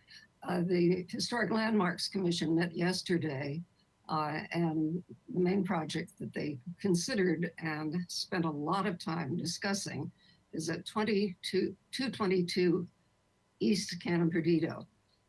It is the project has an existing office building on it. It's right across from the Presidio State Park. And what was the cause of a lot of concern is that a corner of the original Presidio wall, exterior wall, is on this property. And in some places it's underground, and some places it's on top. The stones are on top, but nowhere is it terribly clear. And so there was a lot of concern about protecting the historic resource on that one. This is a project for 7 condominium units at the back of the property near the office building. And it will be coming to the Planning Commission for approval of a subdivision map eventually. Interesting. Thank you, Commissioner Lodge. Any other reports, Commissioner Lodge, or was that it? Or okay. Oh, that was it. Oh, by the way, I misspoke when I said 108 years for the county courthouse. In 8 more years, it will be 100 years. 100. Yeah. Storied history there. Commissioner Wiscombe? Thank you, Madam Chair. Just very briefly, De La Guerra Plaza Revitalization Committee met last Friday, and we went over a few things, but the main driver was we would like to, since HLC has made their initial comments on the design, we all agreed, including the 2 HLC commission members, that we would like to have a joint meeting of the committee and HLC. So we're hoping to be able to put that together, and I'll keep you posted. Thank you. That sounds like it could be very prudent. Okay, any other reports? Okay, well, with that, I think we can adjourn our meeting. And as everyone heard, the Planning Commission will not be meeting next Thursday, the 11th, which means it'll be the following Thursday, March 18th. Thanks, everyone, and we are adjourned. Be well.